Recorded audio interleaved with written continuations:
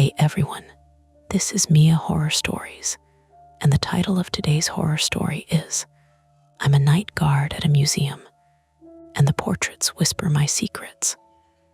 For your comfort, the screen will stay black throughout the video, so you can relax without strain and just focus on the story. Make sure you stick around until the end. Sometimes the last few moments are the ones that stay with you the longest. The first portrait whispered my mother's maiden name at 2:13 in the morning. Not shouted, not even spoken exactly.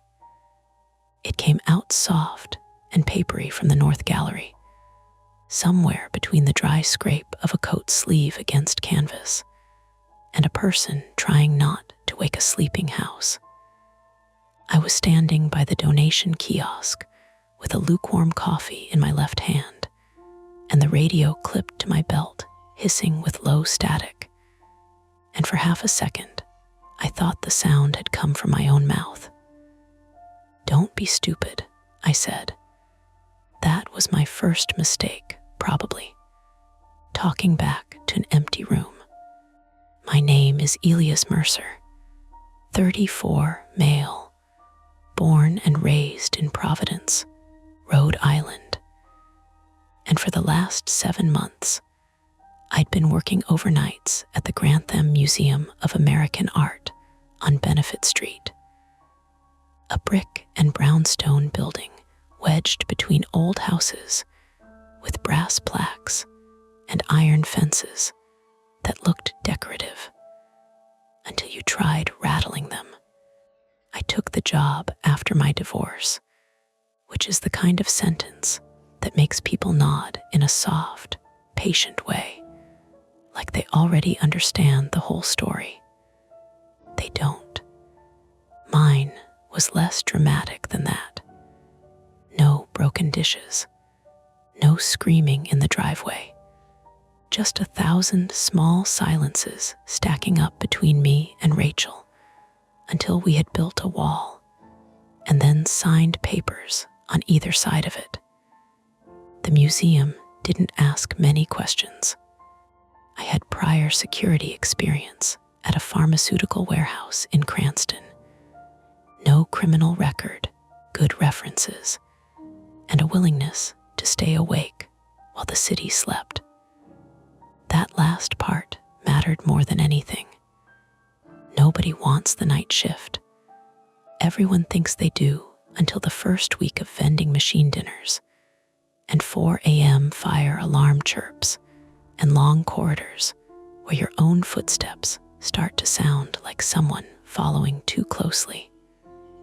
I didn't mind it, mostly. That's what I told people. What I didn't say was that I liked the quiet because it didn't ask me to perform. I didn't have to convince anyone I was fine. I didn't have to answer texts right away. I didn't have to sit across from someone I loved and watch her decide which version of me she was allowed to be disappointed in. The Grantham at night had its own weather. The heating system ticked behind the walls. Old wood expanded and settled. The marble floors held the day's cold and fed it back through the soles of my shoes. In the staff hallway near conservation, the air always smelled faintly of alcohol wipes, dust, and something sweetly rotten from the loading dock dumpsters when the wind came off the river wrong. The galleries themselves smelled cleaner, drier, with that peculiar museum scent of varnish, linen, wool coats from visitors, and money. I was used to its sounds. That whisper was not one of them. I set my coffee down on the edge of the kiosk, where a sign politely asked guests not to place beverages, and listened. The North Gallery held the early American portraits. Stern men in black coats, pale women with ringlets, children posed beside dead birds and bowls of fruit, their painted hands too small and too formal. There were benches in the middle, brass floor vents along the walls, and 4 motion cameras tucked up in the corners like patient insects. Another sound came. Not a word this time, just a faint, wet click. I unclipped my radio. "Control, Mercer. You seeing anything on North 2? The radio gave a scratch of static before a voice answered, sleepy but annoyed. "North 2, as in gallery North 2. Or camera 2 in the North Gallery."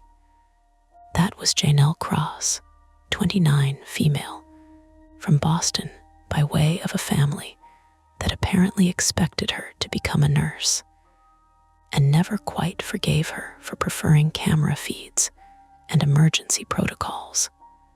She worked the desk in the basement control room 3 nights a week and had the permanent tone of someone who knew which rule you were about to break before you broke it. Janelle was sharp, funny when she trusted you, and allergic to panic.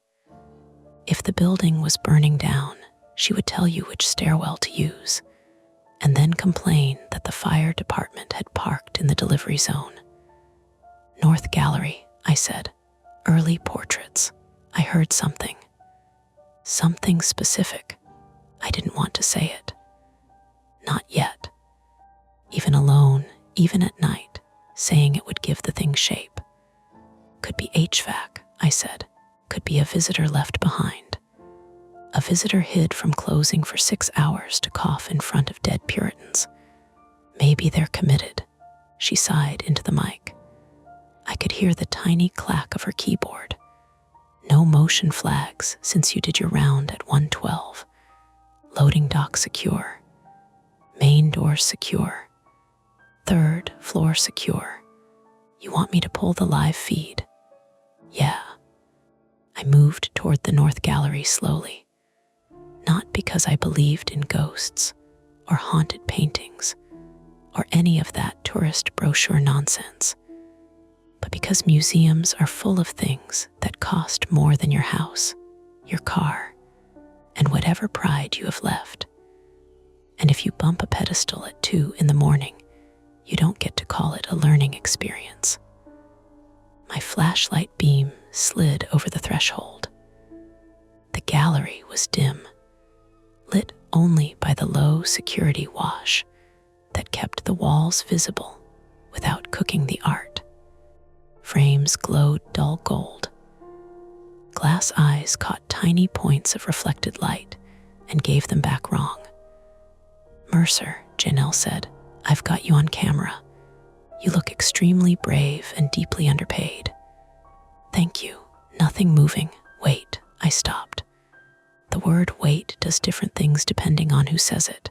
From Janelle, it meant something had entered the category of real. "What?" I whispered.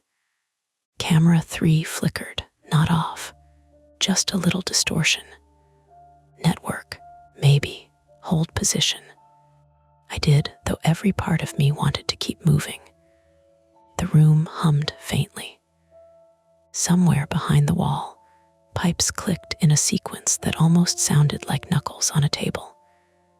Then my radio chirped, a short broken sound, and a man's voice came through under the static. "Eli." I tightened my grip on the flashlight. Nobody at work called me Eli. I had introduced myself as Elias because Elias belonged to this version of my life. Polite, uniformed, quiet, useful. Eli belonged to old friends, my ex-wife when she was tired, and my father before he decided disappointment was a language. "Janelle," I said. I didn't say anything. The man's voice did not return. The portrait nearest me was of a merchant named Silas Weatherby, painted in 1811, according to the plaque. He had one hand tucked into his waistcoat and the other resting on a ledger. His eyes were a flat blue-gray, the kind painters gave men who believed the world was a series of accounts to be balanced in their favor. The varnish on his face had cracked into tiny amber islands. Up close, he looked less alive than damaged. I checked behind the bench. Nothing. Behind the temporary wall panel. Nothing. I swept the flashlight over the vents, the corners, the baseboards. No person curled under anything. No phone playing audio. No little Bluetooth speaker planted for a prank. Though I looked hard because that would have made sense, and I badly wanted sense to show up with both hands raised. "Talk to me," Janelle said. "I'm in the room. Nothing visible. I'm sending Martin up. Don't wake him. He's maintenance, not a baby. He was asleep in workshop B. Then he'll be well rested." I almost smiled. Almost. Martin Kessler, 57, male from Hartford originally, had been the museum's night maintenance technician longer than some of the curators had been alive. He carried a ring of keys heavy enough to anchor a canoe and smelled perpetually of coffee, sawdust, and menthol cough drops. Martin had the calm of a man who had fixed floods with duct tape and convinced wealthy donors that ceiling leaks were humidity events. He also had a bad knee and a habit of pretending it wasn't bad, which made him climb ladders with the stubbornness of a man arguing with his own bones. While I waited, I walked the perimeter of the gallery. I kept my light low, careful not to rake it directly over the paintings for too long, though I knew our little LED beams were not going to melt 200-year-old oil in 5 seconds. Still, museum habits get into you. You lower your voice around objects that don't care whether you live or die.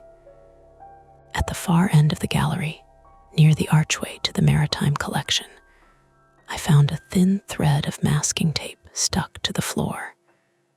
That was nothing by itself. Install crew used tape constantly. Curators used tape.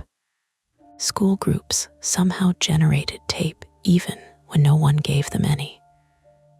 But this piece was fresh, curled at one edge, and printed with tiny black numbers. I crouched. "Janelle," I said, "did exhibitions mark the floor up here today?" "Not on the schedule. They were in contemporary all afternoon."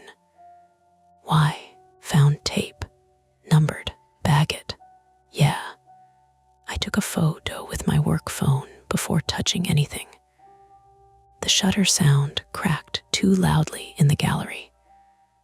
Then I pulled a nitrile glove from my belt pouch and lifted the tape into a small evidence sleeve.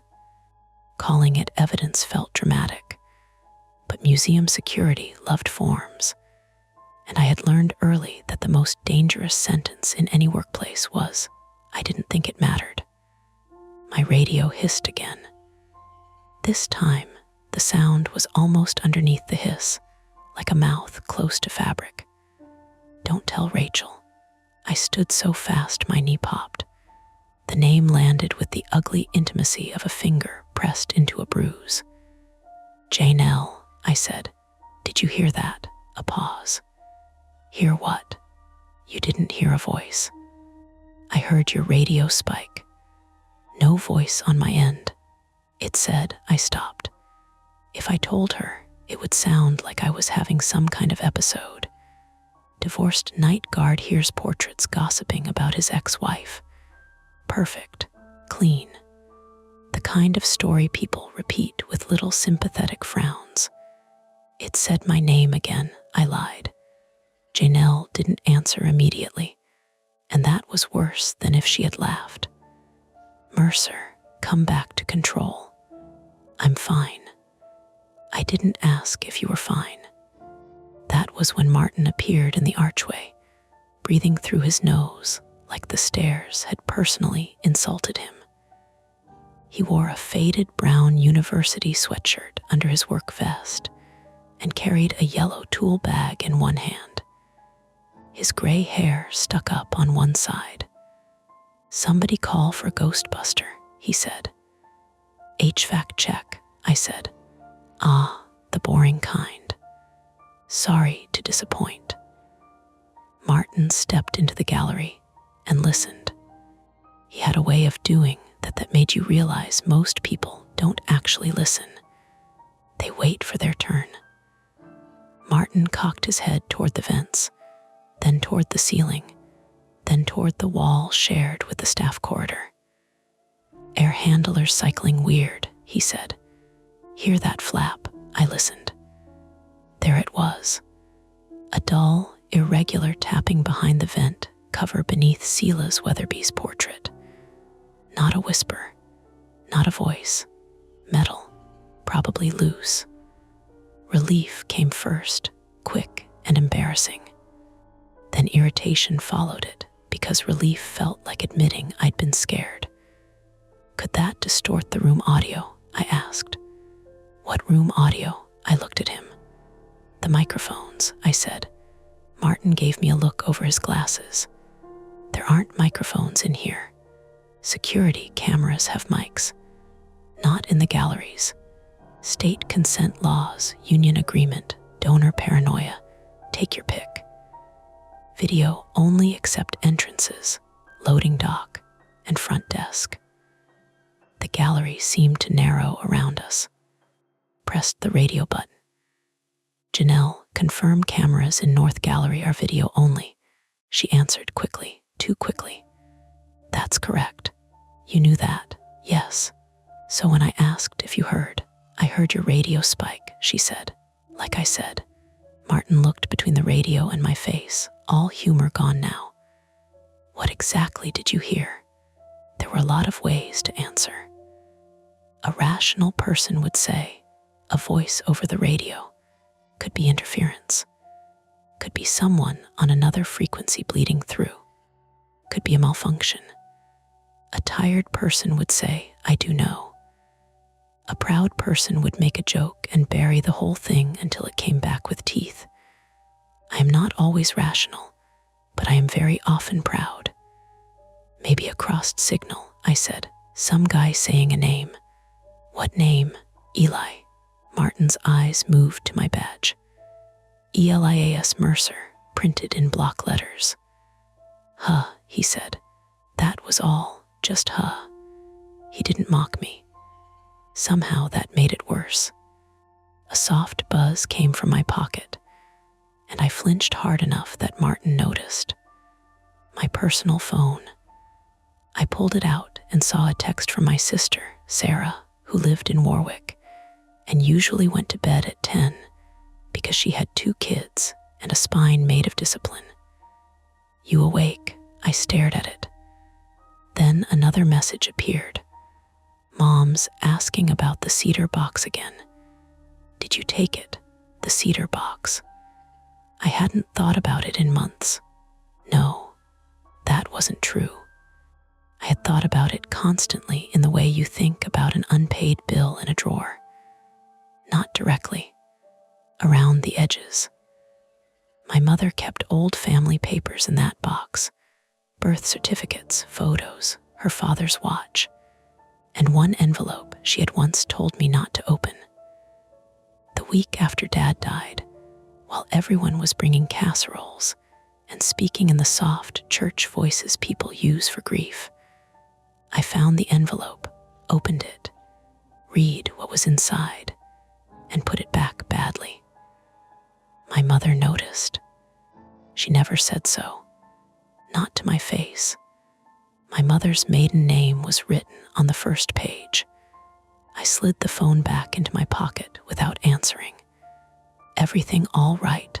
Martin asked. "Family stuff." He nodded like that explained every strange thing in the world, and maybe it did. Janelle's voice came over the radio again. "Both of you need to come down here." "What now?" Martin asked. "Camera 3 in the North Gallery is out. Martin looked at the camera above Sela's Weatherby. Its tiny red status light was dark. I can fix it from here, he said. No, Janelle said. You need to see the playback. Martin and I exchanged a look. That was the snap in the night. Before that, everything had still been explainable, even if only barely. Old vents, radio bleed, stress, fatigue. A text that landed at a bad moment. But playback meant the building had kept a memory of whatever happened. And once a thing existed outside your own head, you had to decide what kind of person you were going to be about it. We took the back stairs because the public elevator made too much noise after hours, its cables whining like a dentist's drill behind the walls.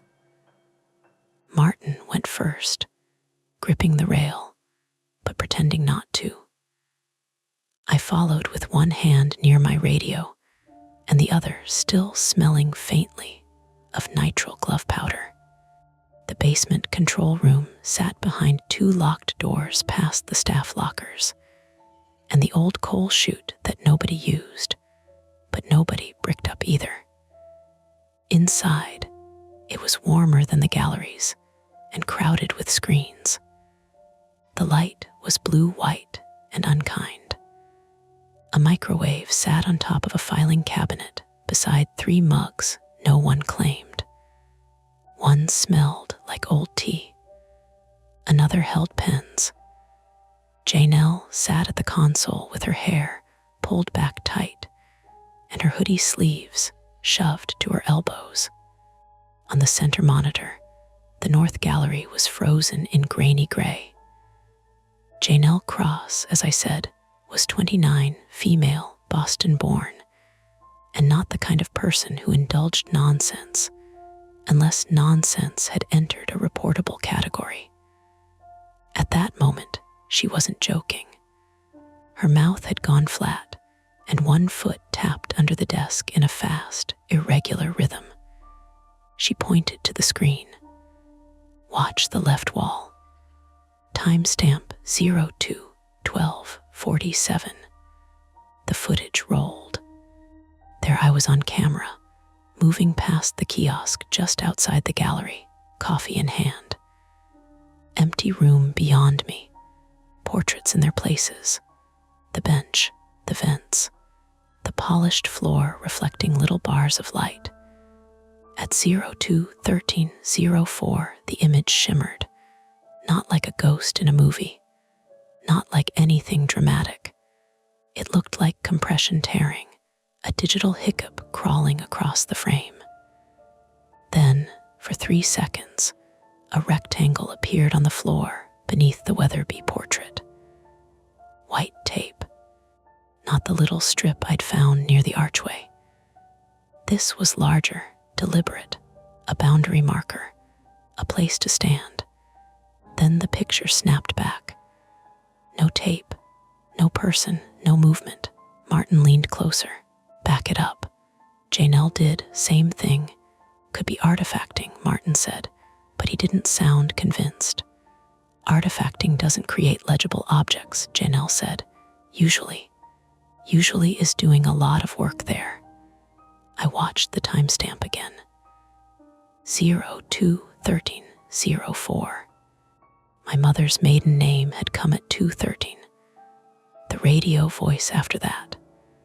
Sarah's text after that.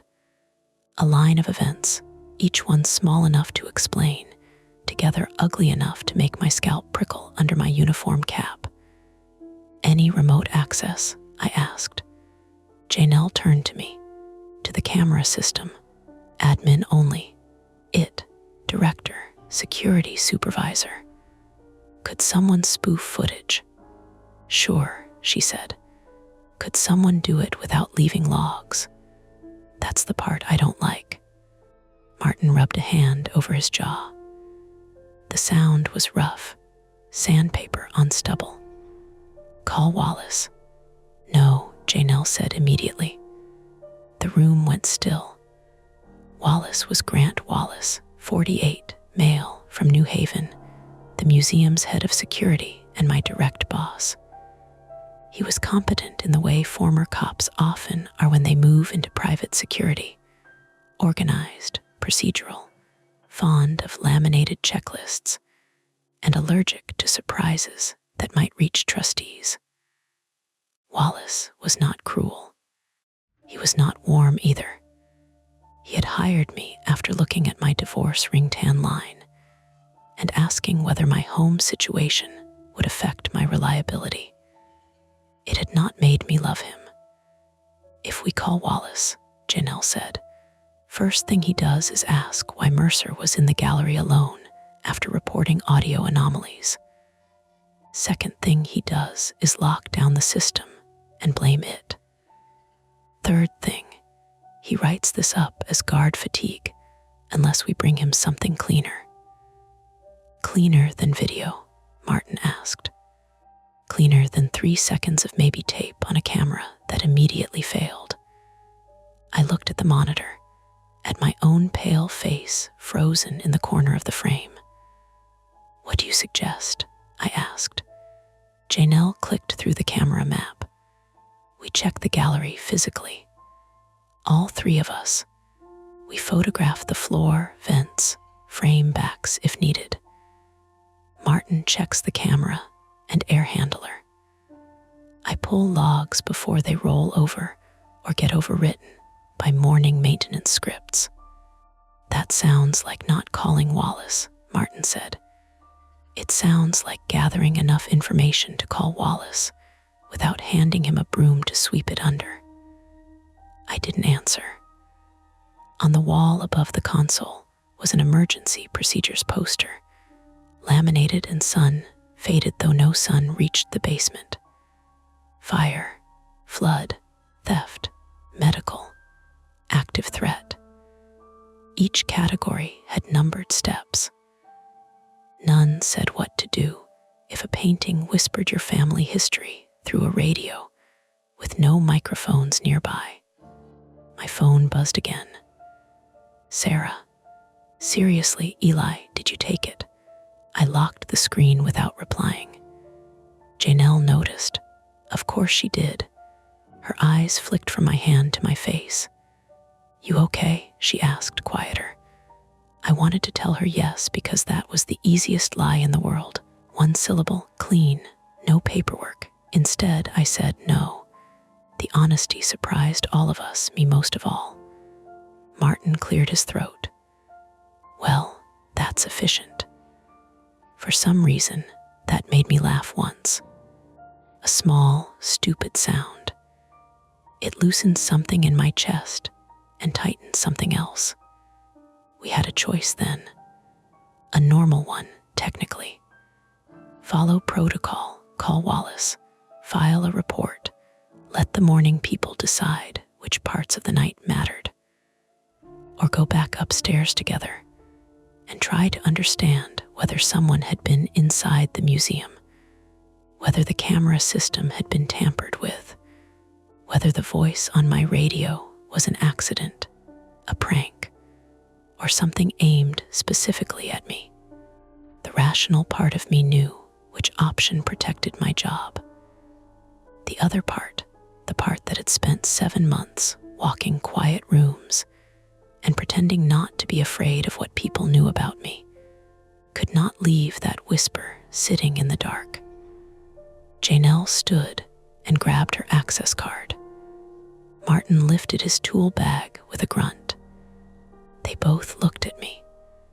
From somewhere inside the control console, one of the hard drives gave a tiny mechanical click, then another, steady as a fingernail tapping glass.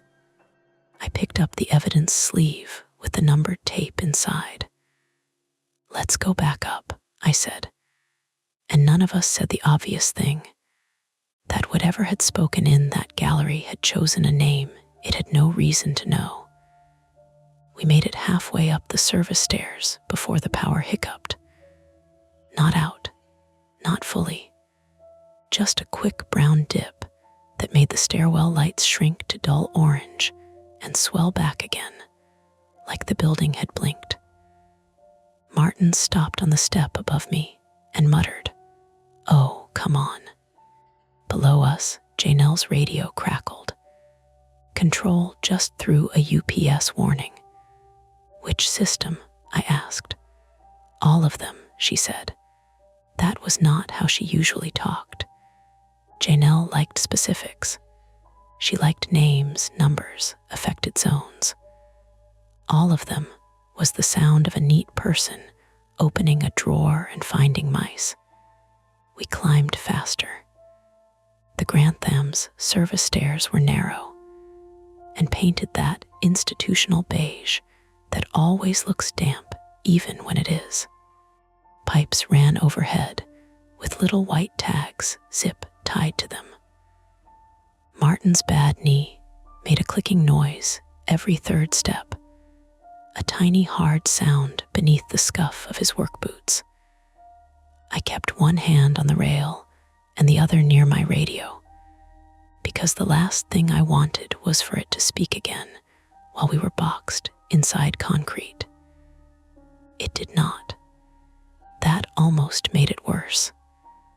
When we reached the first floor staff corridor, the lights flickered a second time. Somewhere above us, an alarm gave one short chirp and cut off.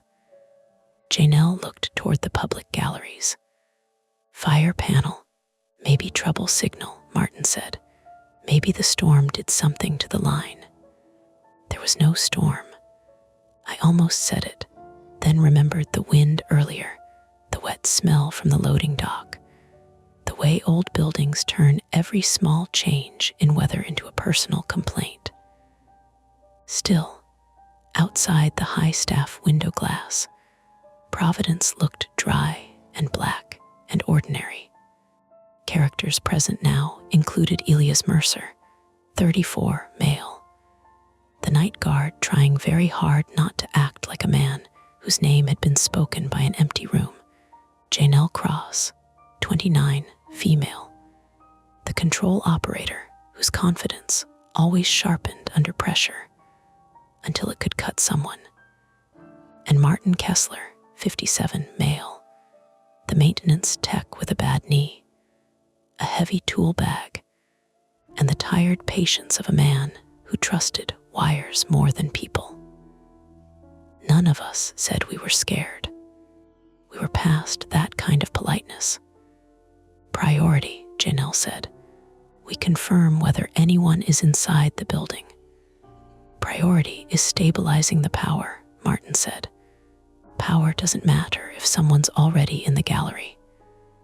Power matters if the maglocks fail in the wrong direction, if the humidity system drops, if the sump kicks off, if both," I said. They looked at me. I hated that. Being the middle, the peacekeeper, man who made everyone else comfortable by folding himself into whatever shape the room required. Rachel used to call it agreeing until you disappear. She had meant it as a warning. I had taken it as criticism and then proven her right. "We do both," I said. "Janelle, can you pull the camera logs from your tablet while we check the north gallery? If the network stays up." Martin checks camera 3 and the vent. If it's a loose panel or wiring, we need to know. "And you?"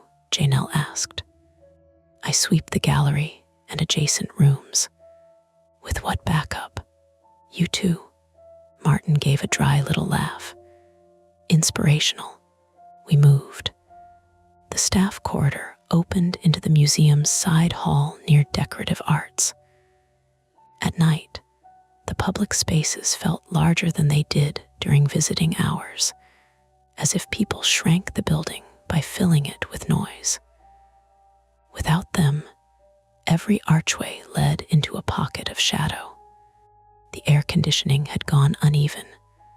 One gallery felt cold enough to raise the hair on my arms, the next damp and warm, carrying the faint mineral smell of old plaster. Janelle held her tablet against her chest as she walked, thumb moving over the screen. Camera 1 is live, 2 is live, 3 is dead, 4 is freezing every 7 seconds. Network, Martin asked. Could be. Except the loading dock camera just showed a door open flag at 0219. We all stopped. Is it open? I asked.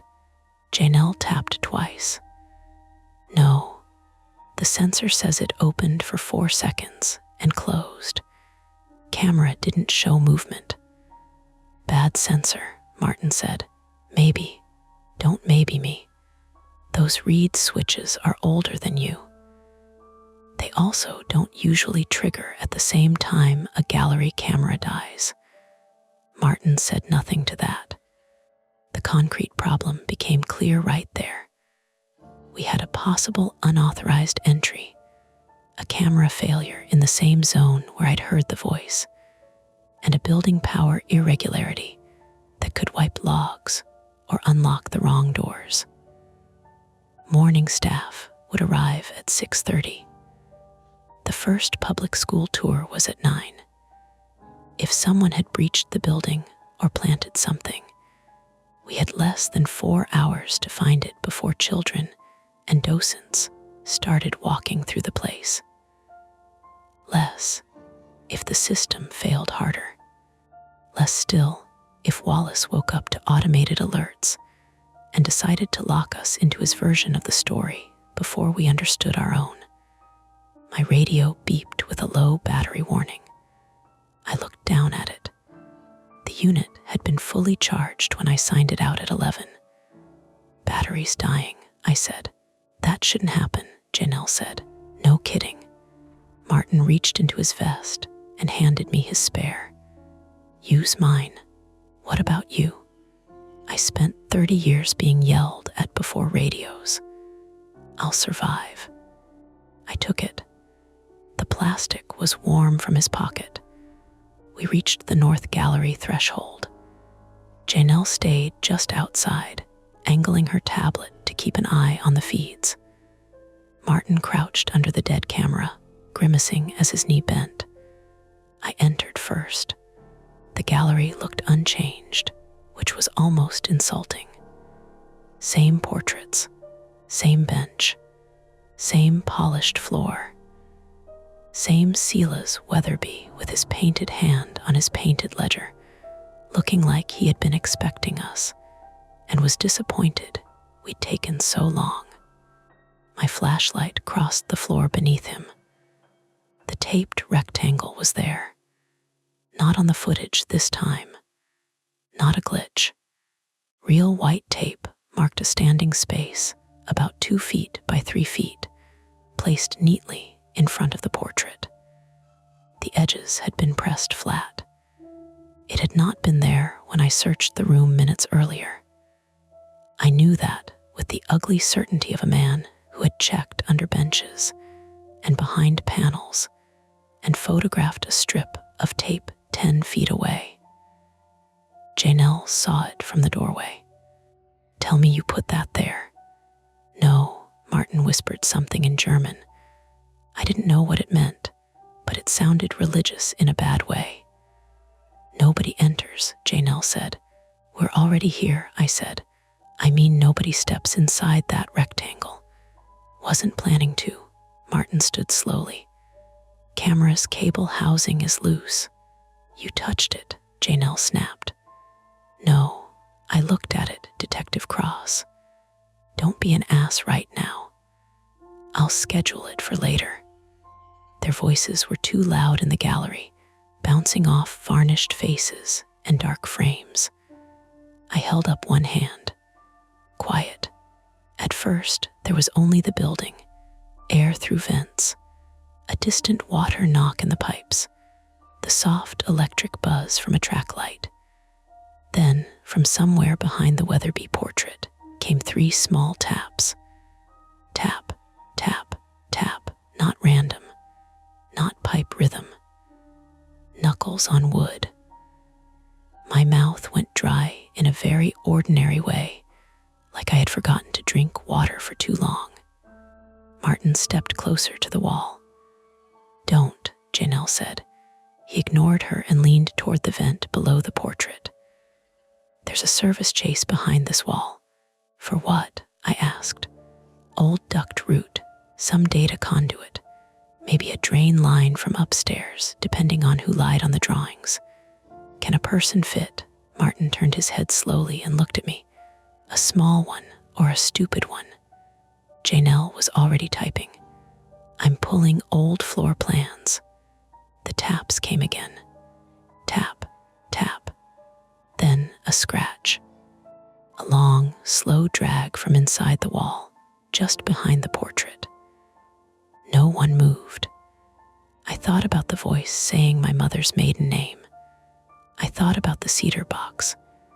I thought about the envelope and the folded paper inside, and how one private trespass can sit quietly for years, waiting for a night shift and a dead camera to become useful to someone. "Could be an animal," Martin said. "Inside an interior wall," Janelle asked. "Rat, squirrel." "Rich donor reincarnated as a raccoon." It knocked. Animals knock, not in sets of 3.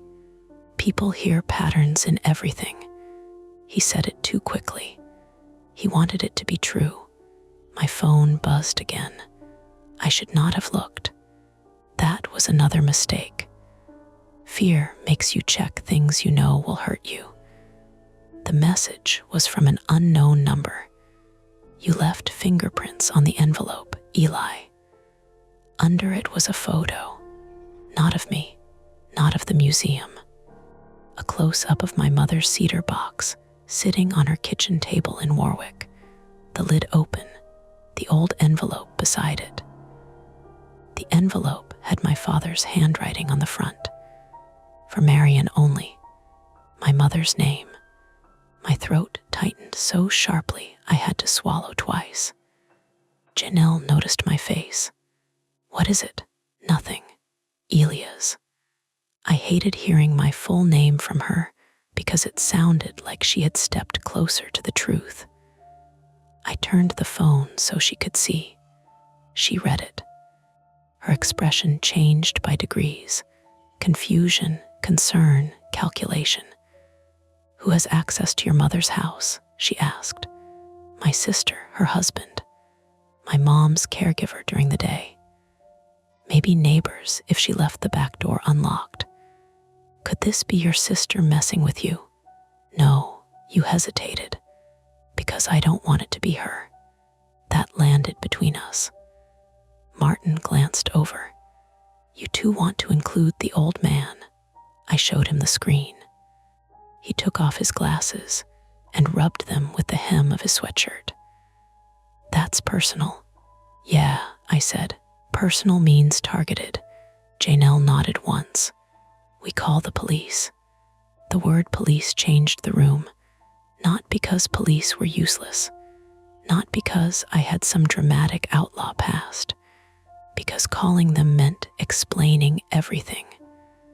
The voice, the tape, the footage, the text, the cedar box, my mother, the envelope I had no right to open. Calling them meant turning private shame into official language, and official language had no mercy. It flattened everything into fields on a form. I heard Rachel in my head then, not like a whisper, just memory. "You would rather be misunderstood than known." "I'll call," Janelle said, already reaching for her phone. "Wait," her eyes lifted. "Just wait." "No," she said. "This is past weird building noise. Someone is inside or someone is threatening you from outside. And either way, if we call Providence PD and Wallace finds out from dispatch before us, we lose access to everything. He'll shut us down. Good. That's what bosses are for. You said yourself he'll bury it. I said he'll try to control it. I did not say we should play detectives while someone texts you from your mother's kitchen." Martin raised one hand. I hate to interrupt the moral crisis, but the camera housing has been opened. That stopped us. He pointed up. Beneath camera 3, the little dome casing sat slightly off its seal. One screw was missing. Another had been loosened enough to leave a crescent shadow in the dust. Can you tell when? I asked. Dust brake looks fresh. Janelle swore softly. So someone needed a ladder. Or knew where we keep the extendable maintenance pole, Martin said. Inside job. Inside knowledge, he said. Not always the same thing. The scratch behind the wall came again, harder this time. Then something metallic clattered inside the vent shaft and dropped. Janelle flinched. Martin did not, but his jaw tightened. We need to open the vent, I said. No, Janelle said. We need to seal the room and call it in. If someone's in the chase and stuck, we can't wait.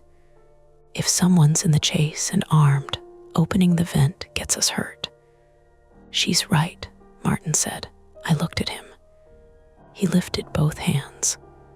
I'm brave, not eager to get stabbed in front of a tax-deductible portrait. The radio on my belt crackled. Martin's spare.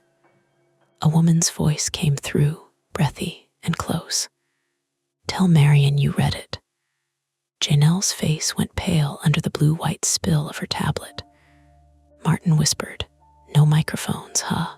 I grabbed the radio and turned it off. The voice stopped. For 3 seconds, nobody breathed properly. Then, every emergency light in the North Gallery switched on at once. Red-orange bars along the baseboards. Exit signs buzzing brighter over the archways. A panel alarm began sounding somewhere in the staff corridor. Not the full fire alarm, but a rapid treble tone. Beep, beep, beep, pause, beep, beep, beep. Janelle looked at her tablet.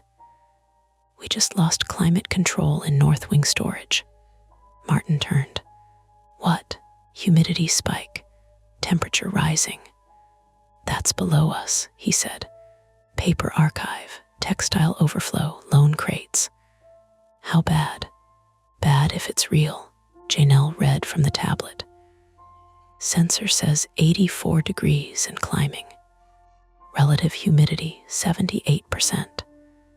Martin's face changed. Until then, the night had been frightening in a slippery way. Voices, footage, tape, personal threats. But museum people understand environmental numbers like doctors understand blood pressure. They turn abstract danger into damage. If that storage room floods or heats, we can lose 500,000 in materials before breakfast, he said. Could the system be spoofed? I asked. Yes, Janelle said. Could it be real? Martin was already moving. Also yes. There it was. The trap, though none of us called it that. A time-sensitive problem with a dollar amount, a preservation emergency, a possible breach, and a personal threat braided through it. If we stayed in the gallery, the archive might be cooking below us. If we went downstairs, we left the taped rectangle, the opened camera, and the wall noise unattended. If we called Wallace, he might lock us out of the systems we needed before we could preserve the logs.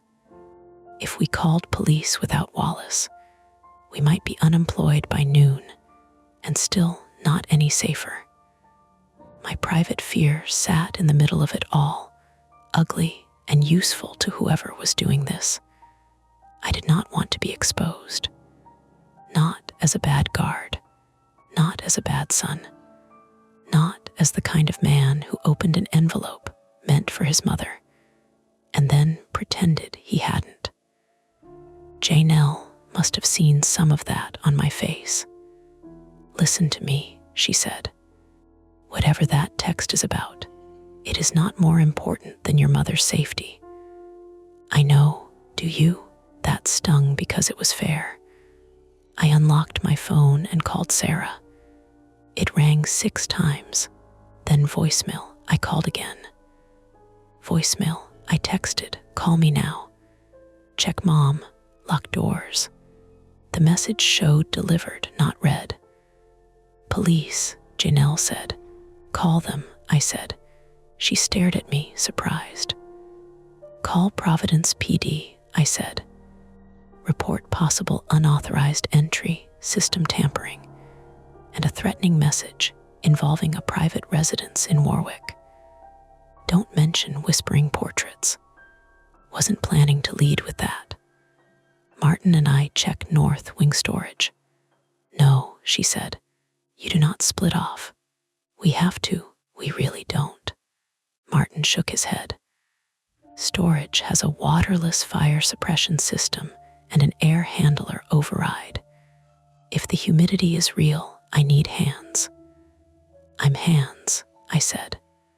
Janelle pointed toward the Weatherby portrait. And that, we lock the gallery. The lock is electronic.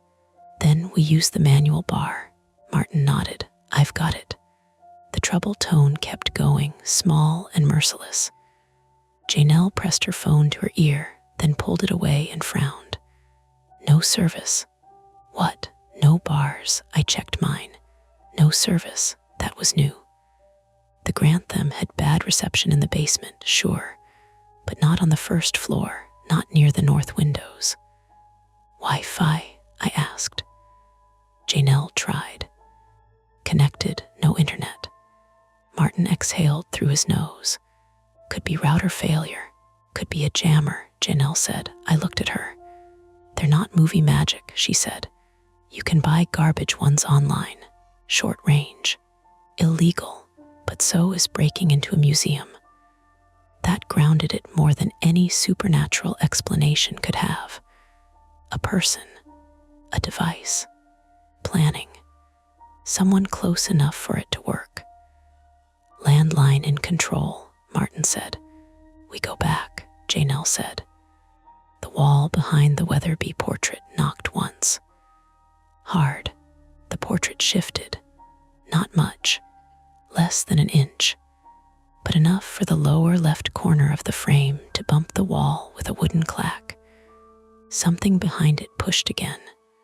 Janelle backed up. No. Martin lifted his tool bag by reflex, as if he might have to swing it. I moved toward the portrait without meaning to. Elia's, Janelle snapped. There are tones that save your life. Hers might have. I stopped before my shoe crossed into the taped rectangle. A folded piece of paper slid from behind the bottom of the frame and dropped onto the floor inside the taped boundary. Just paper, cream-colored, old-looking, but that could be bought. One corner bent. It lay face down. On the back, in black ink, someone had written my name. Eli, not Elias, not Mercer, Eli. The trouble alarm kept beeping. The emergency lights hummed. My phone sat in my hand with no service and no answer from Sarah. Below us, if the sensor was real, the archive was heating. In front of us, someone or something had just pushed a note out from behind a 200-year-old painting in a room we had searched minutes earlier. Janelle's voice came low and tight. Do not pick that up, Martin said. We need to leave. I looked from the note to the dark camera, from the vent to the exit sign, from the taped rectangle to the message on my dead phone screen. Then the landline alarm relay clicked overhead, a sound Martin knew instantly. He turned toward the corridor. Fire panel just escalated. To what? I asked. Pre-discharge warning. Janelle went still. In storage, Martin's answer came out flat. If that clean agent system dumps while someone's in the North Wing storage room, they'll have maybe 30 seconds to get out before the oxygen level drops. Less if they panic. The wall knocked again, this time from below, not behind the portrait, below our feet. 3 sharp knocks from the storage level underneath us. Tap, tap, tap. A person's signal. Martin was already limping toward the stairs. Janelle grabbed the manual gallery bar from its bracket, shoved it across the double doors with shaking hands, and looked at me. The note with my name stayed inside the taped rectangle. The alarm changed pitch. We ran toward the storage stairs, leaving the whispering portrait locked behind us.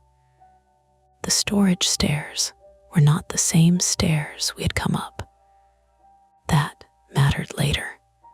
The public side of the Grantham was all marble, brass rails, soft benches, tasteful labels, and lighting designed to make wealthy people feel thoughtful. The working side was different. Narrow corridors, concrete floors painted gray, pipes stenciled with arrows, doors marked with codes instead of names. The North Wing storage stairwell dropped behind a staff-only door between the portrait gallery and the maritime collection, then turned twice before reaching the lower archive level beneath the north galleries. Took it fast. Martin went first with his tool bag banging against his thigh. Janelle followed with the tablet held tight against her ribs, one hand skating along the wall because the emergency lights made every step look shallower than it was.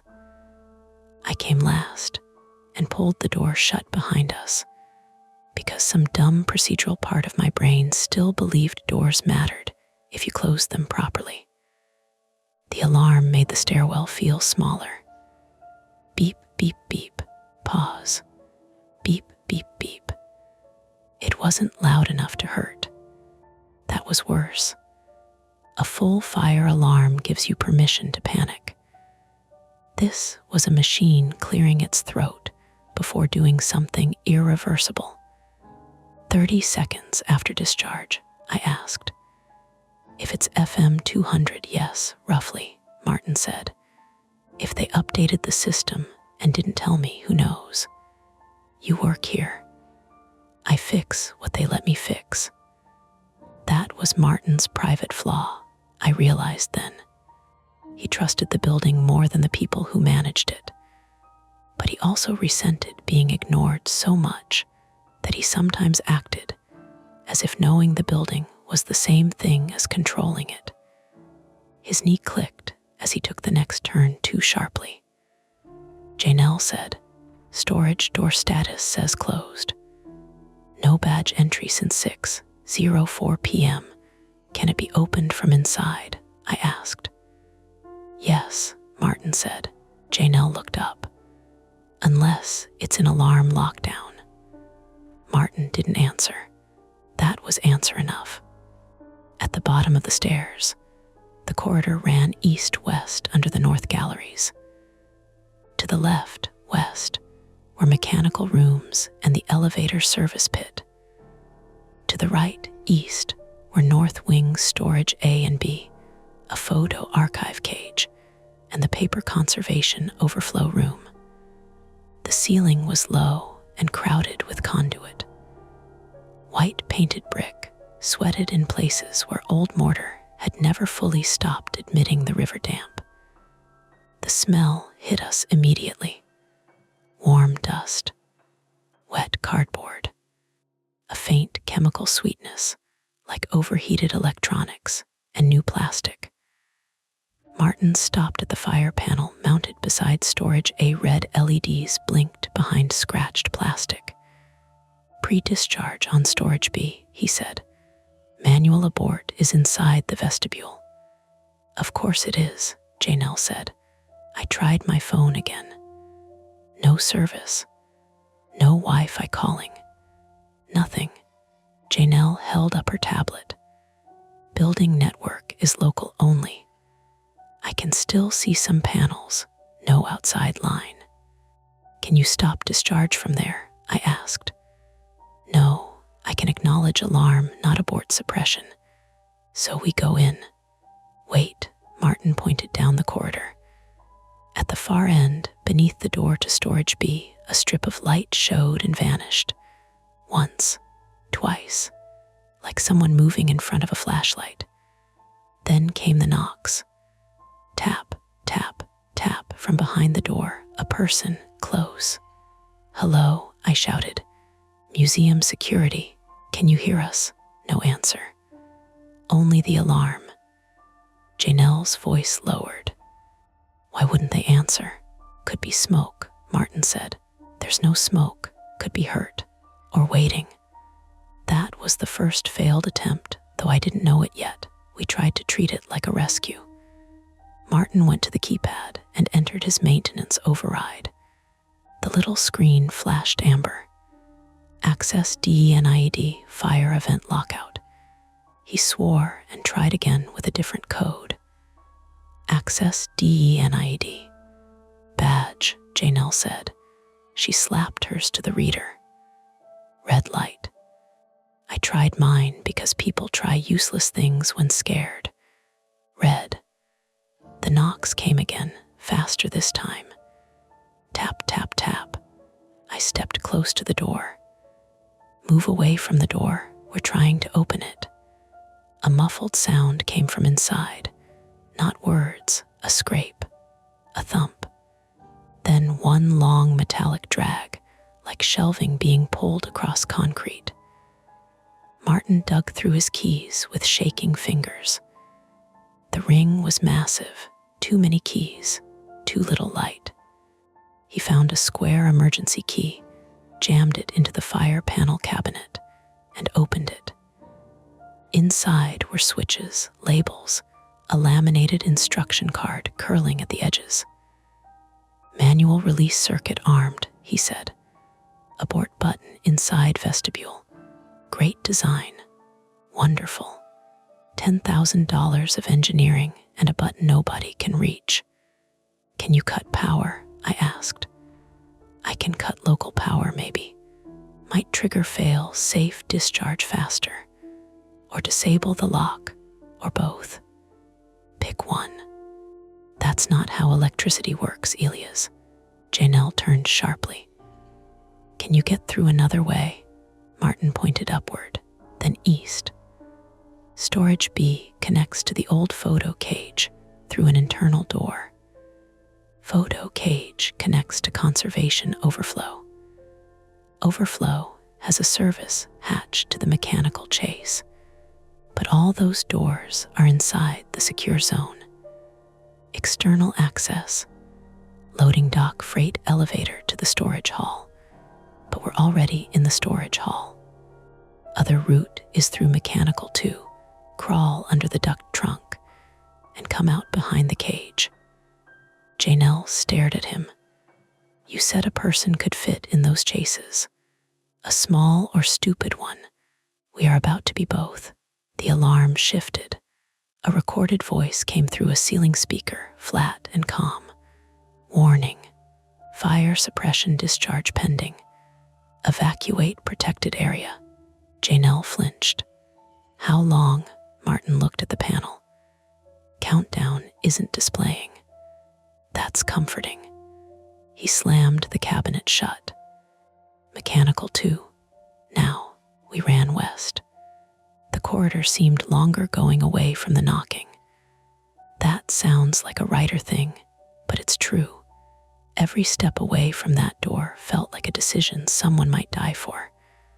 I kept looking back until Janelle grabbed my sleeve and yanked. Map, she said, breathless. Keep the map in your head. Stairs behind us. Storage B east, mechanical west. We come around through the chase and reach the internal door from the far side. Unless someone locks us in there too. She did not answer. Mechanical 2 sat behind a heavy gray door near the elevator pit. Martin's key worked on the third try because his hands were shaking. And because the old lock stuck, if you didn't lift while turning. The room inside was a furnace of machine heat, air handlers hulking in the dim, pipes wrapped in old insulation. The floor vibrated under my shoes. The emergency lighting barely reached the corners. Martin pointed to a low rectangular access panel behind a duct trunk. There, it was secured with 2 latches and a padlock. "Tell me you have that key," Janelle said. "I have every key." "Martin, I have it." He did, but the padlock had been filled with something. He bent close. "Epoxy." "What?" "Someone glued it." The second failed attempt began there. The alternate route existed, but someone had prepared for it. Martin pulled a small pry bar from his tool bag and attacked the hasp. The sound rang through the mechanical room, metal on metal, violent and too loud. I stood by the door with Martin's spare radio in one hand and my flashlight in the other, watching the corridor. Janelle kept glancing between her tablet and the panel. "Storage B humidity is 82% now," she said. "Temperature 89. "That's not just sensor drift," Martin grunted. "Could someone be using heat to trigger the system? If they put a space heater near the wrong detector, or spoofed a supervisory signal, maybe." "Why?" Martin drove the pry bar again. The hasp bent but held. The radio in my hand crackled. I almost threw it. A child's voice whispered, "Eli," then giggled. Janelle looked up, eyes wide. Martin stopped prying. The laugh came again, tinny and high, bouncing inside the radio speaker. "Not funny," Janelle said. "It's not me," I said. Then, from the dark corner behind the air handler, something small ran across the floor. Janelle screamed. I swung the flashlight so fast, the beam streaked across pipes and concrete, and caught 2 bright eyes low to the ground. A rat. A big one, sleek and gray, dragging a shred of pink insulation in its mouth. It froze for half a second, offended by us, then squeezed under the duct trunk and vanished. No one moved. Then Martin let out one breath that almost became a laugh. "There's your ghost." Janelle pressed a hand to her chest. "I hate this building." The child's giggle cut off into static. The misdirection should have helped. It should have made us feel foolish and therefore safer. Instead, it proved the opposite. The rat explained the movement. It did not explain the radio. It did not explain the glued lock. It did not explain the knocking from storage B or the text from my mother's house. Martin attacked the hasp again. This time it snapped. He pulled open the access panel and heat breathed out from the chase, sour with dust and old metal. The opening was barely 3 feet high. "Janelle," he said, "you're smallest." "No, fastest." "No, you wanted backup. I wanted police." "So did I," he said, and crawled in first. That surprised us enough that neither of us stopped him. He went on his side, tool bag shoved ahead of him, bad knee dragging. The duct chase ran east behind the storage rooms, a narrow service void between old brick and newer partition walls. I went next.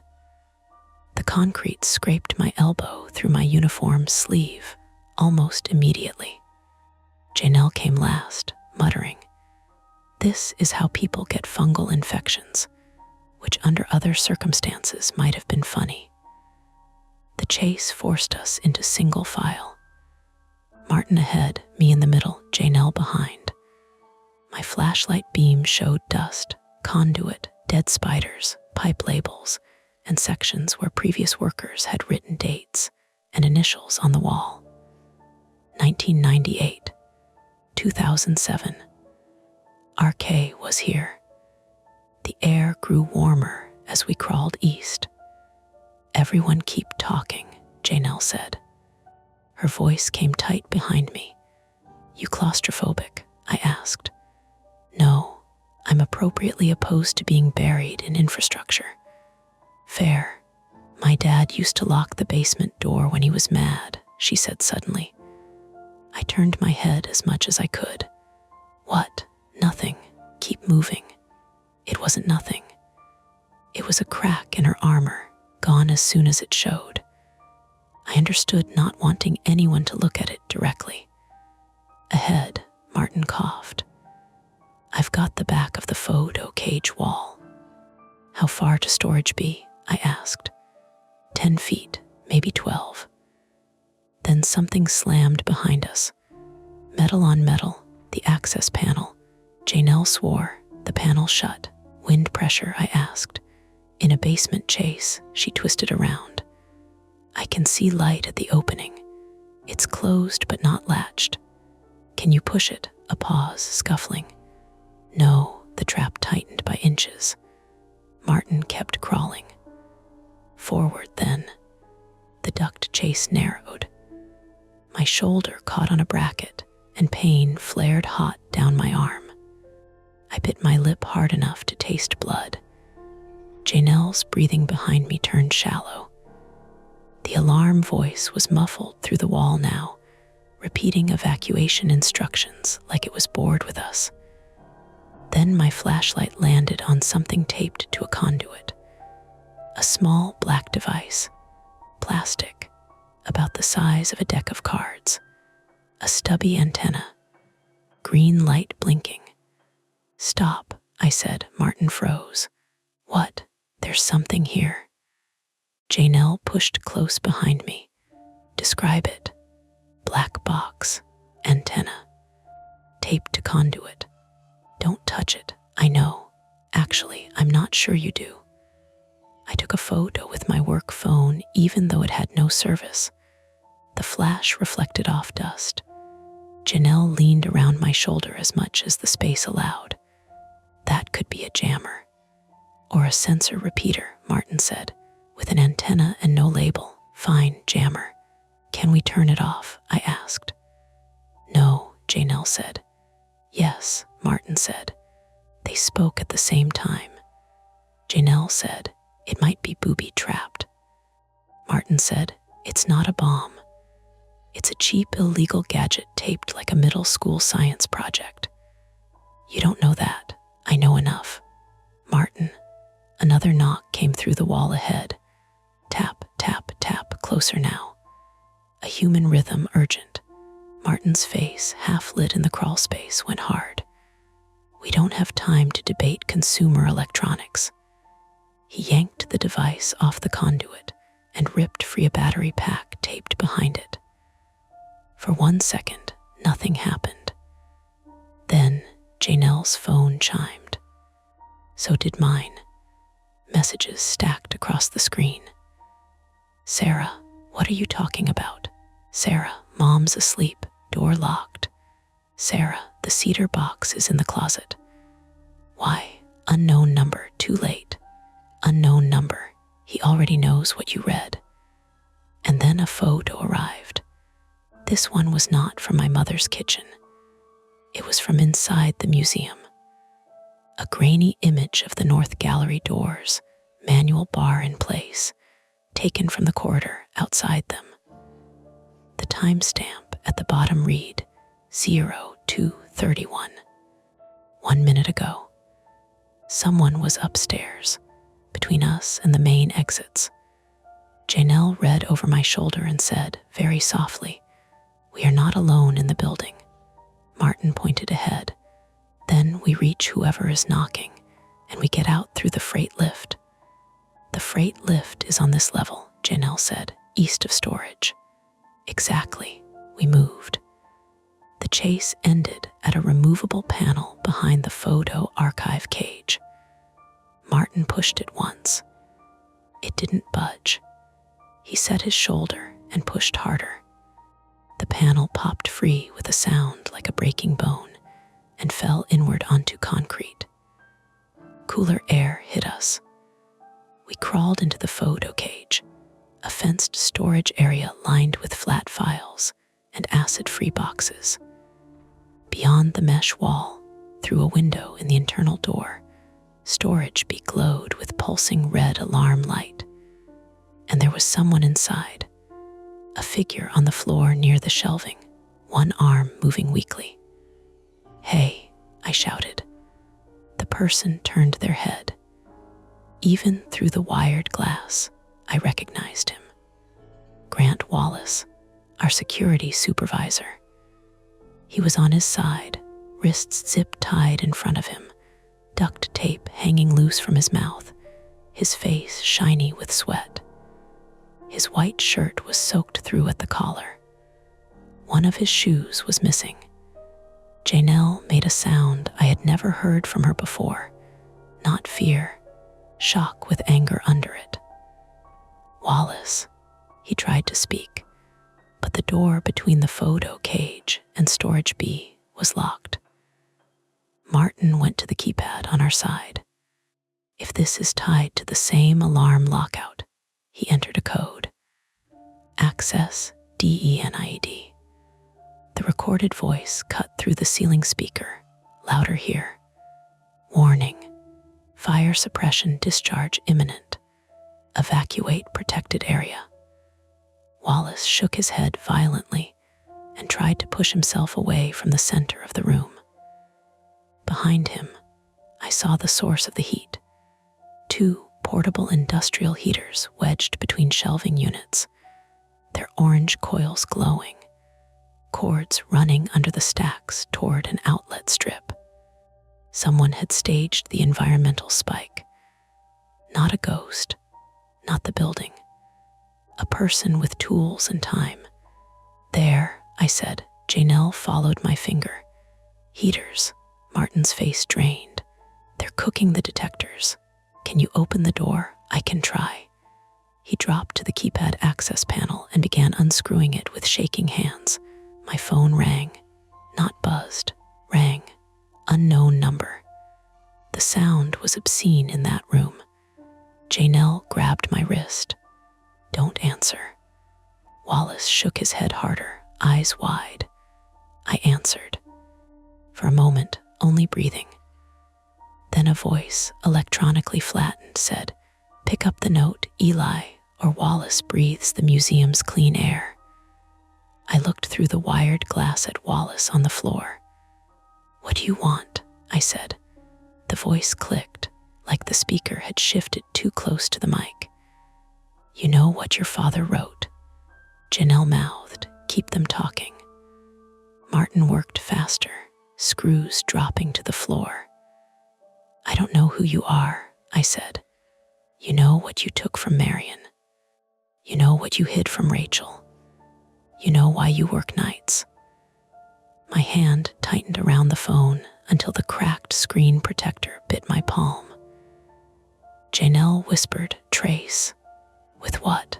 I whispered back. The voice said, 3 choices, door, note, man. "What does that mean?" "You can open one." The call ended. Immediately, the keypad beside Martin sparked. He jerked back, cursing, and clutched his hand. Blood welled between his thumb and index finger, where the screwdriver had slipped or the panel had bitten him. The keypad screen went black. Second attempt failed. Door still locked. Wallace still inside. Suppression imminent. Janelle kicked the mesh cage wall hard enough to rattle the flat files. "No, no, no." Martin wrapped his hand in a rag.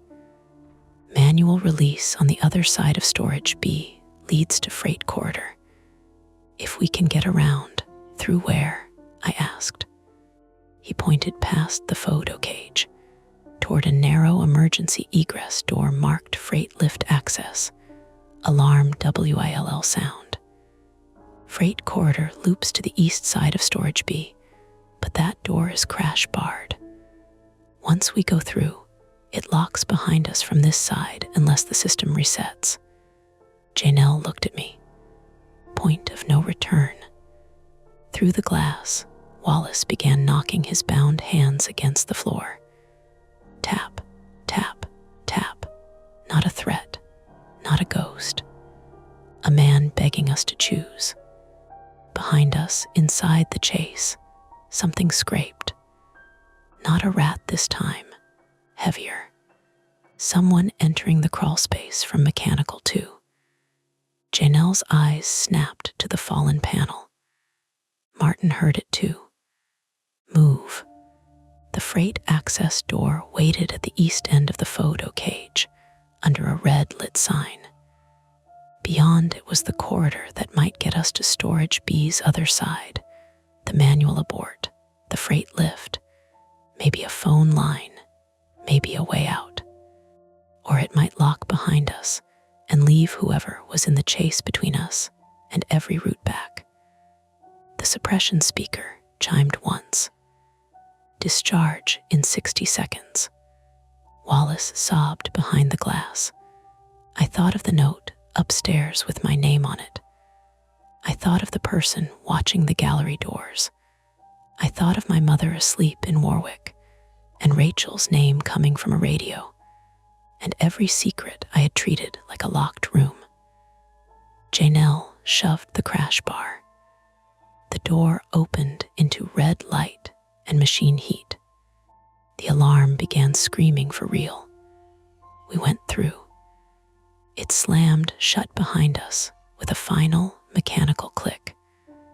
The freight access corridor ran behind Storage B like the throat of the building. No paintings back there. No marble. No tasteful lights. Just concrete, pipe shadows, red strobes, and the hard industrial scream of the suppression alarm bouncing off every surface until I could feel it in my teeth. The door slammed behind us. Click. That little sound did something final to my body. My legs wanted to turn around anyway to test the handle, to prove there was still a way back to the photo cage, to Wallace, to the service chase, to the note upstairs, to the version of the night where all the doors still opened if you had the right badge. Janelle tried the handle first. Locked. Of course, she said. Her voice was thin now. Not weak. Stretched. Martin was bent over beside us, gripping his injured hand in the rag. Blood had already soaked through at the web of his thumb. His face had gone gray under the red lights, but he lifted his chin toward the corridor like pain was just another bad design choice. East, he said, freight lift, then north turn, Storage B service vestibule. You sure? I asked. No, he said, but I'm old enough to sound sure. The speaker overhead chimed. Discharge in 45 seconds. We ran. The corridor was maybe 30 yards long, but it felt chopped into pieces by the strobes. Red, dark, red, dark. Janelle ahead, Martin in the middle, me last. Pipes crossed overhead low enough that I ducked by instinct.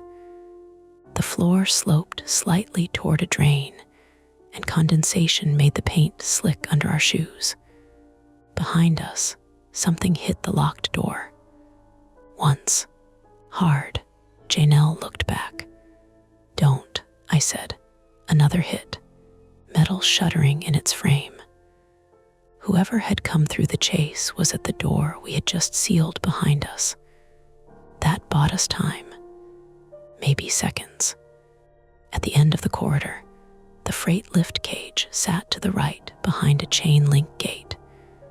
Beyond it, the passage turned north towards Storage B's exterior service vestibule. Martin had said there was a manual aboard there. I had pictured a big red button on a wall. Something obvious, something fair. Nothing about that night was fair. We turned the corner and found the service vestibule door already open. Not wide. 6 inches. a wedge of darkness beyond it. Janelle stopped so abruptly Martin almost ran into her. I raised the flashlight. "Wallace," I called. No answer from inside, just the alarm voice. "Discharge in 30 seconds. Janelle looked at me, and I could see the argument starting in her face. Procedure, risk, ambush, the math of survival. There was no time for the argument. I kicked the door open. The vestibule was a narrow room between the freight corridor and storage B on the left wall. Behind a clear plastic cover was the manual abort button. On the right wall, a second internal door led into storage B, the room where Wallace lay bound behind wired glass. The internal door was shut. Its little window pulsed red with alarm light. And standing beside the abort button was a woman I had seen 100 times in the museum and never really looked at. Mara Voss, 41, female, from Worcester, Massachusetts. Contract art handler. Quiet, cap pulled low. Usually in gray work pants and steel toe boots, carrying crates with the kind of care people reserve for babies or bombs. She had been part of the crew that moved temporary exhibits in and out, the kind of person who knew the back corridors, loading dock routines, where ladders were kept, which cameras looked where, and which guards smiled without asking questions, held a utility knife in one hand, not brandished like a movie villain. Low, practical, blade out. With her other hand, she held the folded note from the North Gallery. My name showed on the back. Eli. For 1 second, nobody spoke. The alarm screamed around us, but the little room felt sealed away from sound. Then Martin said, "Mara," her eyes flicked to him. "Stay back. Discharge in 20 seconds. Janelle lifted both hands. "Press the abort." Mara smiled slightly. It was not joy. It was exhaustion shaped into something sharp. He gets the note first. I looked through the internal window. Wallace was visible on the floor, jerking his bound hands, trying to scoot toward the door. His face was purple-red now, sweat running down his temples. Behind him, the industrial heaters glowed like angry eyes between the shelves. "Mara," I said, "press the button." She looked at me then, really looked. "You don't remember me. I know you work in stalls." A tiny laugh came out of her. "That's what you know," the speaker chimed. "Discharge in 15 seconds. Janelle lunged. Mara moved faster than I expected. She slashed with the knife, not wild, not theatrical, just a short worker's cut meant to stop a hand from grabbing. Janelle jerked back. A line opened across her forearm. "Jesus!" Janelle clamped her hand over the wound. I stepped forward. Mara pressed the knife point toward me. "Read it." 10 seconds. Martin moved. Not at Mara. At the wall. He swung his tool bag with his good hand and smashed it into the plastic cover over the abort button. The cover cracked, but didn't break. Mara turned toward him, and I saw the opening before I decided to take it. I grabbed her knife wrist. Bad idea. The blade sliced across my palm as she twisted. Hot pain shot through my hand. I held on anyway. She drove her knee toward my thigh and caught me above the knee, hard enough to buckle me. We slammed into the right wall together. 5 seconds. Janelle, bleeding through her fingers, threw herself against the abort cover with her shoulder. Crack. Martin shoved his screwdriver into the split plastic and pried. 4. Mara headbutted me. White sparks popped behind my eyes. My nose went numb first, then flooded with pain. 3. I let go of her wrist with my cut hand and grabbed her coat collar instead, dragging her sideways, away from the button. 2. Martin's screwdriver snapped. 1. Janelle punched the cracked cover with the heel of her injured arm and screamed. The plastic gave. Martin slapped the red button. The alarm did not stop. For half a second, I thought we had failed. Then the speaker changed. Abort engaged. Evacuate protected area. Abort engaged. Wallace collapsed onto his side behind the glass. The lurch of relief nearly dropped me. Mara used it. She kicked me in the stomach. I folded, breath gone, and she ripped free.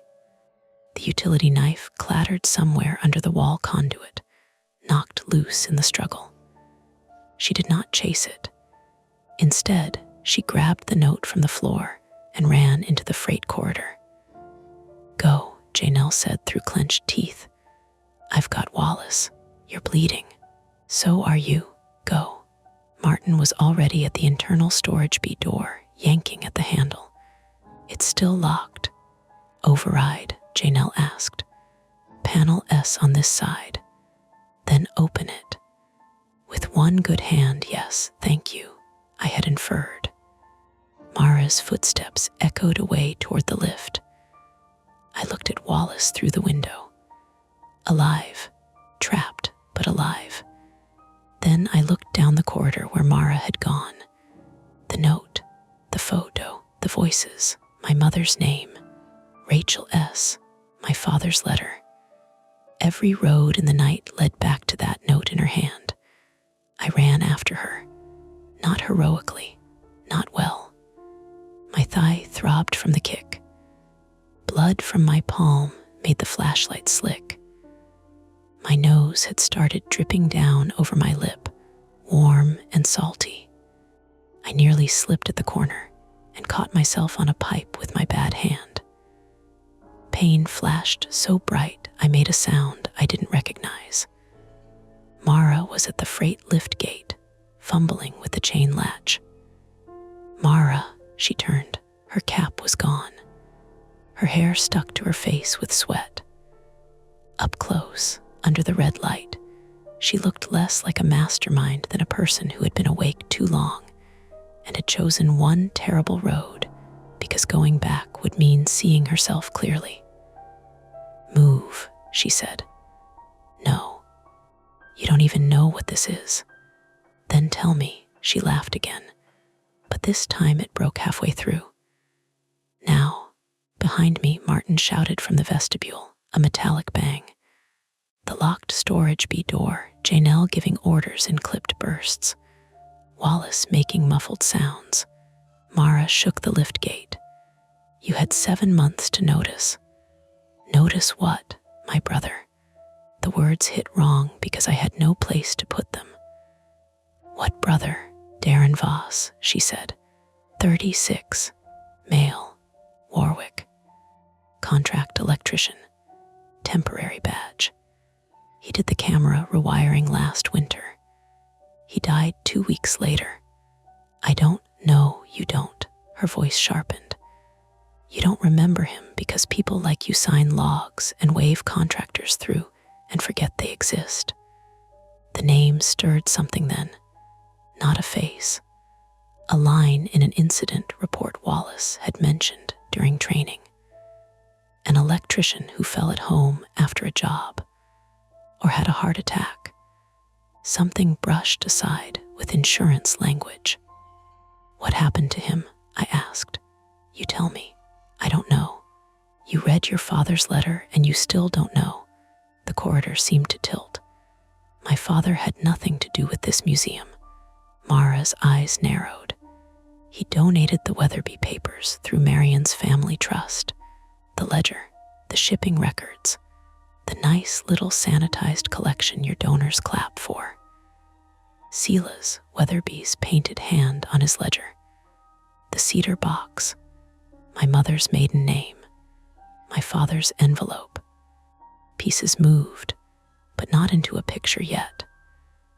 Mara pulled the note open with shaking hands. Darren found the hidden page during the camera install, behind the frame. A conservation pocket nobody logged. Names, payments, a child, your family's name in the margins like rot under paint. He took a picture and told Wallace. Wallace, he said it was above Darren's pay grade. Next week, Darren was blacklisted from 3 contracts. Then his van brakes failed on Route 10. That was when the terror shifted. Until then, I had been afraid of being exposed.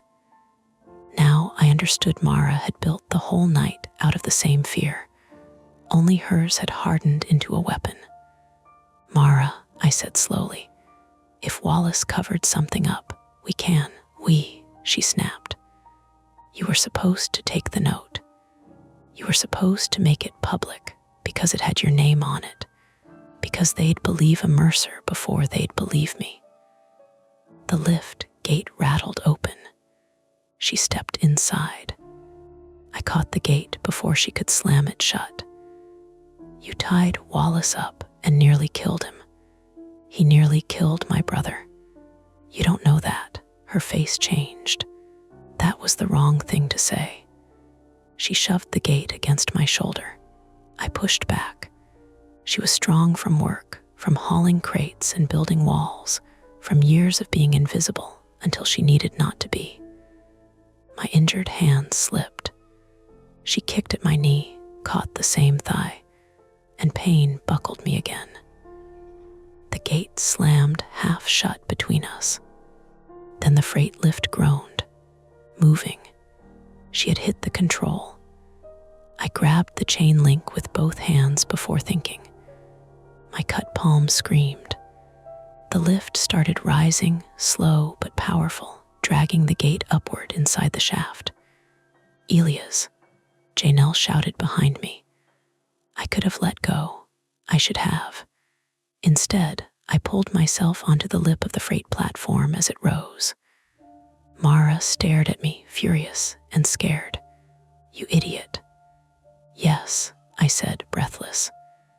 That's been established. The lift climbed from the lower storage level toward the first floor loading dock.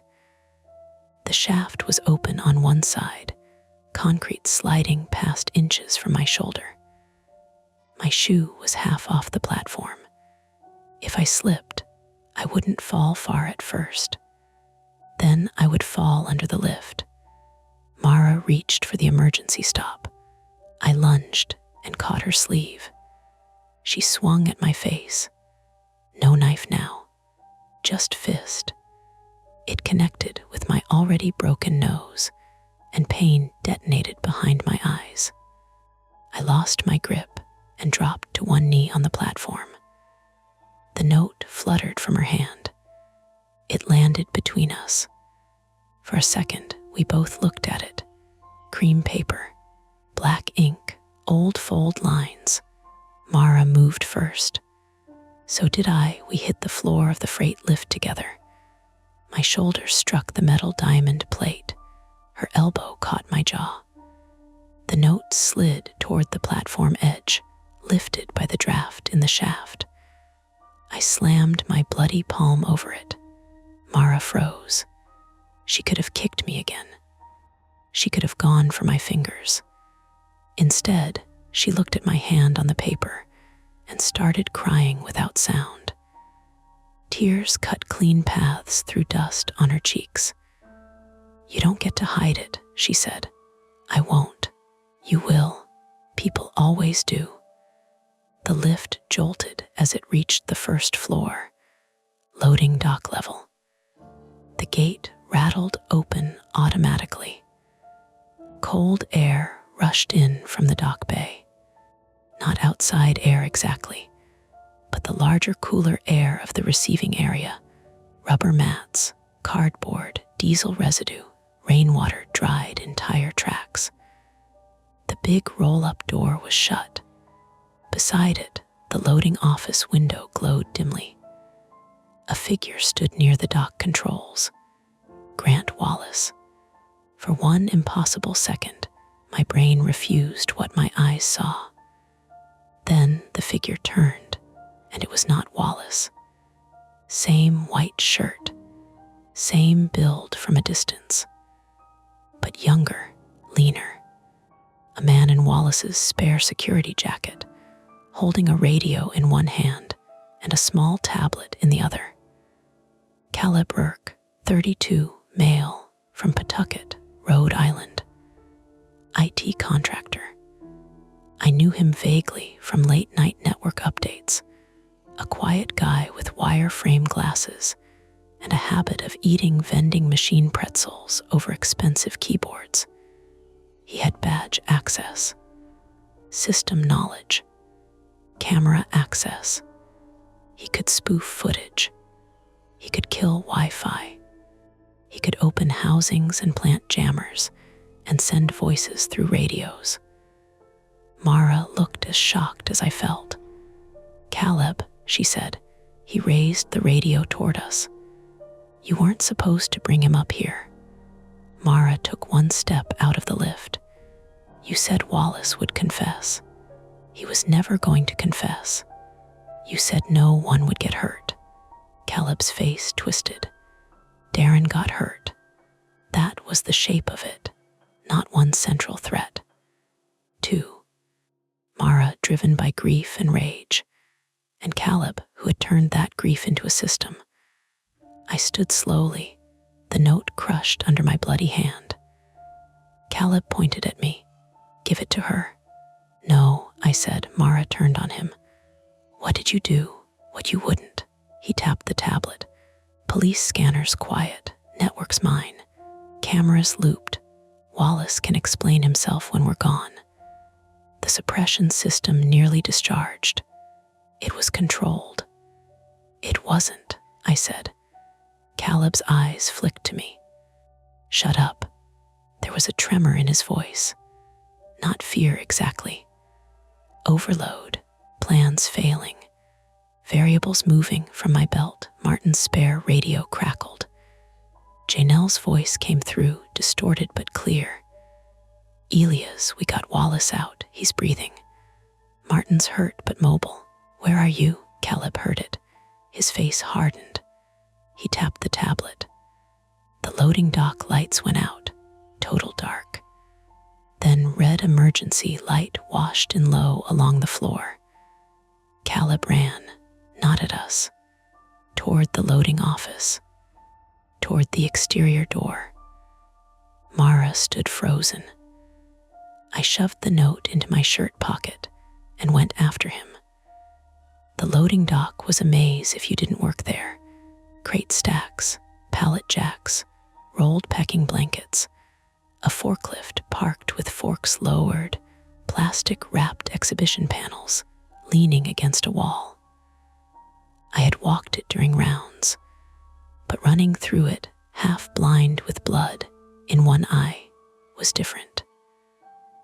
Caleb knocked over a stack of empty frames behind him. They crashed across the floor, wood splitting, metal corners skittering. I hurdled one, landed wrong, and my thigh nearly gave out. He reached the loading office door. Locked. He swiped a badge. Red light, Janelle. She must have killed his access from the storage panel or Wallace's supervisor badge. Some small miracle earned, not given. Caleb screamed and slammed the tablet against the reader. I hit him from behind. We went into the wall together. Not clean, not dramatic. My shoulder clipped a metal shelf, and pain tore down my back. Caleb elbowed me in the ribs. I lost air. He twisted, surprisingly strong, and drove the radio into my cheekbone. I grabbed his jacket. He grabbed my injured hand, squeezed. I screamed. He shoved me off and bolted toward the roll-up door controls. Mara moved then. She stepped into his path. "Stop," she said. Mara, move. No, you wanted this. I wanted him to answer for Darren. I didn't want to kill a room full of people. A room full, Caleb barked a laugh. 3-night shift nobodies and the man who buried him. That word did it. Nobodies. Mara hit him with a packing blanket pole. It cracked against his wrist. The tablet flew from his hand and skidded under the forklift. Caleb lunged for her, and I tackled him low. My shoulder drove into his knees. We hit the concrete. His head struck the floor with a sound I felt more than heard. For a moment, he lay still. Too still. I backed away, panting. No sudden saviors, no perfect victory. Just 3 damaged people in a loading dock, 1 man on the floor, and an alarm still pulsing somewhere underneath us. Caleb groaned, alive. Mara dropped the pole and sank to sit against a crate. Her hands shook violently now, all the purpose draining out of her. Janelle's voice came over the radio again. Elia's. I fumbled for it with my slick hand. Loading dock. Caleb Burke. He's down. Mara Voss is here. We need police and EMS. A pause. Then Janelle said, landlines back. Police are en route. Don't move unless you have to. I almost laughed at that. Caleb rolled onto his side. His glasses were gone. Blood ran from a cut above his eyebrow. He looked young without them. Young and ruined. You don't know what's in that note, he said. I leaned against the freight lift gate because my legs were starting to tremble. No, I said. I don't. Mara looked up at me from the crate. Her voice came small. But you're going to read it now. I pulled the folded paper from my shirt pocket. My blood had soaked one corner. The old ink had blurred there, just a little, like a secret beginning to run. I opened it. Not all the way, not yet. Enough to see my father's handwriting at the top. Enough to see the name Marion Mercer. Enough to see another name below it. Silas Weatherby. And under that, in a careful column, payments, dates, initials, and one sentence circled so hard the pen had nearly torn through the paper. The portrait is not the secret. The ledger is. Behind me, the freight lift doors rattled. Below us, Martin shouted something. Outside, far away but growing closer, sirens began to thread through the sleeping city. The immediate threat was over. Wallace was alive. Caleb was on the floor.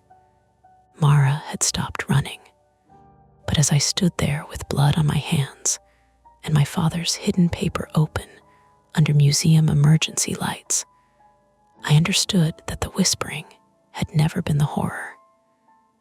The horror was that someone had finally made the walls speak clearly.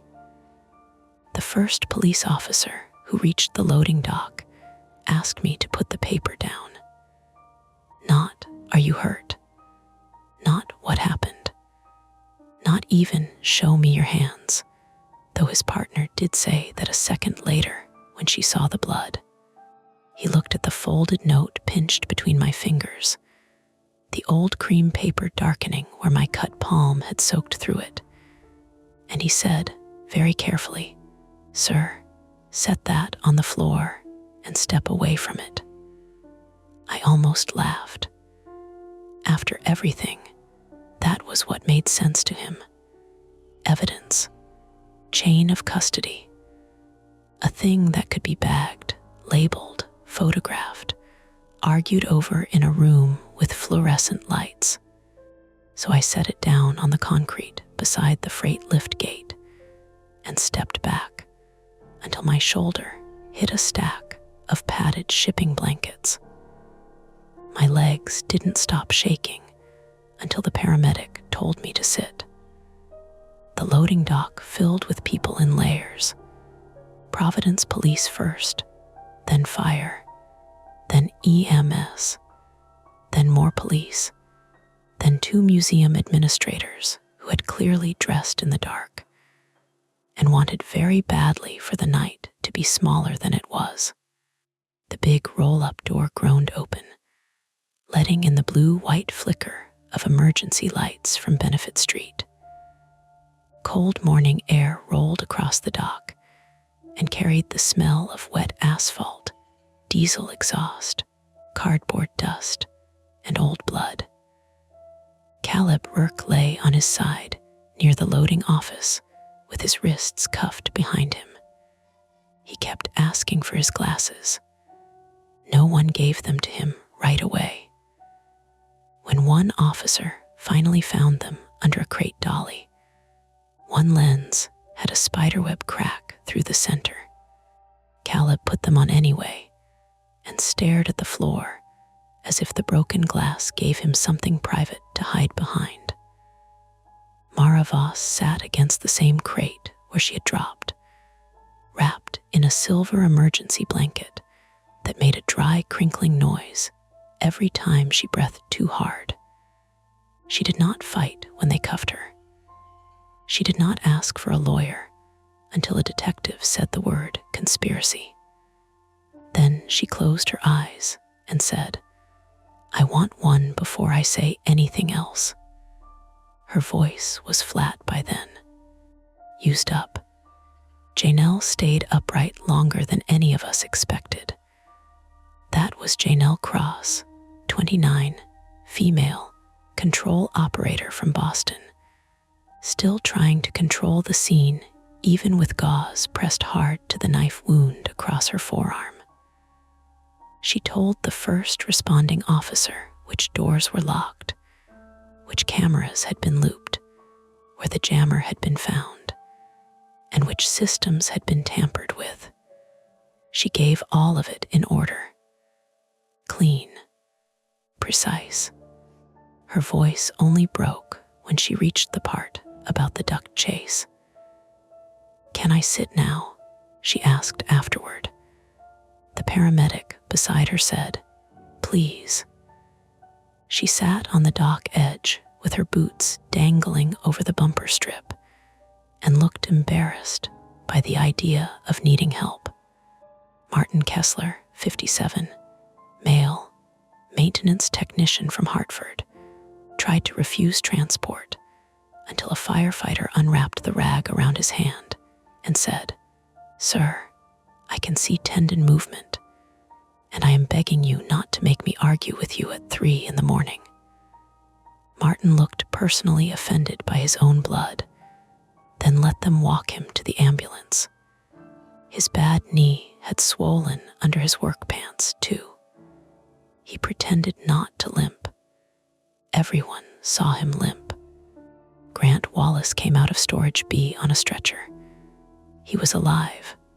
That mattered. It did not make him look innocent. His wrists were raw from the zip ties, his face gray and slick, oxygen mask fogging with each breath. He tried to speak when they wheeled him past me, but the paramedic held him down with one hand on his shoulder. "Later," she said. Wallace looked at me over the mask, and for the first time since I'd known him, he didn't look like my boss. He looked like a man who had spent a very long time believing locked doors stayed locked. I was taken to Rhode Island Hospital before dawn. Broken nose, 4 stitches in my palm, deep bruising across my thigh and ribs. No concussion, though the doctor used the phrase, borderline enough that I'm giving you instructions anyway, which sounded like something Rachel would have said if she had been less angry with me and more tired. My shirt was cut off. My uniform went into a paper bag. My hands were washed until the dried blood came away in pink threads under the sink water. The nurse who cleaned my palm had a soft voice and no patience for hero stories. "People always say they didn't know it was that bad," she said, threading the first stitch. The body is very good at lying for about 20 minutes. Mine made it almost an hour. Then yours is ambitious. I smiled, and pain split across my nose. By 7:30, Providence had turned gray with morning. Rain had finally come, light and steady, stippling the hospital windows. My phone worked again. It had a dozen missed calls from Sarah and one from Rachel. Sarah arrived first. Sarah Mercer, 38, female, my older sister from Warwick, came through the curtain with her hair still wet from the rain and her coat buttoned wrong. She stopped when she saw my face. Then she covered her mouth with both hands. I tried to make it easier. It looks worse than it is. She lowered her hands. You always say that. That landed harder than it should have. My mother was safe, asleep through most of it, according to Sarah, which was both a mercy and a wound. The cedar box had been in the closet, unopened. The photo Caleb sent had not been from that night. Later, the police said it had come from an old cloud backup, scraped from a shared family folder after Caleb breached my personal accounts through museum employee records and password resets. That made it less impossible. It did not make it less invasive. Sarah sat beside the bed and told me she had found the envelope. You opened it years ago, she said. I looked at the rain on the glass. Yes, Mom knew, I figured. She kept waiting for you to tell her. That was the kind of sentence that doesn't raise its voice because it doesn't need to. I told Sarah what I remembered from the letter. Not all the details. Some of them still belonged to my mother, but enough. My father had found records tied to Marion's family trust and the Weatherby acquisition. Payments made to keep a set of historical papers private. A ledger that connected respectable Providence names to the sale of people, property, and later hush money that protected descendants more than history. My father had not known what to do with it. Or maybe he had known and lacked the courage. I understood that too well to condemn him cleanly. Rachel called while Sarah was getting coffee. I almost didn't answer. Then I did. Rachel Alden, 35, female, originally from Portland, Maine, my ex-wife and the person whose name should never have come out of a hijacked radio in a museum, was quiet after I told her the basic version. Not the whole version. Not yet, but enough. So someone used my name to scare you, she said. Yes. And it worked. Yes. A pause. Then, softer. I'm sorry. That undid me more than blame would have. I had to press the phone against my shoulder and breathe through my mouth because my nose was packed and useless. I hid things, I said. I know. I thought hiding was better than dragging people into them. Eli, she said, and the name was gentle enough to hurt. Hiding still drags people. It just makes them walk in blind. We didn't reconcile. Life is not that generous. But we spoke for 12 minutes without performing at each other. And when she said, "Call me when the police are done," I said, "I will," and meant it. The legal part stretched longer than the medical one. Detectives took statements from all of us separately. They bagged the note, the jammer, Caleb's tablet, the industrial heaters, the broken keypad, the utility knife, the cracked radio, the epoxy-filled lock, and every strip of tape in the North Gallery. They pulled footage from camera backups Caleb hadn't wiped because Janelle had started copying logs before he realized she was doing it. That saved us. Janelle saved us. She hated when I said that later. Caleb Burke was charged with burglary, unlawful interception, and communications interference, assault, reckless endangerment, evidence tampering, and several computer crime counts that sounded too clean for what they had felt like in the dark. Mara Voss faced charges too: unlawful restraint, assault, burglary, conspiracy, and reckless endangerment. The district attorney would sort out degrees and intent. That was the phrase everyone used when they didn't want to say the obvious. Grief explains things, but it does not erase what someone does with it. Wallace was suspended before noon. By the end of the week, he resigned through a lawyer. He denied covering up Darren Voss's discovery. He denied threatening contractors. He denied knowing about any hidden ledger. But emails surfaced between him, a deputy director, and a private donor liaison using words like reputational exposure, containment, and non-productive contractor escalation. None of those words sounded like guilt by themselves. Together, they had a smell. The museum closed for security assessment and environmental remediation. That was the public phrase. Local news ran 2 segments. The first focused on the break-in.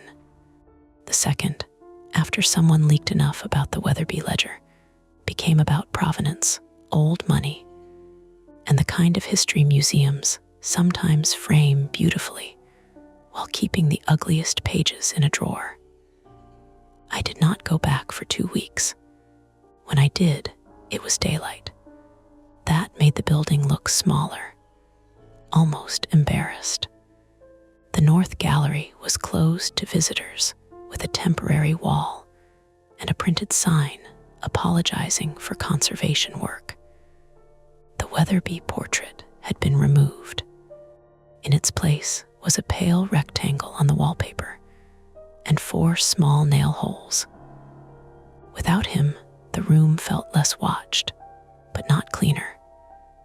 Martin was there, one hand bandaged, leaning on a cane he had decorated with a strip of yellow caution tape, because he said if he had to use the thing, it might as well look employed.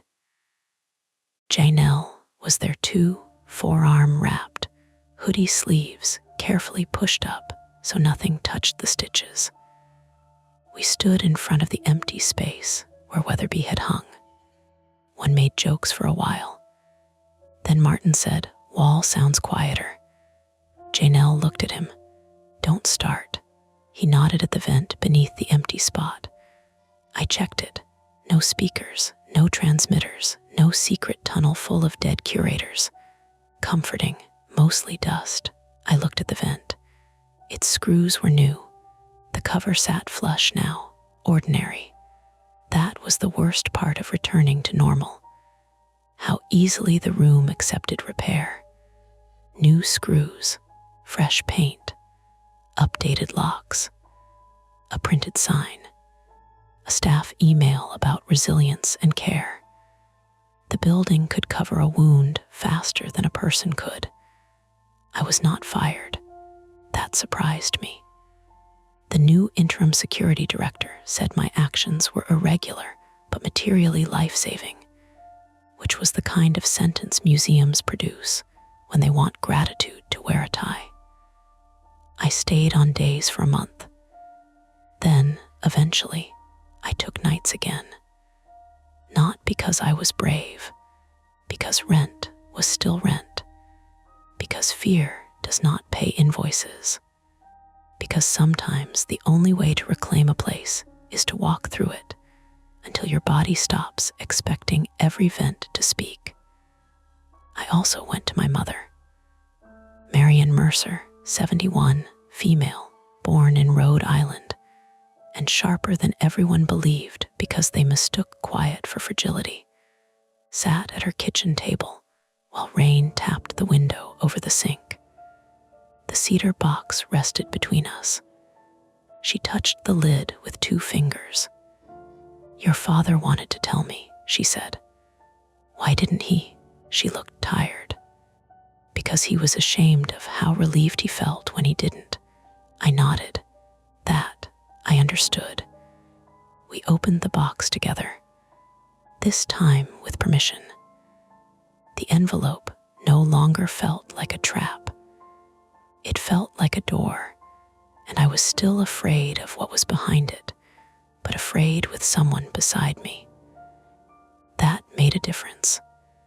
A month later, the museum announced an independent provenance review of the Weatherby collection. Darren Voss's name appeared in one article as a contract electrician who reportedly flagged irregularities before his death. Reportedly. Such a careful word. Mara's lawyer argued she had been manipulated by Caleb and driven by institutional silence. Caleb's lawyer argued mental distress. Wallace's lawyer argued nothing in public. The portraits did not whisper anymore. At least, not to me. But on my first overnight shift back, I stood by the donation kiosk at 2:13 a.m. with a fresh coffee cooling beside the sign that told guests not to place beverages there. The north gallery was still closed. The temporary wall cast a flat shadow across the floor. My new radio sat heavy on my belt. Updated firmware, logged channels, fresh battery. The building ticked. The vents breathed. Somewhere far off, a pipe knocked twice. Then once. Tap, tap, tap. I waited. No voice came. No name. No secret. Just old plumbing inside old walls, answering pressure in the dark. I told myself that was all it was. And because I had learned something from the worst night of my life, I wrote it down anyway. That's tonight's story. If it gives you chills, make sure to like, subscribe to Mia Horror Stories, and tap the bell so you never miss what's coming next. And if you're still brave enough, there are more dark tales waiting for you right here on the channel. Go watch another if you dare. Welcome back to Mia Horror Stories. Tonight's tale, I rent out cabins in the woods, but cabin 6 checks itself in is best experienced in the dark, which is why the screen will stay black. No distractions, no flashing images, just you, your imagination, and the story. So sit back, relax, and listen all the way to the end if you dare. The reservation printer went off at 11:43 p.m., which would have been annoying but normal, except I had unplugged it at dinner. Not shut it down. Not put it on sleep. Unplugged. The cord was still curled on top of the file cabinet behind the desk, black and rubbery in the glow from the emergency light, because the outlet had been sparking earlier, and I'd promised myself I'd deal with it in the morning. Still, the little thermal printer on the counter coughed once, clicked like a beetle trapped in a matchbox, and fed out a strip of paper with a clean black line across the top. Then it printed, Cabin 6. Check incomplete. The office smelled like wet pine, printer dust, and old coffee that had burned down to syrup in the pot. Rain crawled down the front windows in crooked lines, turning the porch lights into watery yellow smears.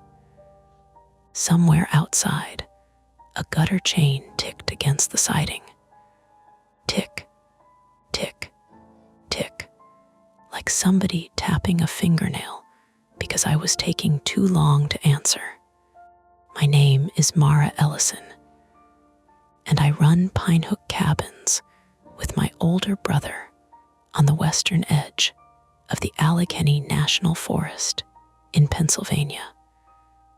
About 20 minutes from Kane, if the road is clear, and closer to 40, when the fog comes down hard enough to make the deer look like scraps of paper moving through the trees.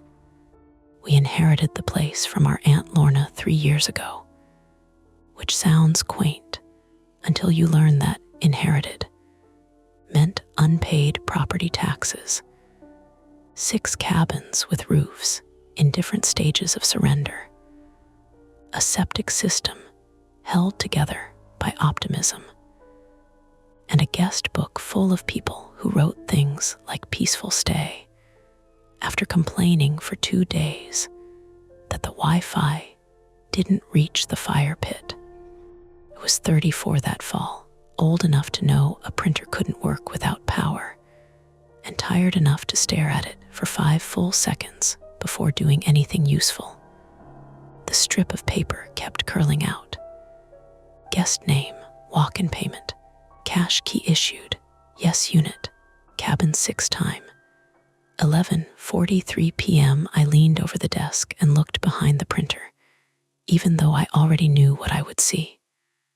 No cord plugged in, no backup battery, no little blinking light, nothing. Evan, I called. My voice came out flatter than I meant it to. The office was attached to the supply room by a narrow hallway lined with framed photos of smiling guests holding fish they had probably bought from the bait shop. The light in that hall flickered when the wind shoved rain against the building, and a shadow from the coat rack jumped across the wall like someone stepping backward. In here, Evan called back. If the pipes cracked again, I'm walking into the lake. Characters present as they appear. Mara Ellison, 34, female, co-owner and manager of Pinehook Cabins, practical to a fault, afraid of being seen as careless after a past mistake cost her a job. Evan Ellison, 38, male, Mara's brother and co-owner, a former contractor with a bad knee, and a talent for jokes that arrive one beat before panic.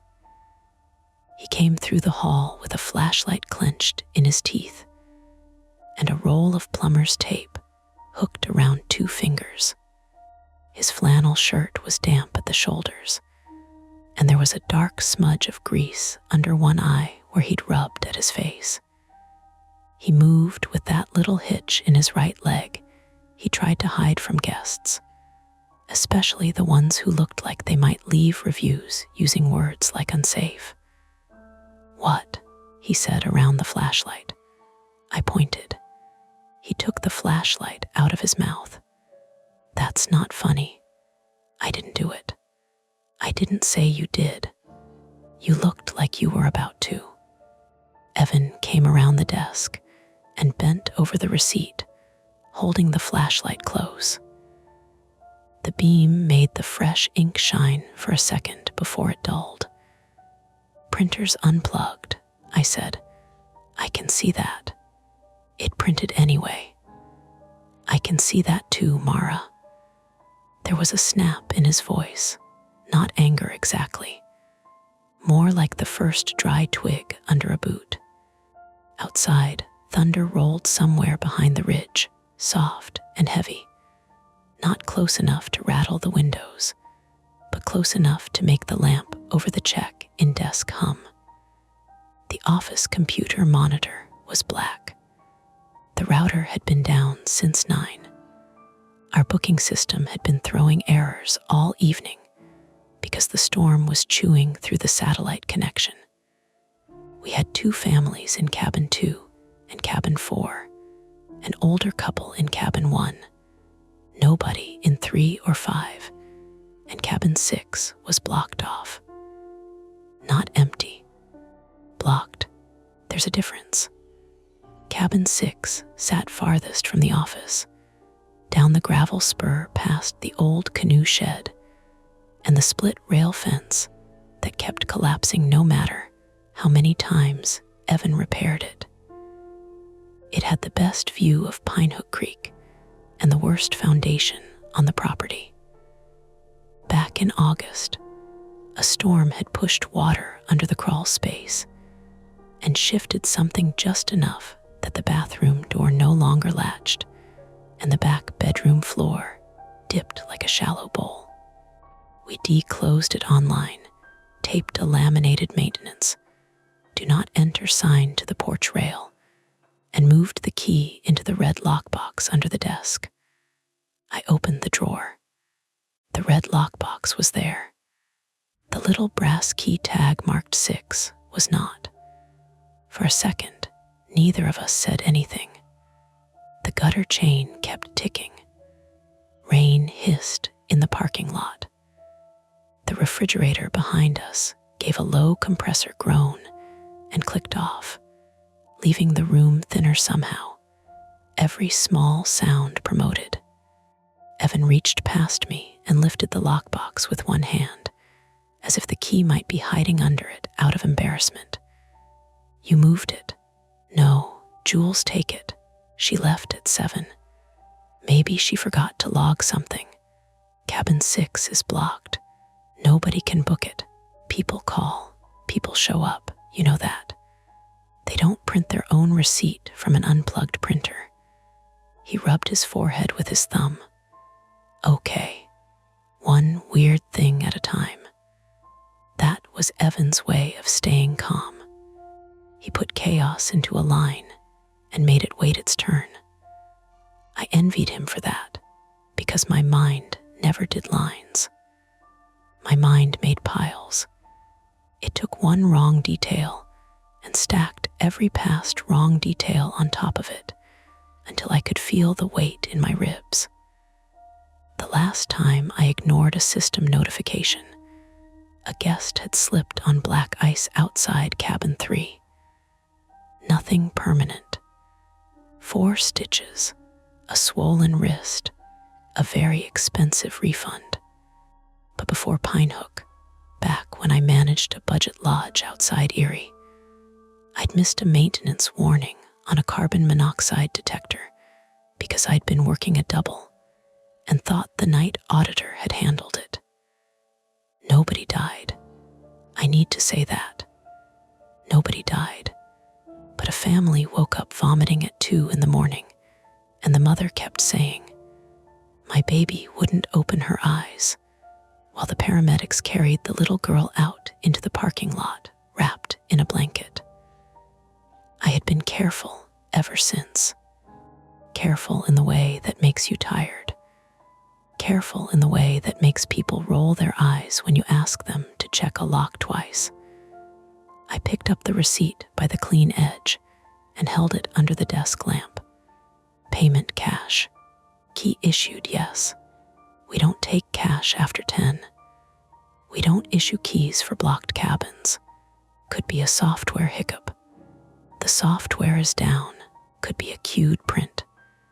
From what? A reservation that doesn't exist. Evan looked at me. He had our father's eyes, gray-blue and good at hiding fear badly. I'm trying not to jump straight to somebody's messing with us. I looked toward the window. The office sat at the top of the loop road.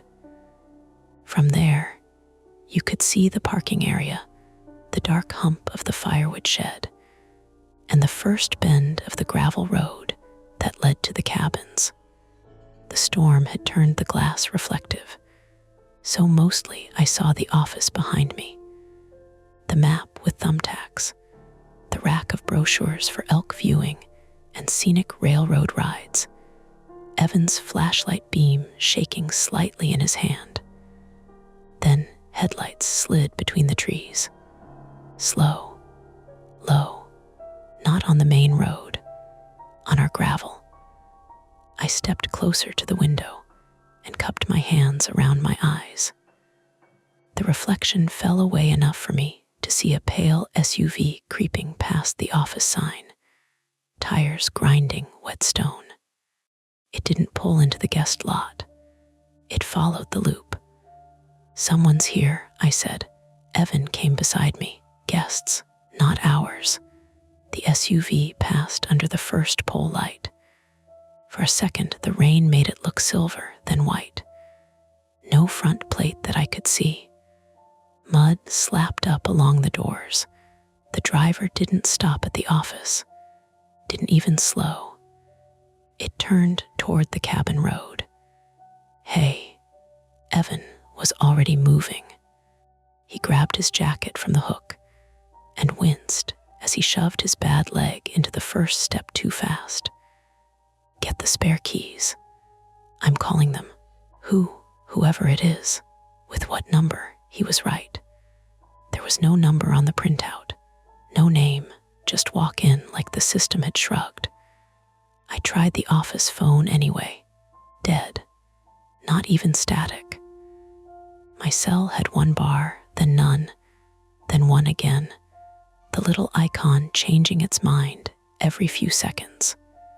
Evan opened the drawer under the cash box and pulled out the heavy black flashlight we used when bears got into the dumpsters. "Stay here," I laughed once, sharp and ugly. "No, Mara, cabin 6 is unsafe, and I'll go tell them. You're limping." "I'm always limping." "That's not an argument." He turned, rain jacket half zipped, hair sticking up in tired brown tufts. "And you think both of us walking down there in a storm is smarter?" "No. I think one of us walking down there alone is how local news gets a chyron." He didn't smile. That was when the office door opened behind us. The bell above it gave its thin little jangle, too cheerful for the hour. Wind blew in first, carrying rain mist and the smell of soaked leaves. Then Jules Martinez stepped inside with her hood up, and both hands wrapped around a paper grocery bag like it contained something alive. Characters present as they appear. Jules Martinez, 27, female, Pinehooks part-time cleaner and desk help, local to Kane, sharp-eyed and blunt, dependable in a crisis, but prone to assuming people are lying before they have finished speaking. "You two look guilty," she said. "Please tell me the toilet in cabin 2 didn't explode again." "What are you doing back?" I asked. "Forgot the laundry card. Also brought you those stupid pretzels you like because I'm a saint." She set the bag on the counter and noticed the paper in my hand. Her face changed by a fraction. "What's that?" Evan said. "Did you check anyone into cabin 6? Jules stared at him. "That's not funny. Everyone keeps saying that," I said. "I mean it. I put the sign back up myself after those guys from Ohio tried to sneak in there to smoke." She pushed her hood down. Her dark hair was damp along her cheeks. "Why?" I handed her the receipt. She read it once, then again. "The printer's unplugged." "Yep," Evan said. Jules glanced behind the counter, confirming it for herself. Her lips pressed into a line. "Okay, so somebody came into the office. I was here. Maybe while you were in the supply room. The drawer was closed," I said. No bell rang.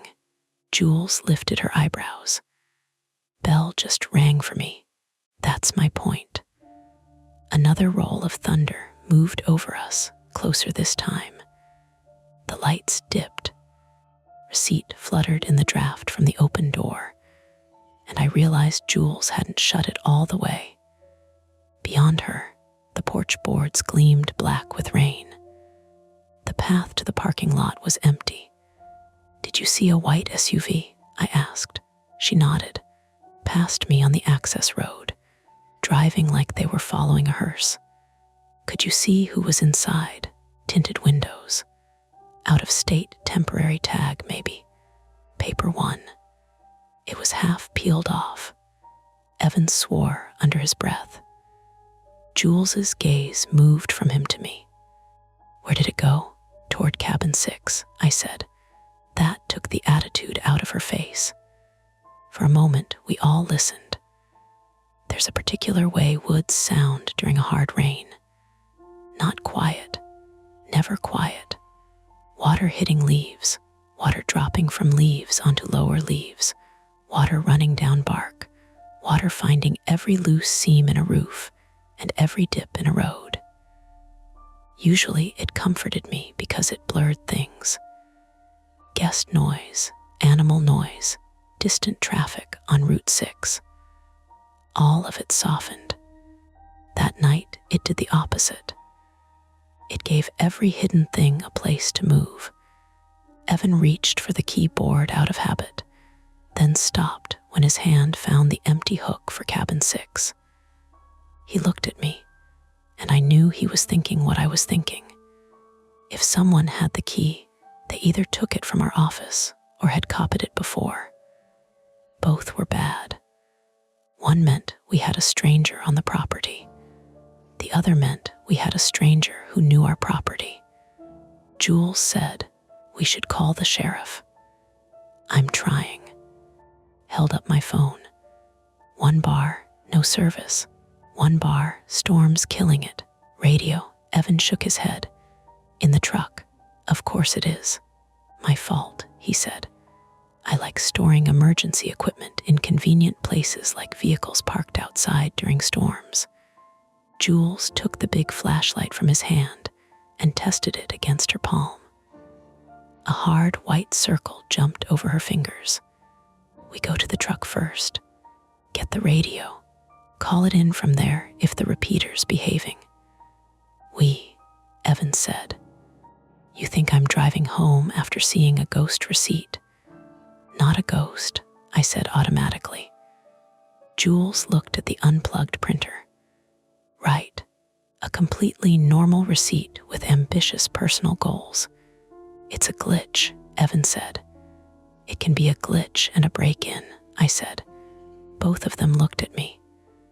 The words had come out before I could soften them. That happened when I was scared. I became precise, which people mistook for calm until they noticed my hands. I put the receipt down so they wouldn't. I'm saying we don't know what it is, I continued. But we do know cabin 6 isn't safe. If someone's in there, drunk or lost or trying to squat, we can't ignore it. Evan's jaw worked. He hated that I was right when being right made things worse. The computer behind the desk suddenly woke. Not fully. Just the monitor flashing gray, then black, then gray again. The old speakers gave a wet pop. Jules flinched so hard the flashlight beam jumped to the ceiling. A box appeared on the screen. The booking software login window. Then, under it, a notification slid up in the corner. New note added to cabin 6. None of us moved. The mouse pointer drifted, slow and uneven, as if the desk itself were tilted and it was sliding downhill. It stopped over the notification. Clicked. The reservation page opened. Cabin 6. Walk in. Cash. Checked in 11:43 p.m. In the notes field, one sentence had been typed in all lowercase. Please leave the porch light on. The office lights blinked once. Outside, far down the cabin road, a small square of yellow appeared between the trees. Cabin 6's porch light. I knew because it had a warmer bulb than the others. An old bug light Aunt Lorna had installed years ago, and Evan kept meaning to replace. It glowed amber through the rain, soft and wrong, in a cabin we had left dark. Jules whispered, "Did either of you turn that on?" "No," Evan said. I could hear myself breathing. Not gasping. Nothing dramatic. Just too loud through my nose, like I'd been walking uphill. the sensible part of my brain started making its list. Someone had gotten the key. Someone had entered the cabin. Someone had found the breaker panel and turned power back on. Someone might be inside right now, wet and cold and angry, maybe harmless, maybe not. The printer could have spat out a cued receipt when power flickered. The computer could have reconnected to the system. The note could have been entered remotely. Any of it could be explained. Not together, maybe, but piece by piece, if you were desperate enough to keep the world ordinary. Evan zipped his jacket the rest of the way. Truck, radio. Then we decide whether to approach or wait. We already know what you want, Jules said. I want nobody falling through a floor. I want nobody hiding in the woods watching us debate floor safety. I picked up the receipt and folded it once, then slid it into my back pocket. Evidence, maybe, or a reminder that I wasn't allowed to pretend later that I hadn't seen it. At the door, Evan paused and looked at me. You can stay in the office. He meant it kindly. That made it worse. I thought of the little girl in Erie wrapped in a blanket, her mother's voice scraping itself raw. I thought of cabin 6's sagging floor and the missing key, and the amber porch light shining like an invitation at the end of the road. I thought, too, of every review that had praised me for being attentive, careful, always available. How thin those words felt when something actually went wrong. No, I said, I'm coming. Jules handed me the smaller flashlight from the umbrella stand. Then lock the office. I looked at the deadbolt, looked at the printer, looked at the computer screen where the cursor blinked at the end of the note as if waiting for someone to add more. The rain hammered the porch roof. The truck was only 30 yards away, but the path to it was dark between two failing lights. And beyond that, cabin 6 glowed at the edge of the woods. We had two choices that made sense. Stay inside, lock the door, and hope the cell signal came back before whoever had checked into cabin 6 decided to come to us. Or step out into the rain, get the radio, and admit that hope wasn't a plan. I turned the lock behind us and followed Evan and Jules off the porch. The rain made the 30 yards to Evan's truck feel longer than the gravel road to cabin 6. It came down in hard silver slants, bouncing off the porch steps and ticking against the hood of the office like handfuls of thrown seed. My flashlight beam looked weak in it, more like something being swallowed than something cutting through. Evan went first, his shoulders hunched, one hand out to steady himself on the railing. Jules followed close behind him, scanning the trees instead of the ground, which was how she nearly stepped straight into the washed-out rut beside the parking pad. Careful, I said, grabbing her sleeve. She jerked back. I'm careful. Your boot was halfway in a hole. Yeah, well, I was watching for the person who apparently checked himself into our condemned cabin. Blocked, Evan said over his shoulder. Jules blinked rain out of her eyes. What? Blocked, not condemned. That distinction going to comfort anybody when the floor drops. Evan didn't answer. His truck was parked nose out beside the woodshed. A dark blue Silverado with one fogged headlight and a dent in the tailgate from when he had backed into the snowplow blade 2 winters earlier. The radio was mounted under the dash, part of the county volunteer network we weren't technically supposed to use unless it was an emergency. Evan had done enough storm cleanup and search and rescue callouts around Kane that nobody minded, as long as he didn't chatter on it like a hobbyist. He fumbled with his keys.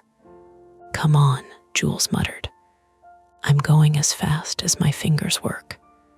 The keys slipped, hit gravel, vanished into water.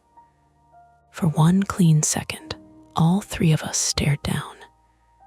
Then Evan said, very quietly, "You have got to be kidding me." I crouched, flashlight clenched between my teeth, and scraped my fingers through mud and stones. Rain ran off my hood into my eyes. The gravel was cold enough to ache. My hand found a cigarette butt, a maple leaf gone slick as skin, then metal. "Got them," I said. Evan took the keys without looking at me, and I knew that was embarrassment, not rudeness. He unlocked the truck and climbed in, pulling himself up with more effort than usual. Jules opened the passenger door and leaned across to flip the radio switch before he had fully sat down. The radio hissed. Not dead, at least, but not clean. Evan adjusted the squelch, tapped the mic twice, and said, "McKean Base, this is Pinehook Cabins, Ellison. We need to report a possible unauthorized entry in Cabin 6 and request." Static crushed the rest. He waited, jaw tight, then tried again. "McKean Base, Pinehook Cabins. Possible break-in. Occupied unsafe structure. Storm conditions. Do you copy?" The radio popped whined, then spat out half a voice. "Hook, repeat, signal weak." Evan leaned closer, as if proximity could make the ridge move.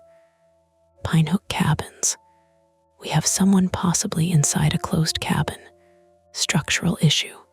We need a deputy or fire assist." Static again. Then, "Road washout near Gibbs Hill, units delayed, advise you." "What?" Jules said. "Advise us what?" Evan pressed the mic. "Base, repeat last." A burst of crackle.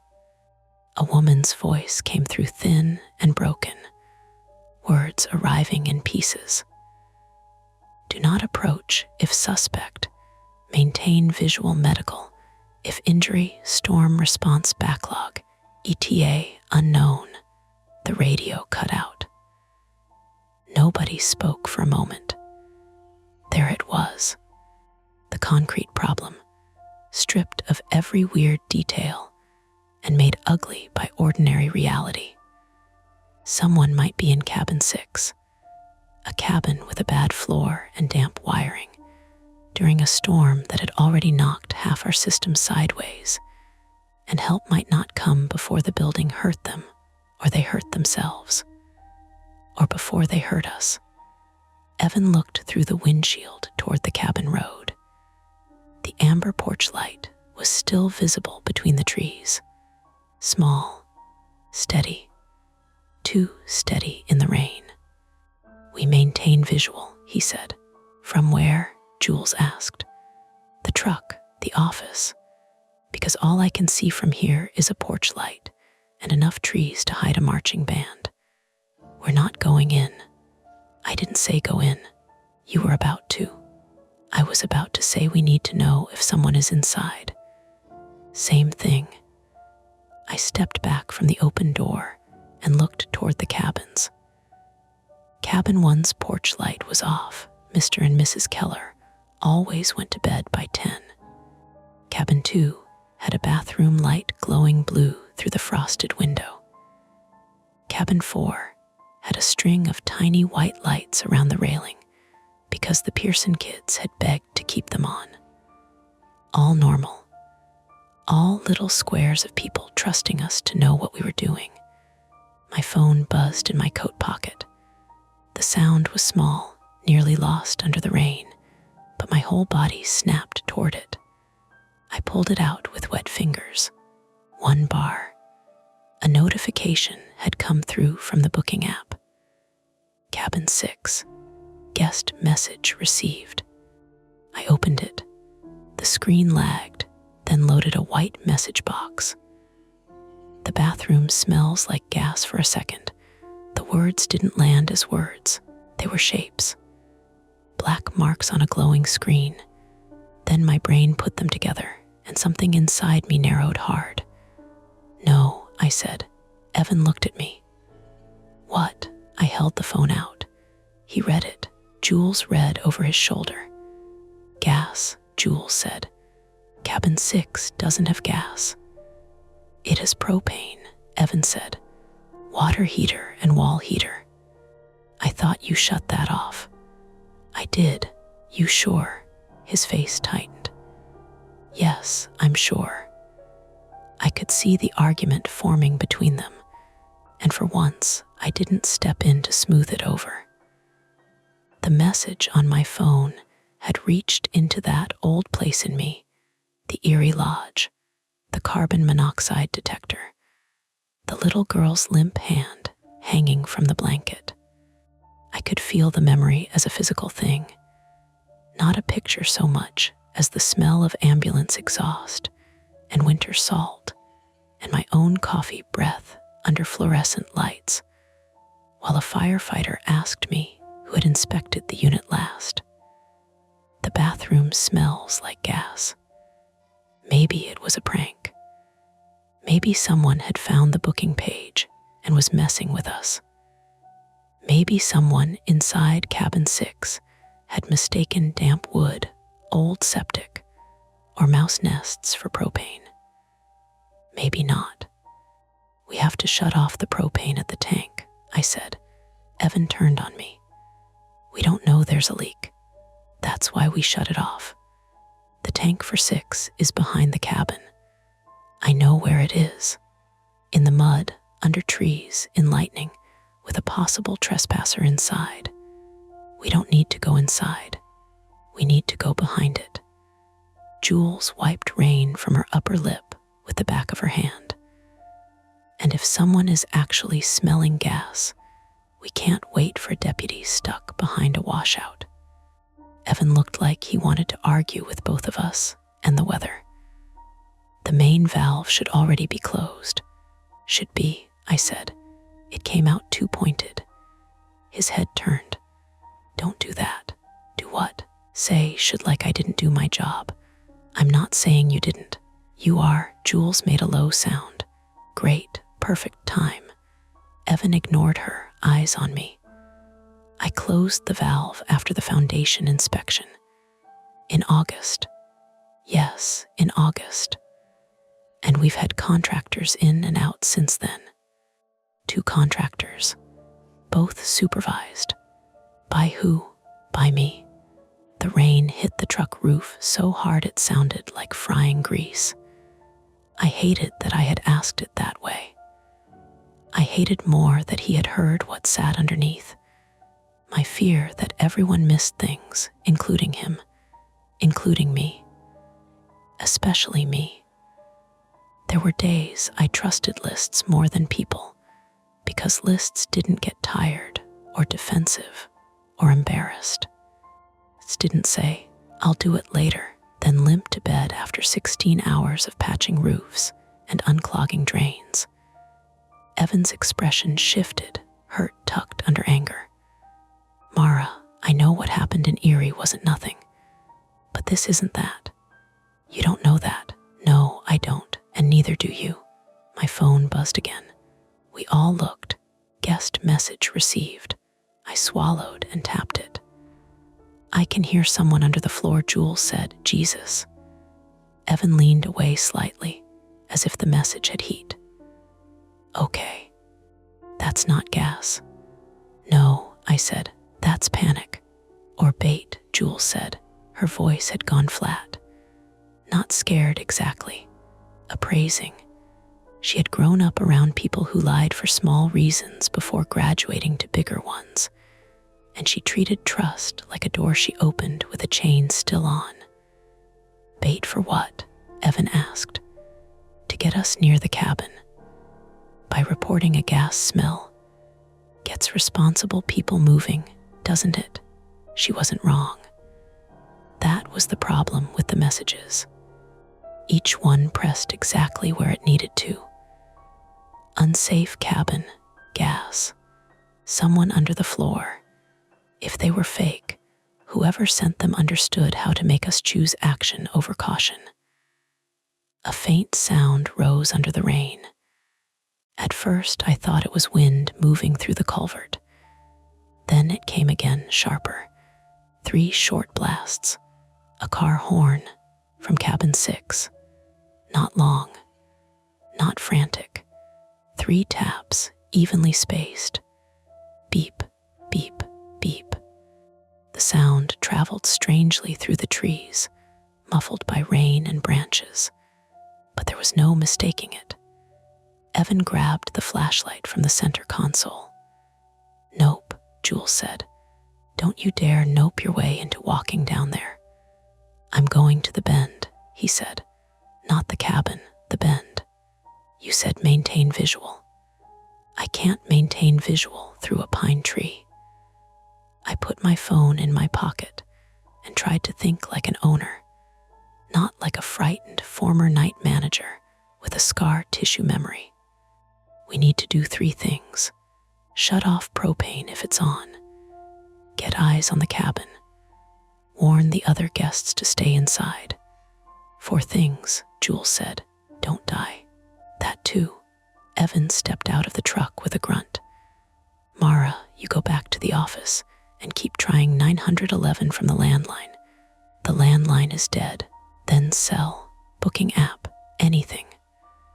I'm not letting you go down there without me." He shut the truck door harder than necessary. "This isn't about you letting me." The words hit wrong. They landed in that sibling place where every adult disagreement still has the bones of childhood in it. Him telling me I was too controlling, me telling him he was careless. Both of us resenting how often we were right. Jules slipped between us physically, planting one boot in a puddle. Here's a thought. Nobody goes alone. Nobody goes inside. We take the truck as far as the bend, headlights on cabin 6. We don't approach the porch unless there's visible injury or fire. Mara messages the guest to leave the cabin immediately because of possible propane danger.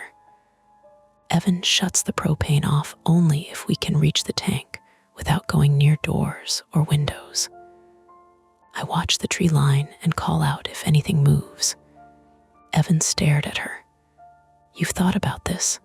I clean cabins alone. I think about every exit everywhere." That shut him up. I typed with wet thumbs. "This is Pinehook management. Leave cabin 6 immediately. Do not turn lights on or off. Do not use appliances. There may be a propane issue. Walk to the office porch now." The little spinning icon turned and turned. Then the message sent. No reply. We got into the truck. Evan drove, Jules in the passenger seat with the radio mic in one hand and flashlight in the other. Me in the cramped back seat amid toe straps, a chainsaw case, and a box of reflective vests. The cab smelled like damp canvas, motor oil, and Evan's cinnamon gum. Wipers slapped at full speed and still couldn't clear the windshield fast enough. The gravel loop curved downhill. Water crossed it in thin brown sheets, carrying pine needles and bits of bark. The truck rocked over potholes. Every few seconds, the headlights caught tree trunks slick and black, then lost them. Cabin 2 appeared on the left. One of the curtains twitched. "Guests are watching," I said. "Of course they are," Jules said. "People hear a horn at midnight in the woods. They don't think. Must be fine. We should warn them. We stop at cabin 2. We lose sight of 6. We don't have sight of 6 anyway." Evan slowed as we passed the canoe shed. The road forked there, left toward cabins 3, 4, and 5, right down the narrower spur to cabin 6. He stopped before the split. From here, the porch light was clearer. The cabin sat about 80 yards ahead, half screened by wet hemlocks, its roofline low and dark. The amber bulb made the porch rail look almost orange. The white SUV was parked beside it, angled badly, one front tire off the gravel in the weeds. The driver's door was open. That was new. Doors open, Jules said. Evan killed the wipers for 1 second. The sudden absence of their thumping made the rain sound enormous. No person moved near the SUV. No one came out onto the porch. My phone buzzed again. I almost didn't look. Guest message received. The door locked behind me. I read it aloud. Jules turned in her seat.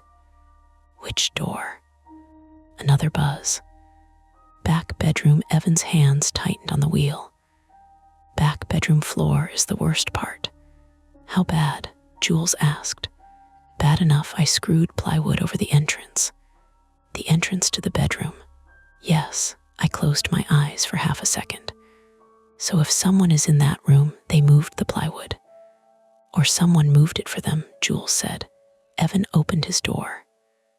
Wait, I said. He froze. Not because I had authority, but because my voice cracked. I tried again. Wait, think. I am thinking.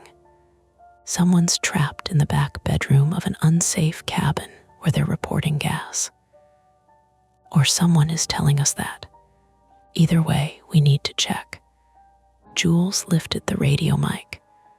Base Pinehook. We have possible occupant trapped inside cabin 6. Possible propane leak. Vehicle on scene. Need immediate assistance. Static. Then a broken response. Pinehook. Copy. Partial units tied. If immediate life safety. Evacuate if safe. If safe, Jules repeated. Helpful. The radio popped again. Avoid ignition sources. Evan looked at the truck headlights, then at me. None of us said what we were all thinking. The headlights were ignition sources only in the broadest, scariest sense. But the truck itself was a running engine pointed at a cabin where someone claimed to smell gas.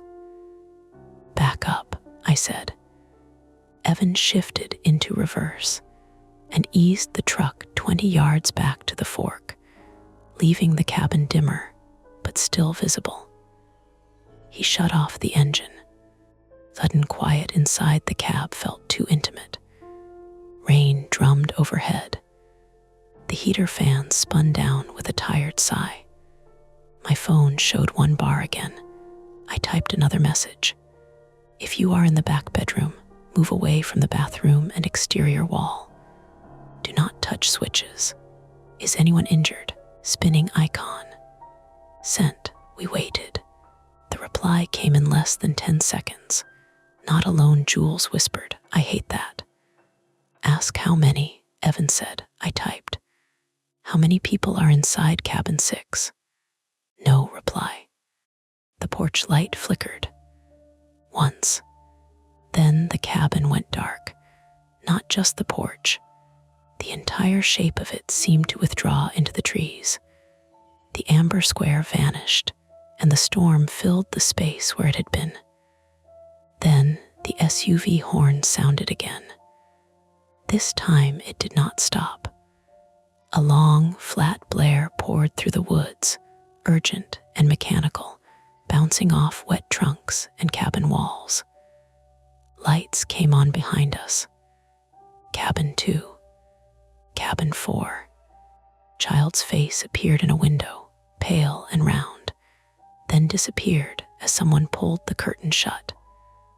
Battery'll die, Evan said, absurdly practical. Or someone's leaning on it, Jules said. The horn kept going. I shoved open the back door and stepped into the rain before either of them could tell me not to. The sound drilled into my teeth. We have to wake the guests. Keep them inside, away from windows. If there's gas or some lunatic down there. A scream cut through the horn. It came from cabin 6. Hi, human, brief. Then the horn stopped. The silence after it wasn't silence at all. It was rain and water, and the truck's cooling engine ticking under the hood. But the missing horn left a hole in the night, and in that hole I heard something else. Wood cracking, not a branch. A heavy interior crack, dull and splintering, from the direction of cabin 6. Evan was already moving down the spur. Evan, I shouted. He didn't stop. His bad leg made him uneven on the gravel, and for one awful second, I saw him not as my brother, but as another person I was responsible for, another name I might someday have to explain to a deputy under fluorescent lights.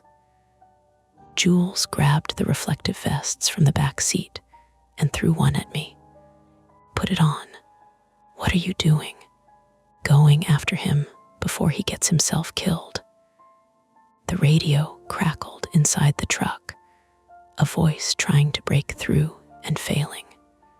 My phone buzzed in my hand one more time. I looked down. Guest message received. She fell through ahead of us. Evan's flashlight beam jerked toward the dark cabin, and his voice carried back through the rain. Mara, bring the pry bar. That was the complication that made the choice for us. Not whether to approach cabin 6. How fast we could get there before the person inside stopped screaming for reasons that had nothing to do with ghosts. The pry bar was under the passenger seat because Evan kept tools in places that made sense only after he explained them. I found it by touch, my fingers closing around cold metal and a grit of old sawdust.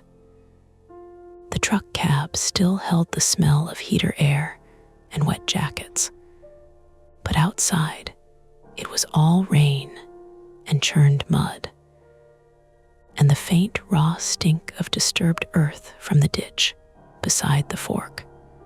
Jules grabbed the big flashlight, the radio mic, and a coil of orange extension cord by mistake before swearing and throwing the cord back inside. Leave that, she said to herself. Idiot. Not helpful, Jules. I know, but she didn't. None of us did. That was the shape of the night by then. We had just enough information to move, not enough to move well.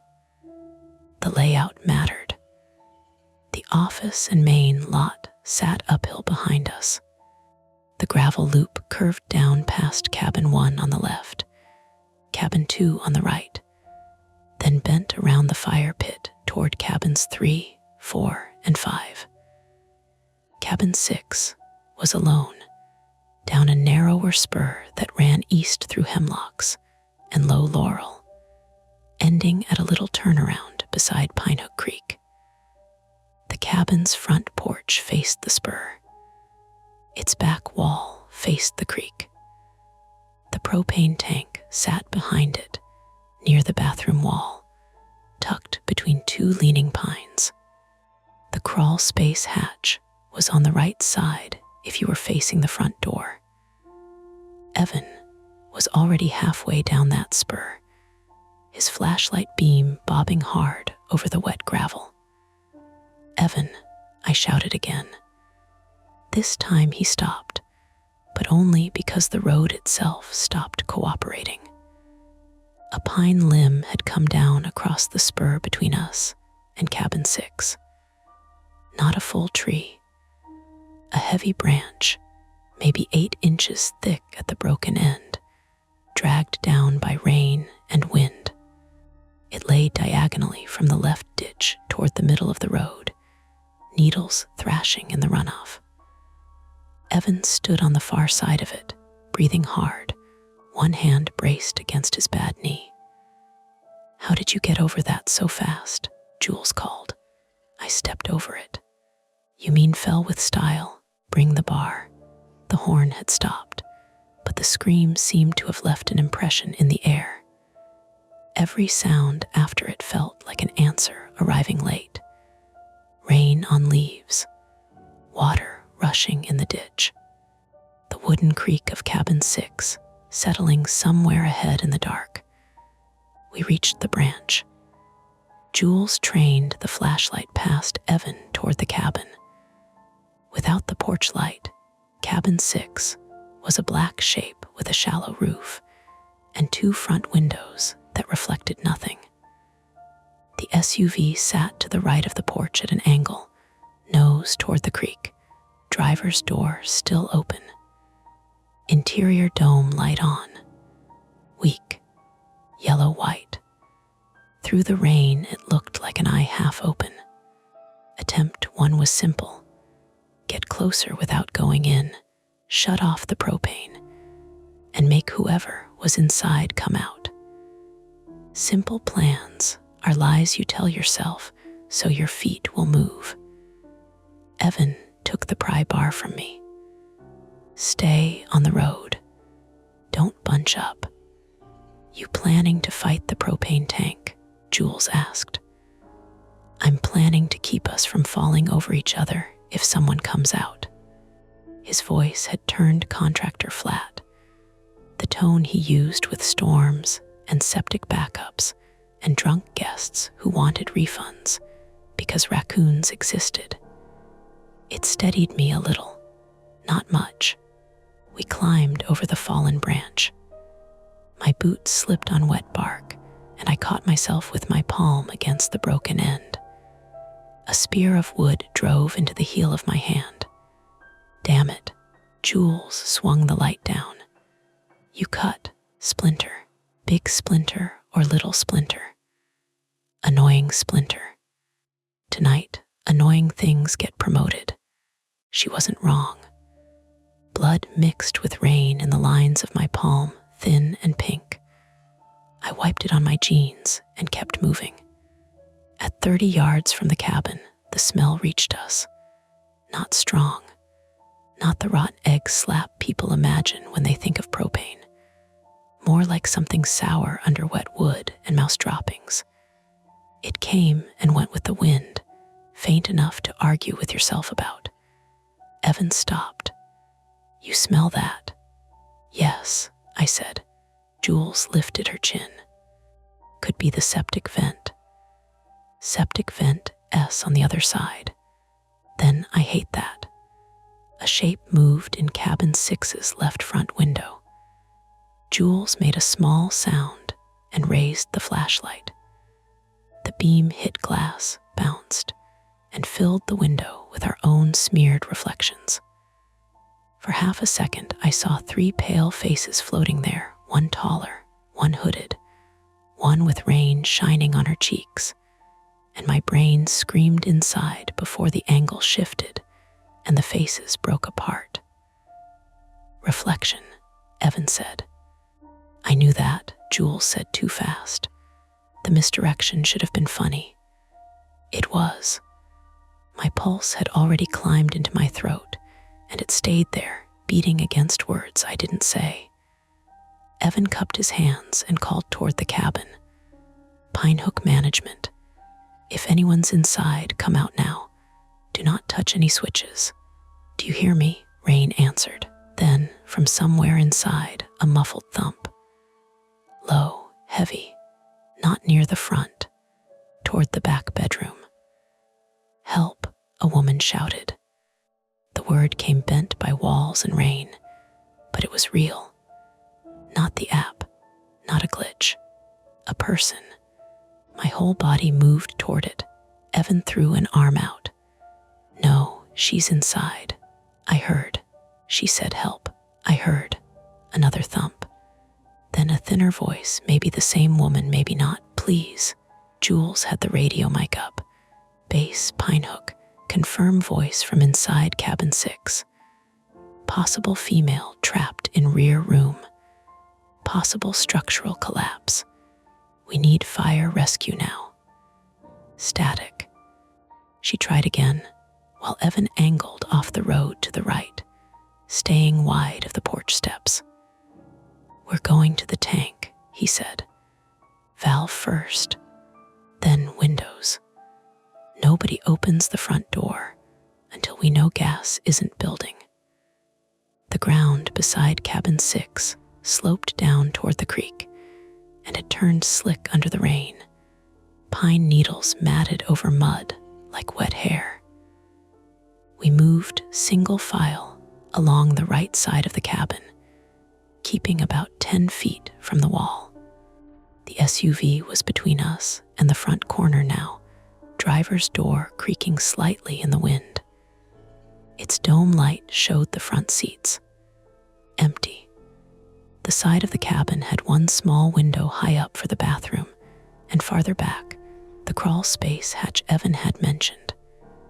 The hatch should have been screwed shut with a hasp. It hung open. Evan saw it when I did. Don't, Jules said. He crouched anyway, shining his flashlight toward the opening. The crawl space exhaled wet, cold air. I expected eyes. A hand. Some impossible pale face looking out from under the joists. What I saw was worse, because it made sense. Fresh scrape marks in the mud, 2 parallel grooves like something had been dragged under there, and a broken piece of plywood wedged just inside the hatch. Evan's voice went quiet. That's from the bedroom. The plywood, I asked. He nodded. I screwed it over the doorway. Someone tore it loose. From inside or outside, he didn't answer. The propane tank was another 20 feet toward the back corner. We could see the rounded white shape through the rain, tucked low behind the cabin.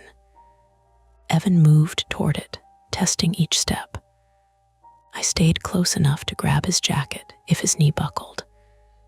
Jules kept turning, light flicking between the trees, the SUV, the crawl space opening, and the road behind us.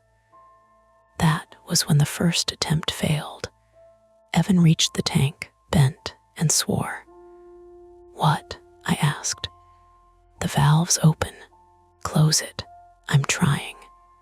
He set the pry bar down and put both hands on the valve wheel. It didn't move.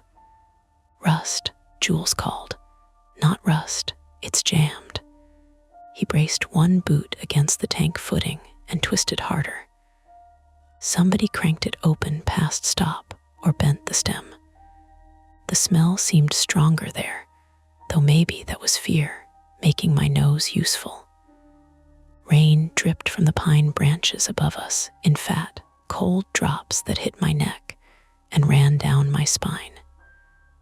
Use the pry bar, Jules said. If I snap the valve, we're worse off. From inside the cabin came another cry. This time I could make out words. My leg, I can't move. A woman. Definitely a woman, my phone buzzed. I flinched so hard I nearly slipped. Guest message received. Don't let him in, no apostrophe. Lowercase again.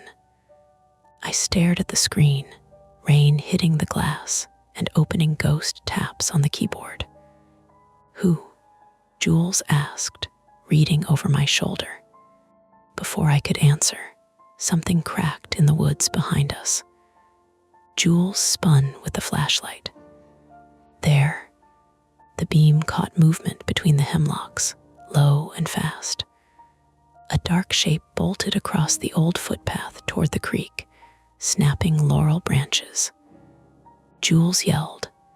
Evan grabbed the pry bar.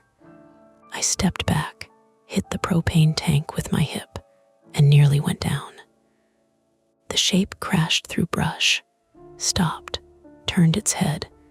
2 bright eyes flashed green-white.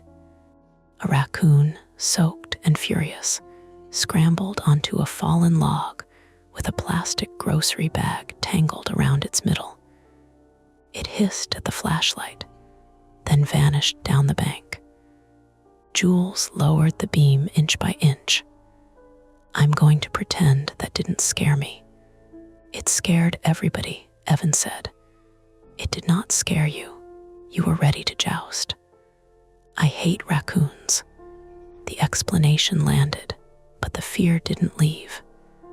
It only changed seats, because the raccoon had come from near the creek path, where someone could have been, where someone might still be. Evan tried the valve once more. "Nothing. Partial shut off at the regulator," I asked. He gave me a quick look, surprised I remembered. "Maybe." He knelt in the mud, reaching under the hood of the regulator. The smell soured the air again. Jules stepped farther back. I watched his hands shake from cold, effort, or anger. Then he froze. "What now?" I said. "There's fresh tape on this." "Fresh how?" "Fresh as in someone worked on it tonight." He peeled a strip of yellow thread seal tape from the fitting. It stuck to his wet fingers. "Could a contractor have left it?" Jules asked. "No, I would have seen it. And this line," he tugged gently at the copper line feeding the cabin. "This line has been loosened." The second fact tightened the trap. This wasn't just someone sheltering in an unsafe cabin. Someone had interfered with the propane. Jules brought the radio close to her mouth again. "Base, Pinehook. Possible tampering with propane line at cabin 6. Active occupant inside. We are not able to shut off at tank. Need fire department." The radio spat back a shredded answer, mostly static, then one clear phrase. "Evacuate area." Evan looked at the cabin wall. "We can't evacuate her from out here." Attempt 2 formed under pressure. "Reach the woman through the rear bedroom window without opening doors or creating sparks." The back of cabin 6 was worse. Ground dropped more sharply there toward the creek, and the rain had turned the slope into a slick clay slide. The creek itself ran 20 yards beyond the back wall, swollen and fast, making a constant rushing sound like traffic under a bridge. The bedroom window faced that slope. It was small, old, and set chest high from inside, but nearly shoulder high from where we stood outside because of the drop. A pale hand slapped against the glass.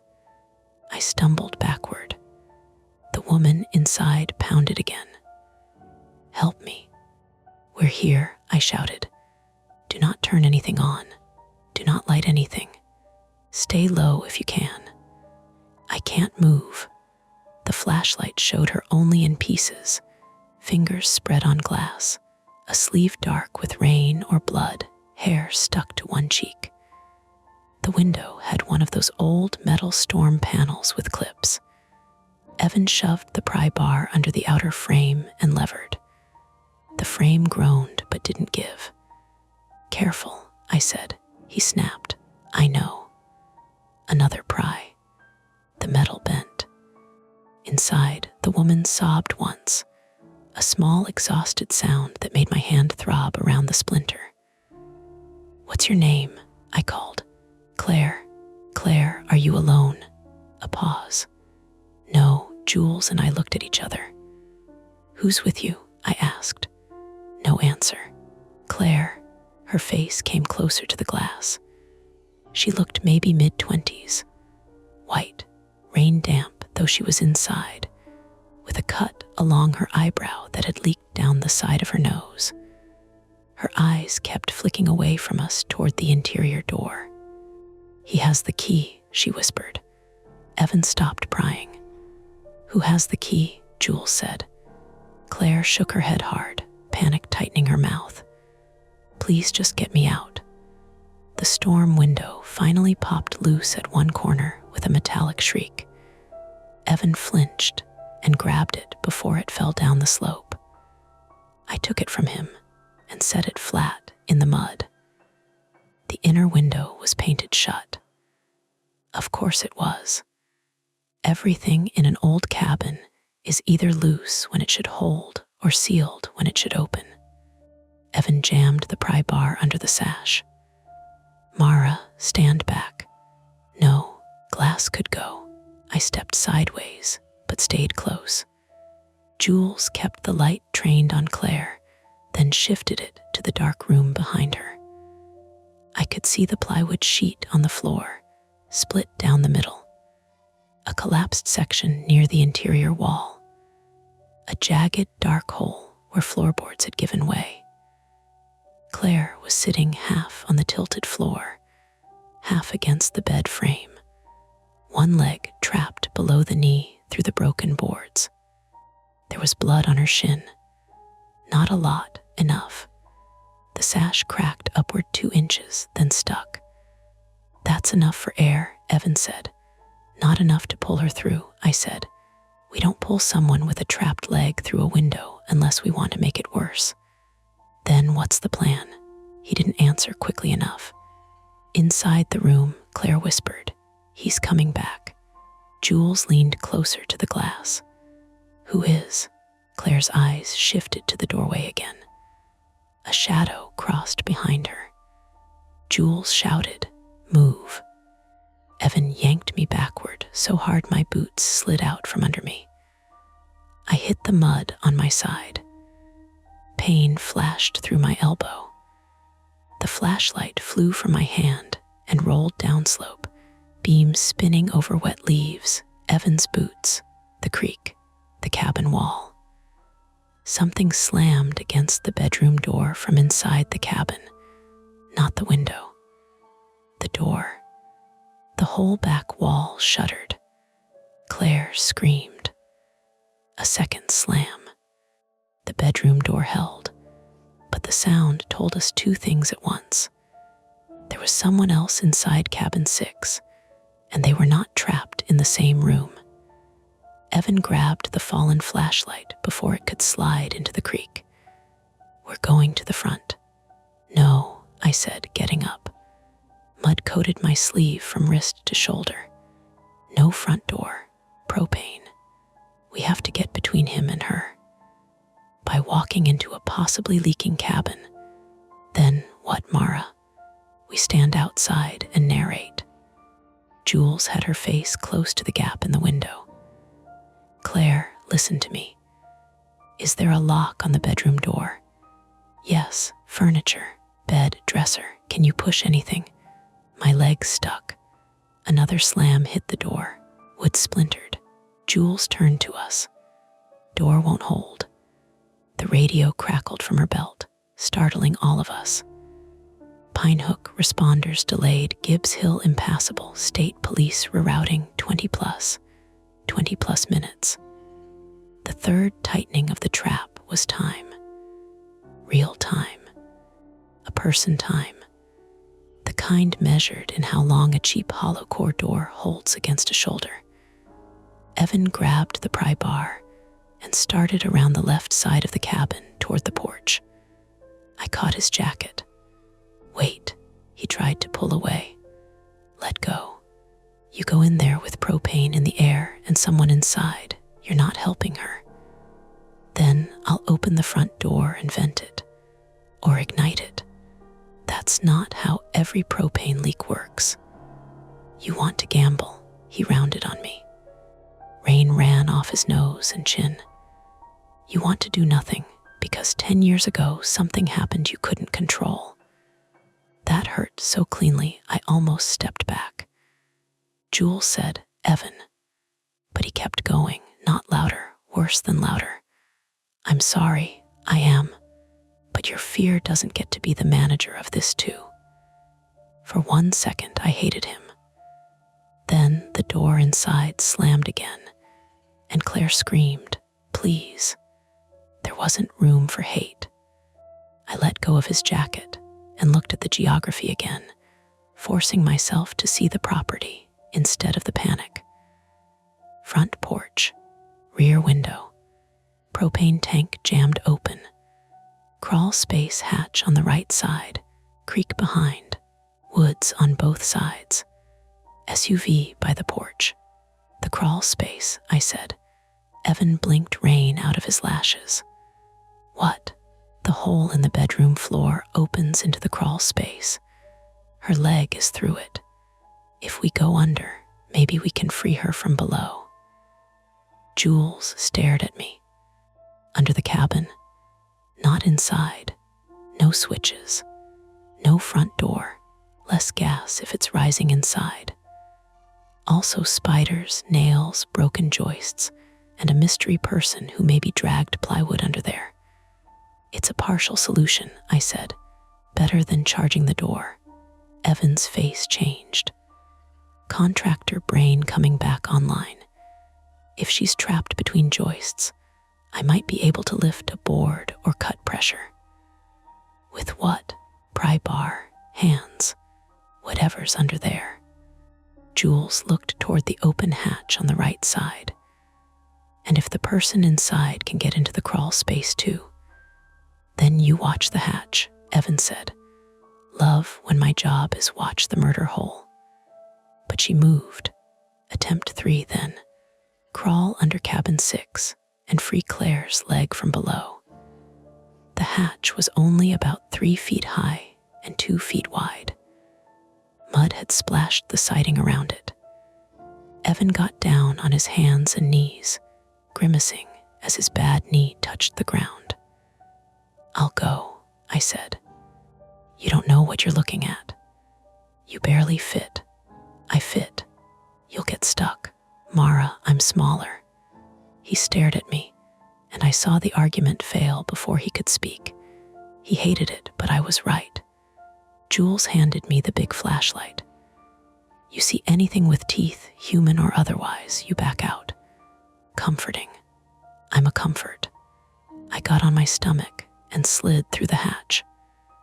The crawl space smelled like wet dirt, mildew, old insulation, and that faint sour propane or septic wrongness. Around was mud over plastic sheeting torn in long strips. I dragged myself forward on my elbows, the flashlight clenched in one hand, pry bar in the other. The clearance was maybe 26 inches. Pipes ran along the left, joists overhead. Nails pointed down in places where repairs had been done badly or cheaply or both. Above me, another slam shook dust into my hair. Claire cried out. I'm under you, I shouted. Claire, I'm under the floor. Don't move unless I tell you. My leg hurts. I know, I'm coming. I followed her voice toward the back bedroom. The crawl space narrowed where the cabin had settled. My shoulder scraped a concrete pier. Something sharp caught my jacket and tore it. I kept moving. My injured palm burned every time it pressed into grit. Behind me, Jules called. I can still see your boots. Great. Then, quieter to Evan. I don't like this. Neither do I, he said.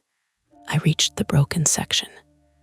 Claire's lower leg hung through the floor between 2 jagged boards, twisted at an angle that made my stomach tighten.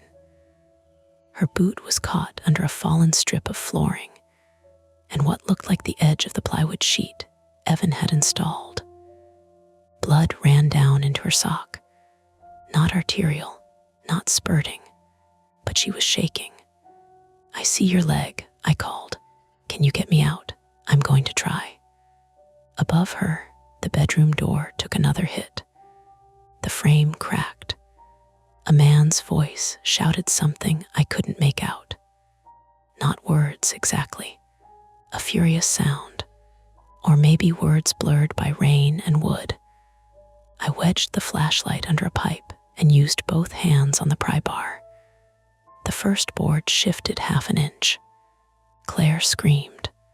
Sorry, stop moving. I didn't, that froze me. If she hadn't moved, something else had. In the beam's edge, deeper in the crawl space toward the interior of the cabin, A boot slid backward into darkness. A human boot. I stopped breathing. The boot did not move again. For 1 second, my mind tried to make it into anything else.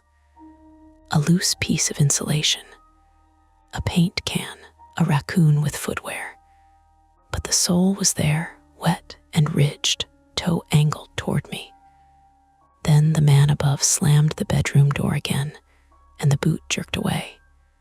He was not just inside the cabin. He could get under it. "Mara," Evan called from the hatch. "Talk to me."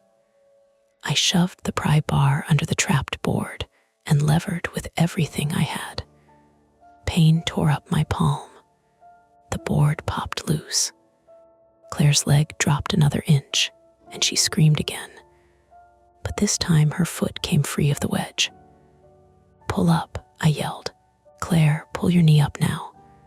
"I can't. Use your hands. Drag it now." Above me, I heard scraping, sobbing, then a thud as she got her leg clear of the hole. The bedroom door split. Light from Jules's flashlight flickered at the hatch behind me. "Mara." Someone just came out the front. Everything narrowed. "Evan," I shouted. "I see him." Evan yelled. Then a crash, a grunt, gravel scattering.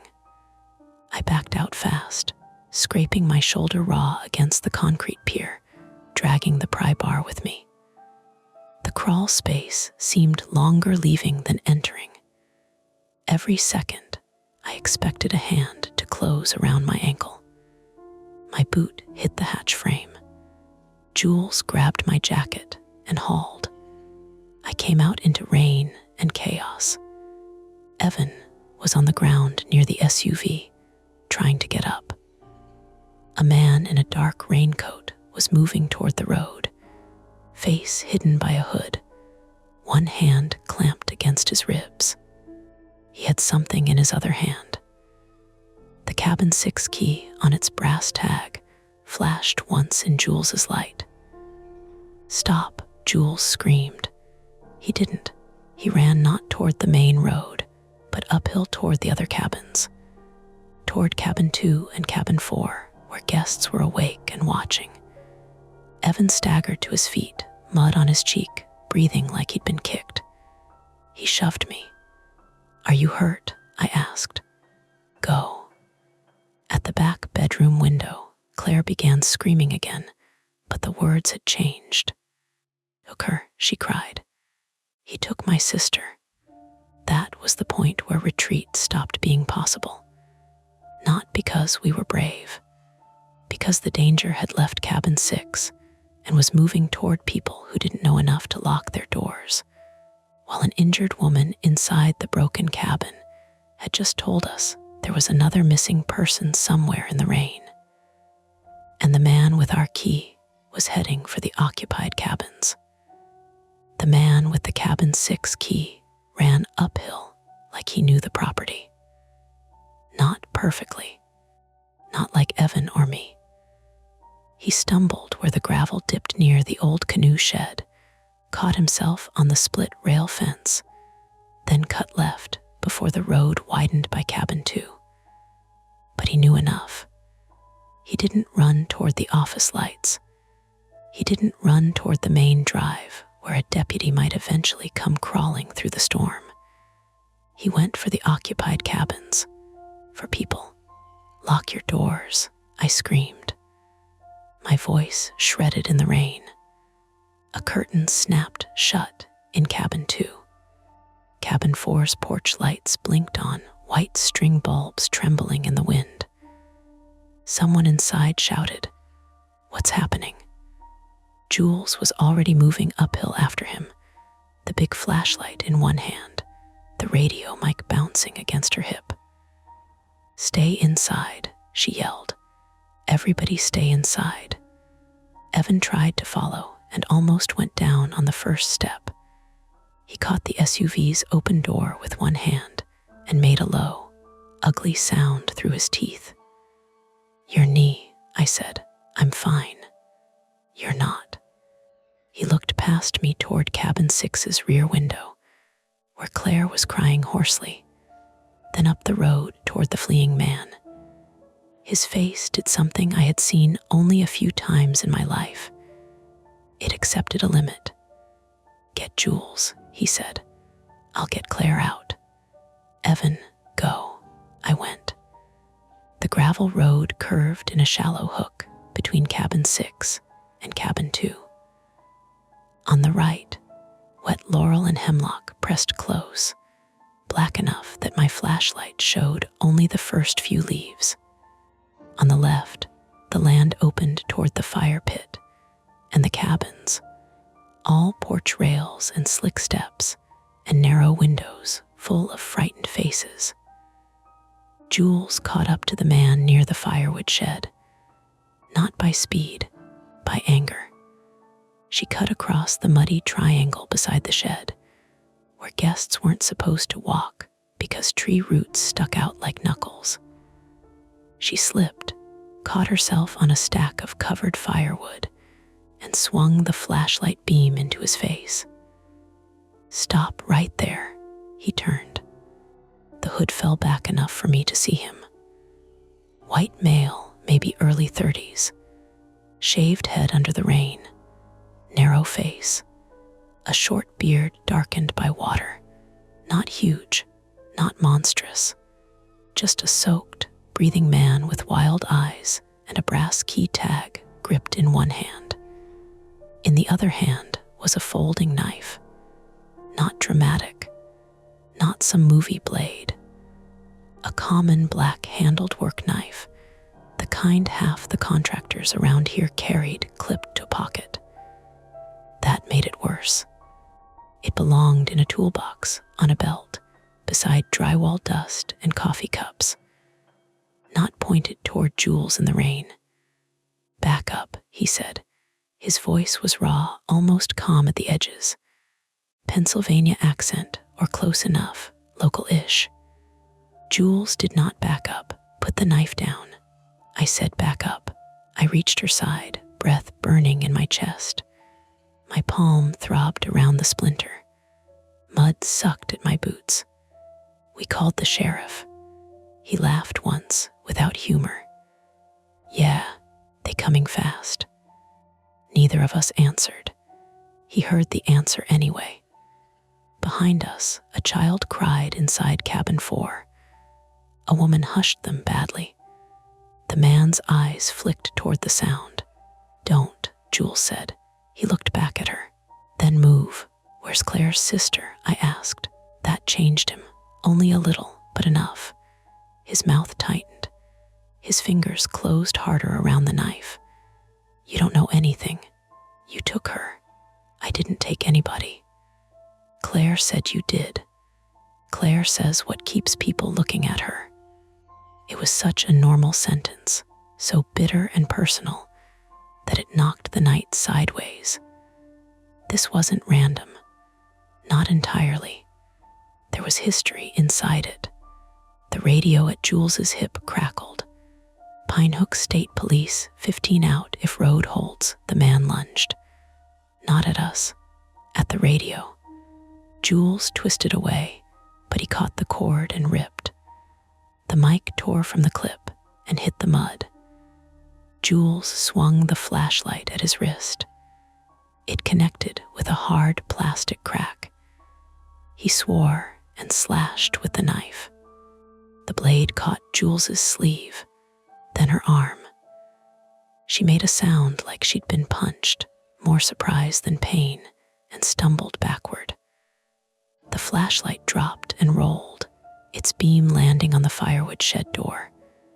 "Jules, I'm okay," she snapped, but she was. Her left forearm opened red through the torn fabric. The man bent for the radio mic. I moved without deciding. I kicked the mic away, hard, sending it skidding under the edge of the woodpile tarp. He grabbed my coat instead.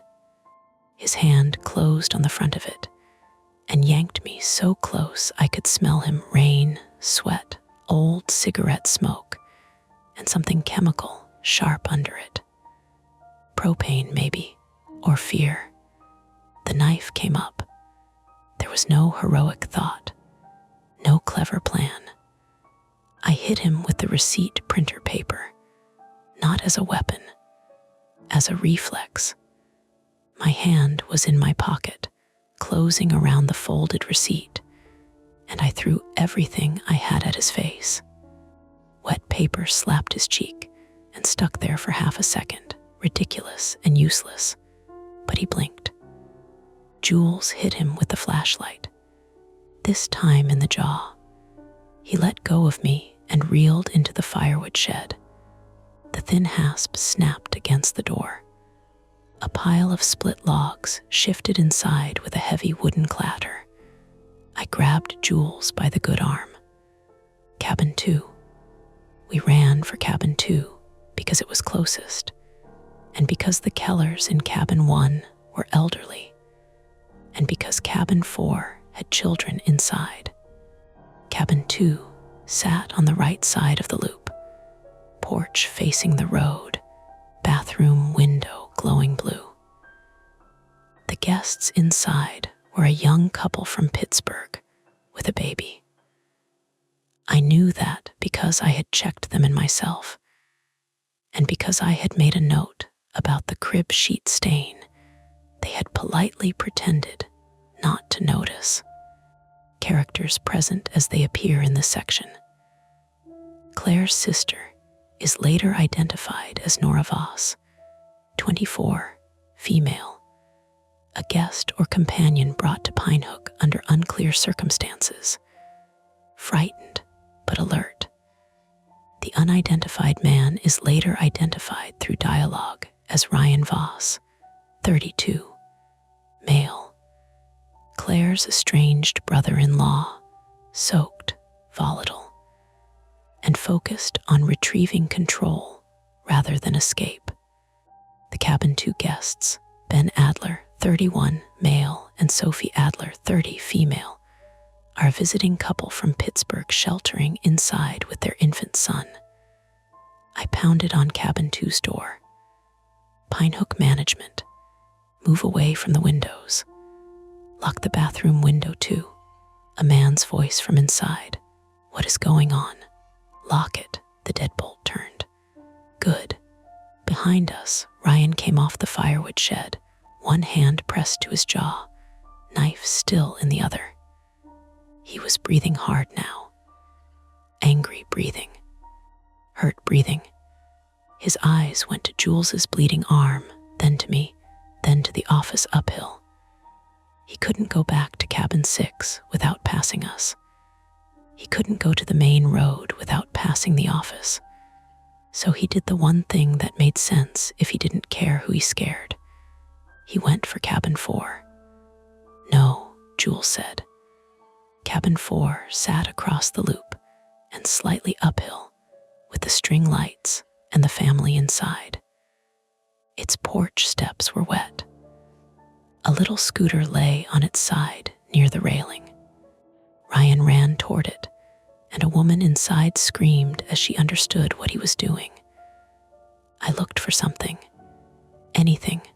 Fire pit, wet chairs, empty cooler, stacked split wood, the fallen branch across the cabin 6 spur behind us. Evan's truck farther down the road. The truck. The keys were in it. Jules, I said, can you drive? Her face was pale in the moving light from cabin 4. Rain washed blood from her forearm in pink lines. With one hand, can you? Yes. Truck. Headlights, horn. Put it between him and cabin 4. She stared at me for a fraction of a second, then ran. I grabbed 3 pieces of firewood from the shed stack. My injured hand screamed. I dropped 1, kept 2, and ran after Ryan. Hey, he had 1 boot on cabin 4's bottom step. Ryan. I didn't know his name yet, not for sure, but I guessed from Claire's voice and the way he reacted to it. It hit him like a hook. He turned. Don't call me that, good. It was his name. You don't want a family in this, I said. You don't know what I want. I know you don't want a dead kid on top of whatever you already did. The words were ugly. I used them anyway. His face flinched. Behind the cabin door, a man shouted, "I have a gun." That was almost certainly not true. Or maybe it was. In rural Pennsylvania, you didn't assume. Ryan assumed enough to step back from the door. Then the Silverado roared to life behind him. Jules swung it around the loop too fast.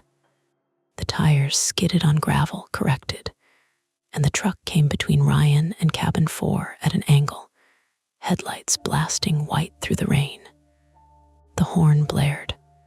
Short bursts this time, Jules leaning on it like punctuation. Ryan threw an arm over his eyes. I threw the first piece of firewood. It hit his shoulder, not his head. He staggered anyway. The second piece missed and slammed into the porch rail. He came at me, fast. I backed up, slipped on the scooter, and hit the ground hard on my hip. Pain burst white down my leg. Ryan was over me before I could crawl. The knife pointed down. Then Evan hit him from the side with the pry bar, not in the skull. Evan wasn't that lucky or that cruel. The bar caught Ryan across the upper arm and shoulder with a heavy metallic thud. The knife flew into the mud. Ryan howled. Evan fell too. His bad knee buckled, and he went down on one hand, face twisting. For a second, all three of us were on the ground in the rain, not fighting like people fight in movies, but scrambling, slipping, clawing for leverage. "Knife," Evan shouted. I saw it near the porch step, black handle half sunk in mud. Ryan saw it too. We both lunged. My hand closed on the blade end. Pain, immediate, clean. I screamed and let go, but I had knocked it farther away. Jules, from the truck window, threw the gear shift into park and stumbled out with a tire iron. "Stay down," she yelled. Ryan did not stay down. He rolled toward Evan, grabbed his jacket collar, and drove a fist into his ribs. Evan grunted, tried to twist, couldn't get his knee under him. Jules swung the tire iron at Ryan's legs. It hit his calf. He cursed and kicked backward, catching her already injured arm. She dropped the tire iron and folded over it. I crawled to the knife again, this time using my sleeve. I kicked it under the truck. Gone. Not gone enough forever, but gone enough for now. Ryan stumbled upright. His right arm hung badly from where the pry bar had struck. Blood ran from his mouth. He looked less like a threat for one breath, then more like one because pain had made him simpler. A shout came from down the road. Help, not Claire, a different woman, from the direction of cabin 6. Ryan froze. Evan, still on the ground, looked toward the dark spur. "Who was that?" the woman shouted again. "I'm here, please," Claire's sister. The whole map of the night rearranged. Not taken uphill. Not already gone. Somewhere between cabin 6 and the creek, or near the SUV, or under the cabin. Alive. Ryan turned toward the voice. "Don't," I said. He started running downhill, not toward escape, toward her. We followed because we had to. Jules grabbed the radio mic from under the tarp as she passed the firewood shed, crying out when her cut arm brushed the wood. Evan used the pry bar like a cane, each step costing him. I held my cut hand against my stomach and ran with blood slicking my fingers. Down past cabin 2, past the canoe shed, over the fallen branch at the spur. Cabin 6 was still dark. The SUV's dome light had gone dimmer. The creek roared behind the cabin, swollen from the storm, brown and fast, and carrying branches. "Where are you?" I shouted. "Here," the voice came from the creek side. We rounded the cabin's left corner, opposite the propane tank. My flashlight beam shook so badly it made the world stutter. Wall, mud, roots, slope, creek. Then I saw her. Nora was halfway down the bank, caught against a leaning birch root above the water. Her wrists were bound in front with gray duct tape. More tape hung from one ankle, torn loose. She wore one shoe. Her face was smeared with mud. She had wedged herself against the root, but every rush of water slapped higher up the bank and pulled at her legs. Ryan slid to a stop above her. "Nora," he said, not soft, not kind, possessive. She made a sound that had no words in it. Jules lifted the flashlight, back away from her. Ryan looked at us, then at Nora, then at the creek. He understood the situation at the same time we did. If he grabbed Nora, he could use her. If she slipped, she could drown. If we rushed him, any of us could go down the bank into the creek. The storm gave us no clean angles. Evan whispered, "Mara, tow strap, truck bed. The truck's uphill. Get it." I ran back around the cabin, past the open crawl space hatch, past the SUV. My lungs burned. My palm and fingers pulsed with every heartbeat. The truck stood near cabin 4, too far, but the tow strap box was in the back seat. I heard shouting behind me. "Ryan, she's my wife." "Nora, I'm not." "Jules, nobody cares right now, Ryan. Step back." Claire screamed from the bedroom window. "Don't let him touch her." The name, the relationships, the pieces clicked into place without solving anything fully. Claire had brought Nora here, or helped her leave him, or hidden her. Ryan had followed. Cabin 6 had been useful because it was closed, dark, isolated, and maybe because he had our key. I yanked open the truck door, grabbed the tow strap, and ran back with the heavy coil banging against my thigh. When I reached the creek side, the situation had worsened. Ryan had one hand around Nora's taped wrists. She was clinging to the root with both hands, sobbing, while he tried to pull her uphill and sideways, away from us. The bank under his boots was breaking apart in clumps. "Let go," Jules shouted. "She's coming with me. She is falling into a flood creek, you idiot." Evan took the tow strap from me. "Loop it around that pine." His voice was thin with pain, but steady. We wrapped one end around the nearest pine trunk. Evan's hands moved fast, muscle memory through exhaustion. He clipped the hook back to the strap. "Mara, on me. Jules, light. Don't let him blindside us." "I can help," Claire called weakly from the window.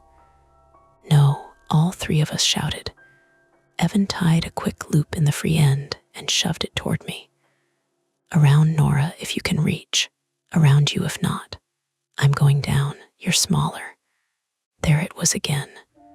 The practical truth nobody liked. I sat on the mud and slid. Cold clay filled the back of my jeans. Roots scraped my calves. The creek sound rose until it was all I could hear. Evan fed the strap behind me, bracing against the pine with his bad leg trembling. "Nora," I called, "I'm Mara. I'm going to put this around you." Her eyes locked onto mine. Blue, huge, fixed in a mud-streaked face. He taped my mouth. He put me in the crawl space. I got out. "Tell me after." Ryan yanked her wrists. She screamed. I swung the strap loop toward her. Missed again. Ryan kicked at me. His boot hit my shoulder. I slid 6 inches, mud moving under my hip. The creek grabbed my left boot and tried to take it. Evan shouted. The strap snapped tight around my waist, stopping me so hard I coughed. Jules came down 2 steps on the bank, reckless with the tire iron in her good hand. Ryan, he looked up. She threw the tire iron. It hit the slope beside him and bounced into his shin. Not much, enough. He shifted weight. The bank gave way. Ryan dropped to one knee. Nora tore one hand free from his grip and lunged toward me. I got the strap around her shoulders. Pull, I screamed. Evan pulled. Jules grabbed the strap behind him with one hand, and her injured forearm pressed uselessly against her body. She pulled anyway, face twisted. Nora came uphill by inches, choking on mud and rain. Ryan grabbed her ankle. Claire screamed from the cabin window, hoarse and furious. Nora kicked. Once, twice. Her bare foot connected with Ryan's broken-looking arm. He let go. The release threw him backward. For 1 second, he windmilled at the edge of the creek, mouth open, eyes shocked, like he had just realized the night did not belong to him. Then the bank collapsed under his boots. He went in. No dramatic splash, just a heavy slap of body into floodwater, then a flash of his pale face, one hand catching at a branch that snapped immediately. The creek took him sideways, fast, into the dark beyond the birches. Jules shouted into the radio, voice cracking. Man in the water. Pinehook Creek behind cabin 6. Adult male swept downstream. Static answered first. Then a voice, clearer than before, but still far away. Copy Pinehook. Do not enter water. Repeat. Do not enter water. Units en route. We lay in the mud, all of us breathing like animals. Nora was halfway across my legs, shaking so violently the strap rattled against its hook. Evan sat with his back against the pine, face gray, both hands pressed to his knee. Jules stood above us with the flashlight lowered, blood dripping from her sleeve onto the leaves. Inside cabin 6, Claire sobbed her sister's name again and again. The conflict ended the way real things end, not cleanly, not with relief arriving all at once, but with the immediate threat swept into darkness, and the rest of us left behind, hurt, soaked, and responsible for everything still broken. Ryan was gone. Nora was alive. Claire was still trapped. The propane valve was still open, and the receipt from cabin 6, plastered in the mud near my boot where it had fallen during the fight, had begun to dissolve in the rain. The words check in complete bleeding into gray. By the time the first deputy reached Pinehook, the storm had already done what it wanted to do. It had knocked down 2 more limbs along the access road, peeled shingles off cabin 3, flooded the low end of the guest lot, and turned the creek behind cabin 6 into a brown, moving wall that swallowed every footprint along the bank. The rain had softened to a steady, miserable fall, less violent, but somehow colder, the kind that got through seams and cuffs and made your bones feel stored in a basement. We were all still outside. That seems impossible now. Sensible people would have gone inside, wrapped themselves in blankets, locked a door, made coffee, found dry socks. But after something like that, ordinary comfort feels like a room you haven't been invited back into yet. We hovered between the truck and cabin 6, bleeding into towels, holding flashlights, listening for Ryan in the creek, even after the radio told us not to enter the water, even after his shouts, if they had ever been shouts and not branches cracking, stopped somewhere downstream. Evan stayed by the pine where we had anchored the tow strap, one hand locked around it, as if Nora might slide away again if he let go. His face was the color of wet paper. Every few breaths, his right knee trembled so badly I could hear the nylon of his rain pants rasp. "Sit down," I told him. "I am sitting. You're leaning. That counts." Jules stood under the eave of cabin 6 with a dish towel wrapped around her forearm. She had refused to sit, refused Nora's blanket, refused to admit the cut was more than a stupid slice, though the towel had turned dark and heavy at the center. She kept the flashlight pointed toward the tree line, then the road, then the crawl space hatch, like the night might try another angle if she stopped watching. Nora Voss sat on the ground with her back against the SUV's rear tire, wrapped in an emergency blanket from Evan's truck. She was 24, white, small, framed in a way that made her look younger until you saw her eyes. Her wrists were rubbed raw where the duct tape had been. She didn't cry much after we got her up the bank. She shook instead, teeth clicking, breath snagging, hands held out in front of her like she didn't know where to put them. "I left him in March," she said once, to no one in particular. Nobody asked her to explain. A few minutes later, she said, "Claire told me not to meet him alone."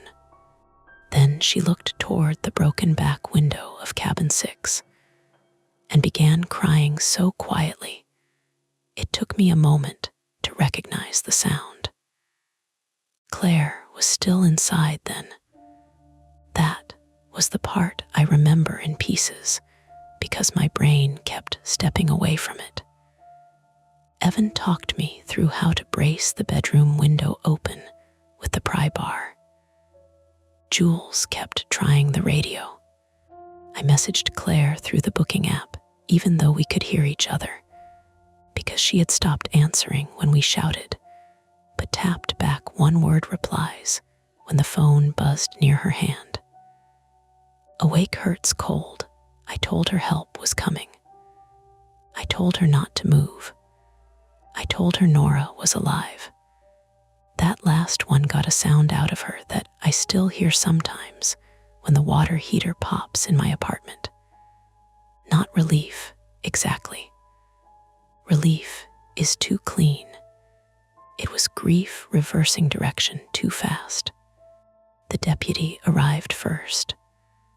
A woman named Deputy Harlan from the county sheriff's office, followed by 2 volunteer firefighters in a brush truck that came crawling down the access road with a chainsaw in the back and mud up to its wheel wells. Characters present as they appear. Deputy Bate Harlan, 42, female, McKean County Sheriff's Deputy. Calm in the practical way of someone used to being first on scenes without enough backup. Tom Reber, 55, male, volunteer fire captain from Kane, broad-shouldered and blunt. Eli Novick, 29, male, volunteer firefighter and EMT, quiet, careful, and visibly disturbed by the condition of cabin 6. Deputy Harlan stepped out, looked at the SUV, the open crawl space hatch, Nora in the blanket, Jules's bloody towel, Evan's knee, my mud-covered clothes, and the dark gap where the bank had given way. "Who has the weapon?" she asked. "Under the truck," I said. She looked at me. I pointed to Evan's Silverado uphill by cabin 4. Different truck, his knife. I kicked it under there. "Anyone else armed?" A guest from cabin 4 shouted from behind a locked door. "I have a firearm." Deputy Harlan closed her eyes for 1 second. "Sir, keep it secured and stay inside." That was how the official part began.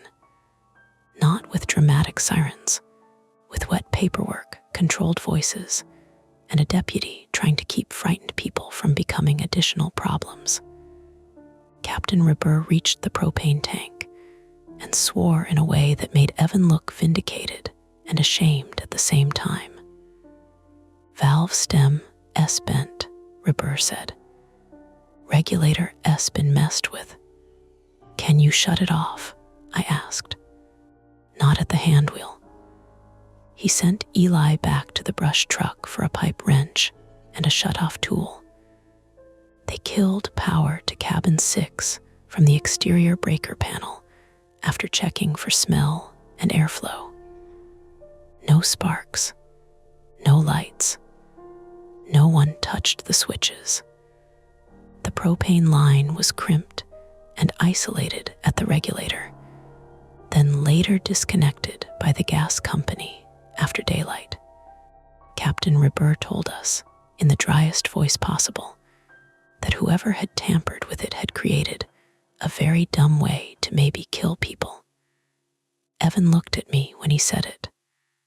I didn't say I told you so. I didn't even think it cleanly. All I felt was tired. Getting Claire out took 40 minutes. Firefighters cut the painted window sash and removed the remaining glass. They stabilized the floor from below with 2 bottle jacks and scrap lumber from Evan's truck. Eli crawled into the same space I had crawled into, and when he came back out, his face had gone still in a way that scared me. "She's lucky," he said. Claire laughed once when he said it. A broken, disbelieving sound. Her lower leg was pinned and cut, but not crushed the way we feared. She had a sprained ankle, deep bruising, lacerations, possible concussion, and hypothermia. When they eased her out through the back window on a board, Nora tried to stand and fell before Deputy Harlan caught her. "I'm here," Nora kept saying. "Claire, I'm here." Claire reached for her with muddy fingers. The sisters touched hands for less than a second before the EMTs separated them again to work. That little contact did something to everyone watching. Even Jules turned her head. Ryan was found just after dawn. Not by us. Not alive. The creek had carried him nearly half a mile downstream and pinned him against a snag where Pinehook Creek narrowed behind an old logging cut. A search team recovered him after the water dropped enough to approach. Deputy Harlan told us because she said hearing it from gossip would be worse. She was right, though the truth didn't feel merciful. His full name was Ryan Voss, 32, Nora's estranged husband. There was a protection order in Ohio, which he had violated before. Nora and Claire had been driving east to stay with a cousin near Scranton when Ryan started calling from unknown numbers. They got turned around in the storm, argued in the SUV on our access road, and pulled in because Claire saw the Pinehook sign and remembered staying there once as a kid. That was how Ryan found them, or at least how he caught up. He had followed from the interstate. He had forced them down to cabin 6 because it sat dark and away from the others. Nora told Deputy Harlan that Ryan already had a cabin key. but she didn't know where he got it. Maybe he found it years ago during some earlier stay. Maybe he stole it from the office that night when I stepped into the supply room. Maybe he had copied it from a maintenance hook during one of the contractor visits. That part never settled into one clean shape. The booking system did, mostly. Ryan had worked front desk software before. Not ours, exactly, but close enough. He used Claire's phone after taking it from her, found the guest Wi-Fi login taped inside the office brochure she had grabbed from the porch rack, and connected near enough to the office for the system to sync when the storm signal flickered. The printer hadn't printed while dead. It had a small internal battery nobody remembered installing after the last service call, enough to finish a queued print when the connection bounced. That explanation satisfied the technician. It did not satisfy me, not because I wanted ghosts, because human explanations are supposed to make you feel better, and this one only proved how many small overlooked things had lined up for him. An unsecured old key, a weak office door latch, a blocked cabin left standing because repairs were expensive, a storm, a printer battery, a damaged propane system, a road washout, 2 women in the wrong place at the wrong hour. No monster needed, just gaps. The police took my statement in the office after sunrise. I sat in my wet jeans with a towel around my shoulders and answered Deputy Harlan's questions while the coffee pot hissed behind us, restarted by someone who thought caffeine could still be useful. The office looked ordinary in daylight and worse for it. Brochure rack, map, guest mints, a muddy smear on the floor where I had stepped in after helping Nora. The printer sat unplugged on the counter. Harlan placed the damp, half-dissolved receipt in an evidence bag. "You kept this?" she asked. "It fell out near the creek." She studied the gray blur where the words had been. "Still worth logging." That phrase lodged in me. Worth logging. As if enough logging could turn chaos back into sequence. Jules got 6 stitches at urgent care in Kane and complained the whole time that the doctor was using fishing line. Evan had a strained ligament, 2 bruised ribs, and a lecture from the ER physician about ignoring pain until pain became paperwork. My hand needed cleaning, glue on one cut, and antibiotics because I had grabbed a muddy knife blade and jammed a pine splinter deep into my palm. "Classic Mara," Evan said from the next curtain over. "What does that mean?" Trying to control the sharp end of things. I wanted to snap back, but his voice was soft. So I said, "Classic Evan. Hitting a violent man with a pry bar while your knee is held together by attitude." He laughed, then winced, then swore. That was our apology for the moment. The guests left by noon.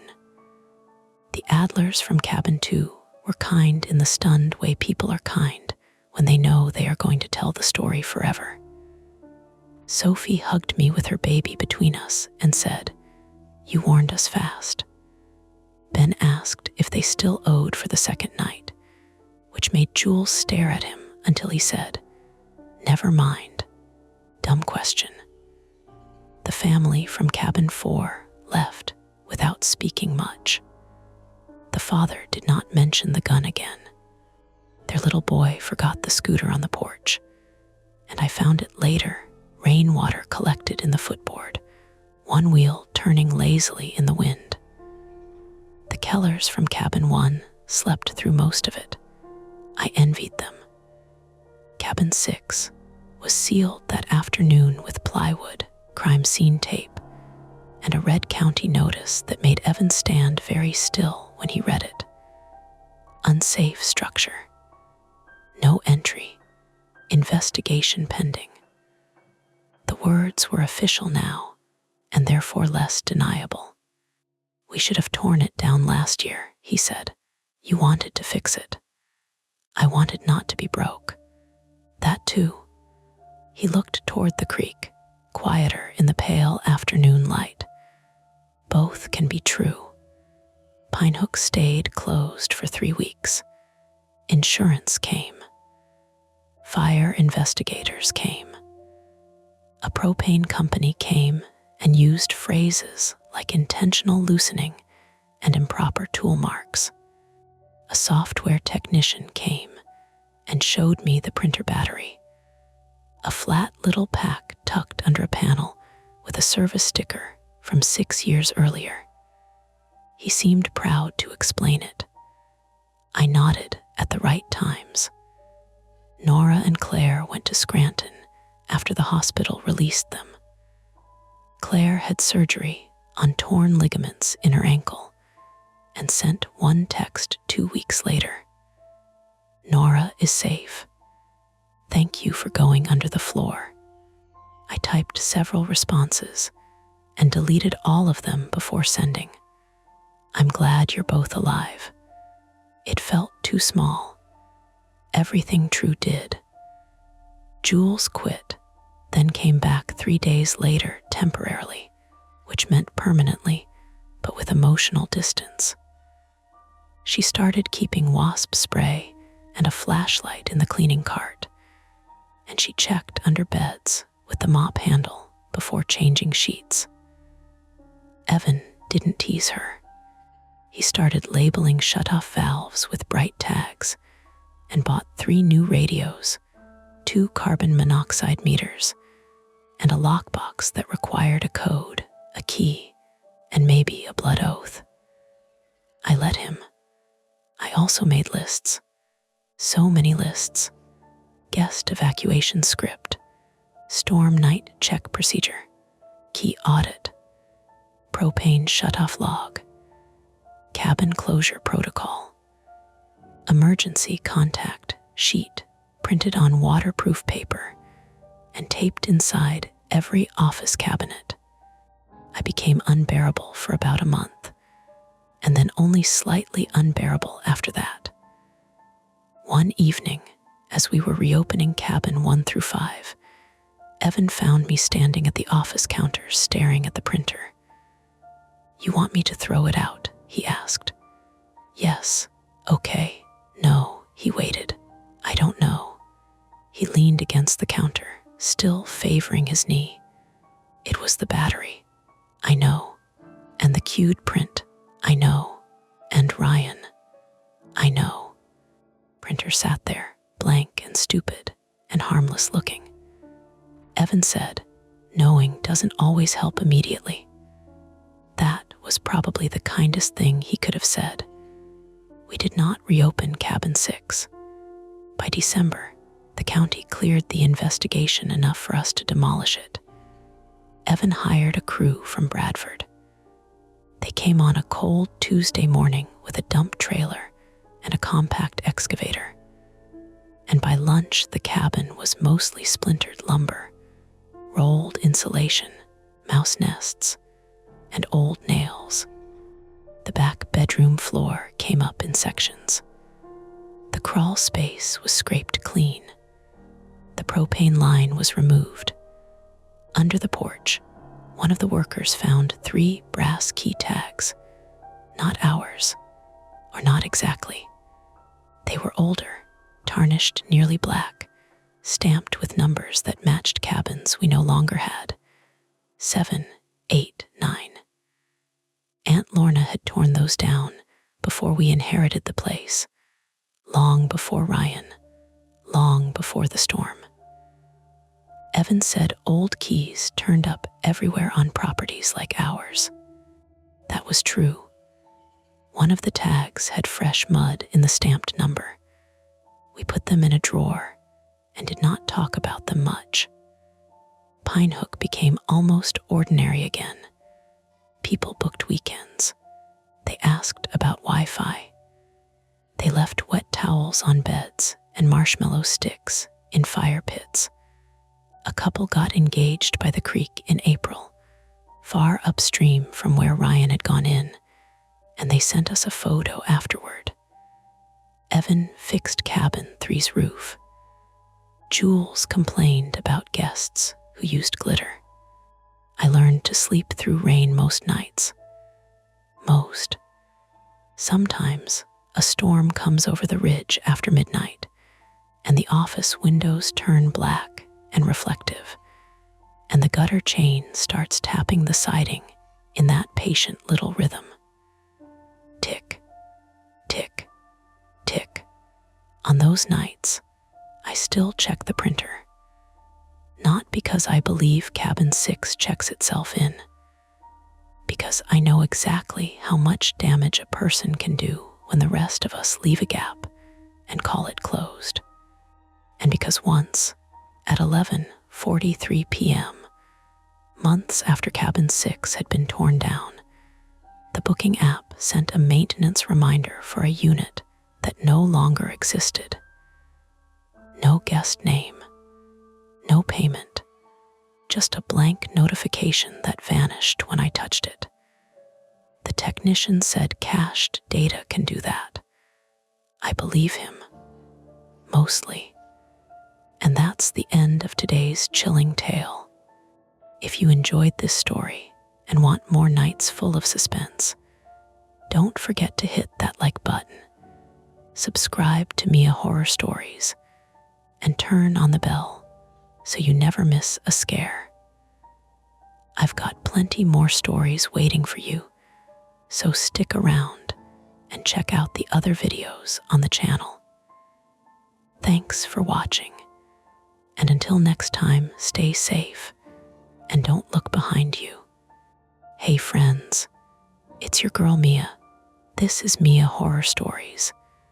And tonight's story, the old well behind our house started calling my brother's name, is told in darkness. The screen will stay black, so you can simply listen, imagine, and feel every moment without distraction. Trust me, the build-up matters, and the ending is where the real chill hides. So don't look away, and don't leave early. The first time I heard the well say my brother's name, I was standing barefoot in the kitchen with a bag of frozen peas pressed to my wrist, watching the microwave count down from 12 seconds. It wasn't a voice exactly. Not at first. It was more like the house had shifted its weight and pushed air through a crack somewhere. A long, damp breath from outside. Then came the scrape of the screen door in the mudroom, though nobody was near it. And under that scrape was a sound that lined itself up into 2 soft syllables. Eli. The microwave beeped. The dog started barking at the back wall. I'm Mara Whitcomb, 26, female, and at that point, I had been back in western Pennsylvania for 11 days, sleeping in my old room under a slanted ceiling that still had glow in the dark stars stuck above the bed. I'd come home from Pittsburgh after losing my job at a dental billing office, which sounds minor until you are the sort of person who uses work to avoid thinking about everything else. My plan was to stay with Mom for 3 weeks, help get the property ready for sale, and pretend I wasn't quietly terrified that I had nothing to go back to. The house sat outside Somerset, Pennsylvania, not far from where the hills start looking folded and bruised under low clouds. It had belonged to my grandparents before it belonged to Mom, and everything about it seemed designed to hold moisture. The stone foundation, The low cellar, the moss-black retaining wall, the back field that sloped toward a line of maples, and an old capped well nobody used anymore. In July, the place smelled like cut grass, iron water, wet leaves, and the faint mousy odor that came from the barn, no matter how much bleach Mom poured around.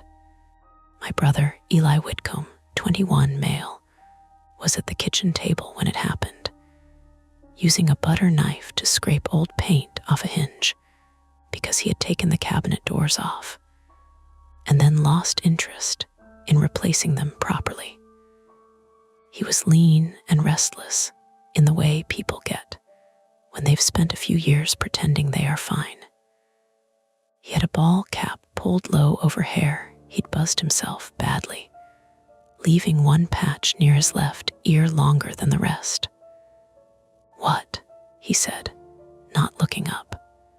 I lowered the bag of peas. "Did you say something?" "No, you sure?" That made him glance at me. Pretty sure I'd remember.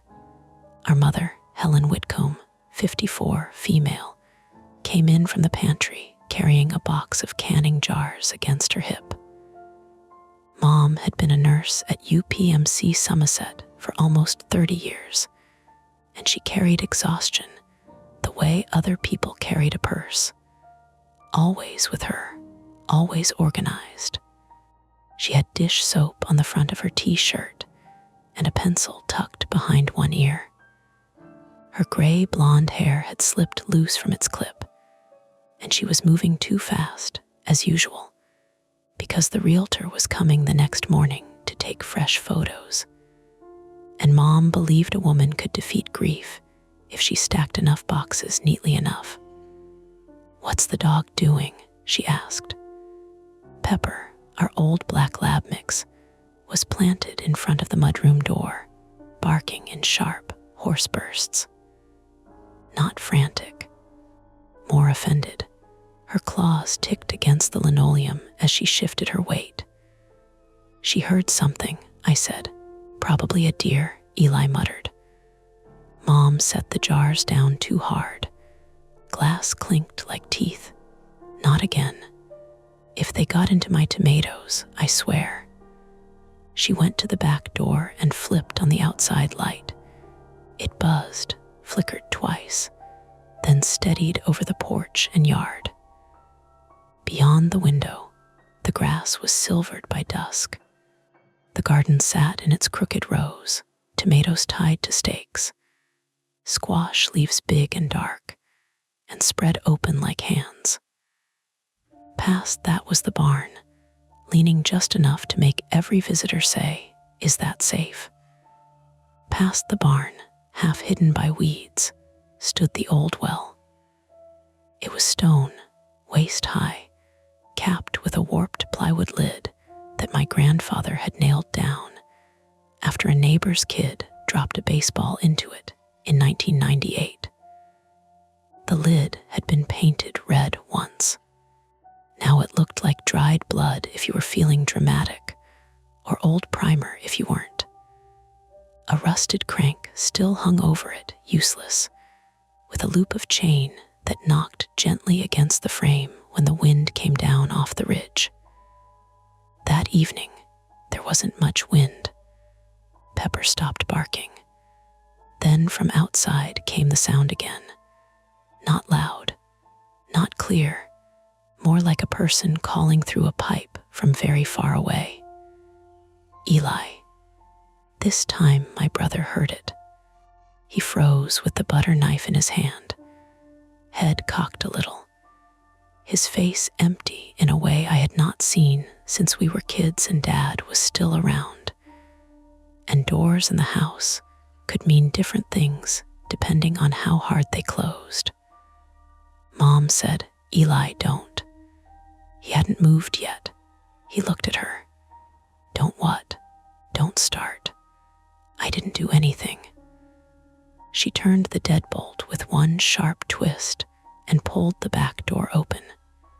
Damp evening air slid into the kitchen, carrying the smell of mud and cut stems and something mineral, like a handful of pennies rubbed between wet palms.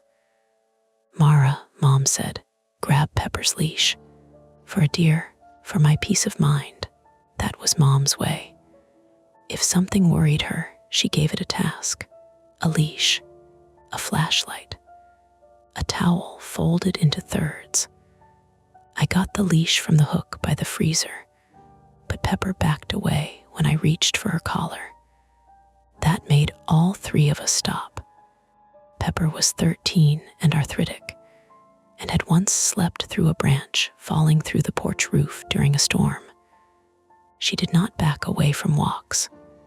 She lived for them, even if she got tired at the mailbox and had to be coaxed home like an old drunk. "Come on, girl," I said softly. Her ears were pinned, her nose pointed toward the yard. Eli pushed back from the table. The chair legs scraped the floor. Mom said his name again, quieter this time.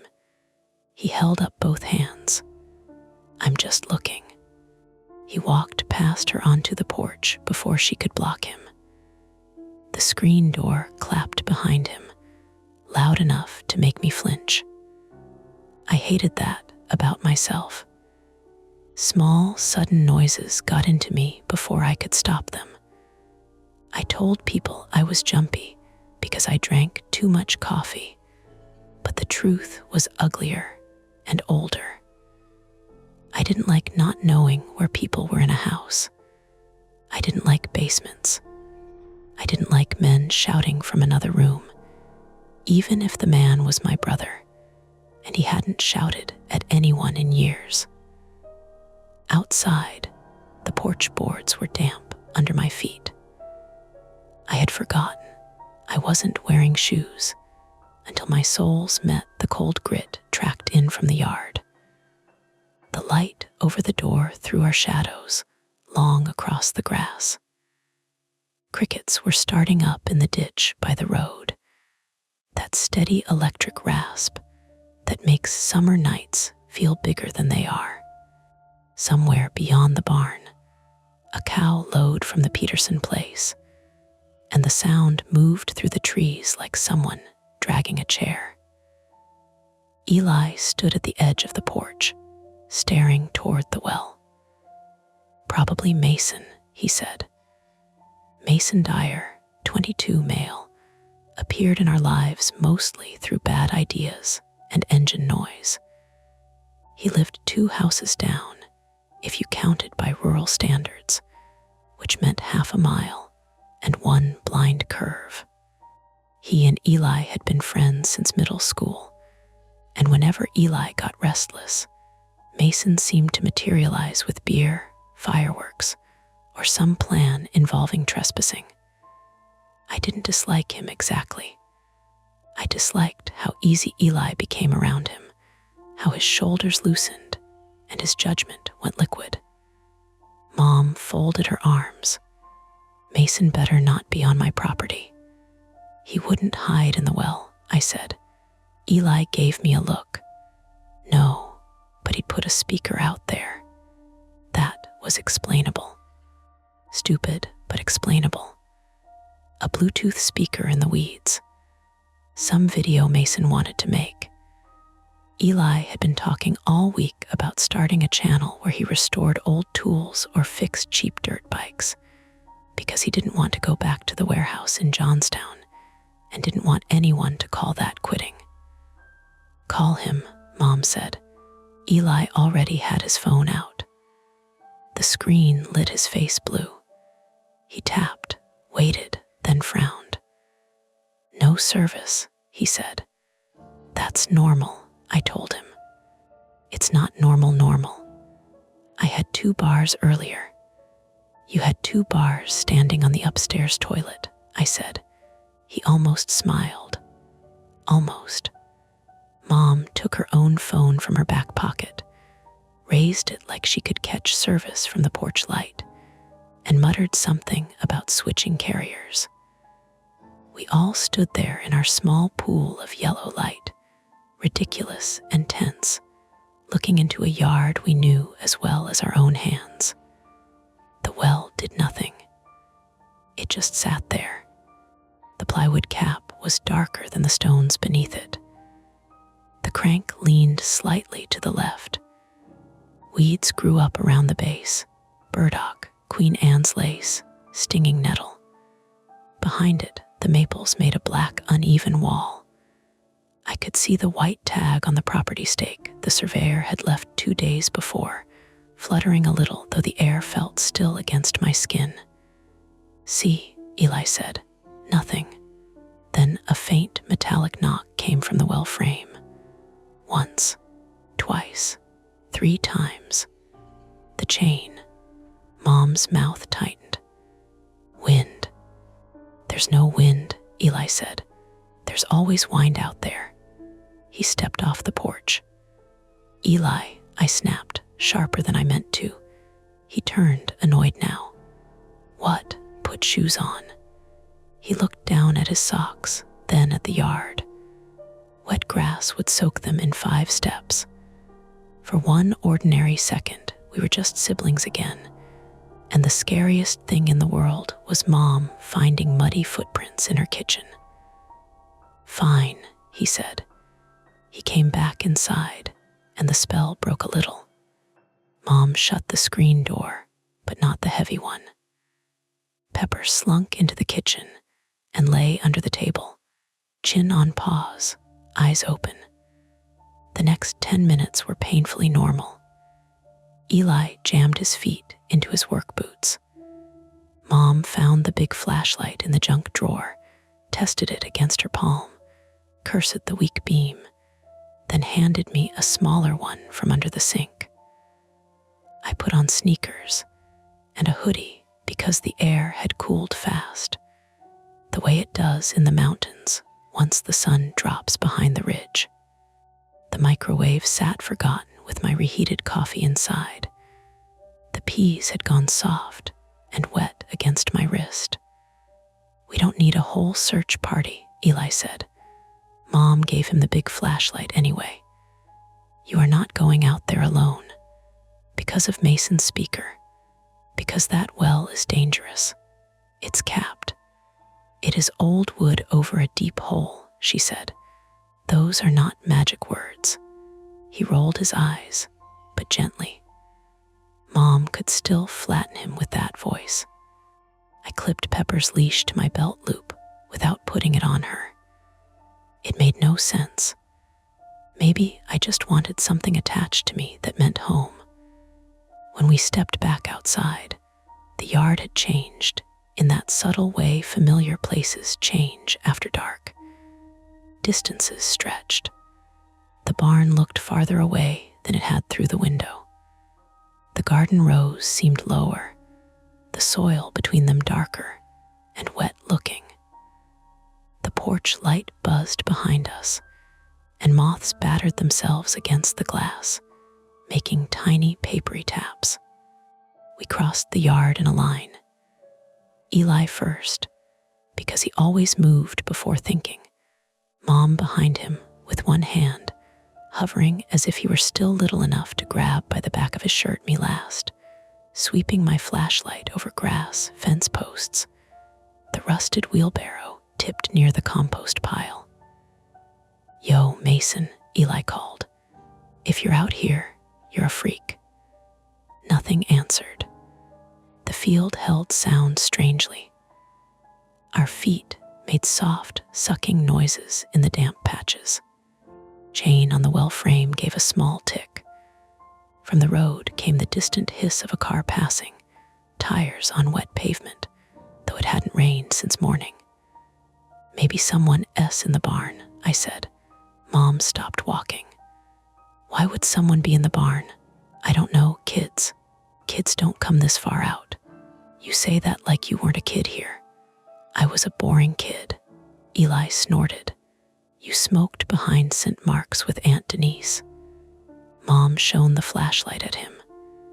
"Your aunt has a big mouth." That little exchange should have loosened everything. It almost did. Eli grinned, and for a second I saw him at 10 years old, dirt on his knees, daring me to jump from the hayloft into a pile of loose straw. Back then, I was the careful one, and he was the one who counted down from 3 and jumped at 2. That had not changed much. It had only gotten more expensive. We reached the garden fence. The well stood another 30 yards beyond it, near the old apple tree that had split during an ice storm and kept living out of spite. The air felt cooler there. Not supernatural cool, just low ground, shade, water under the soil. A mosquito whined near my ear, and I slapped at it too hard. Eli lifted the flashlight toward the well. The beam caught the stones first, gray, pitted, slick, with moss in the seams. Then the plywood cap. The cap was not where it should have been. It still covered most of the opening, but one corner had lifted, maybe 2 inches, enough to make a black wedge beneath it.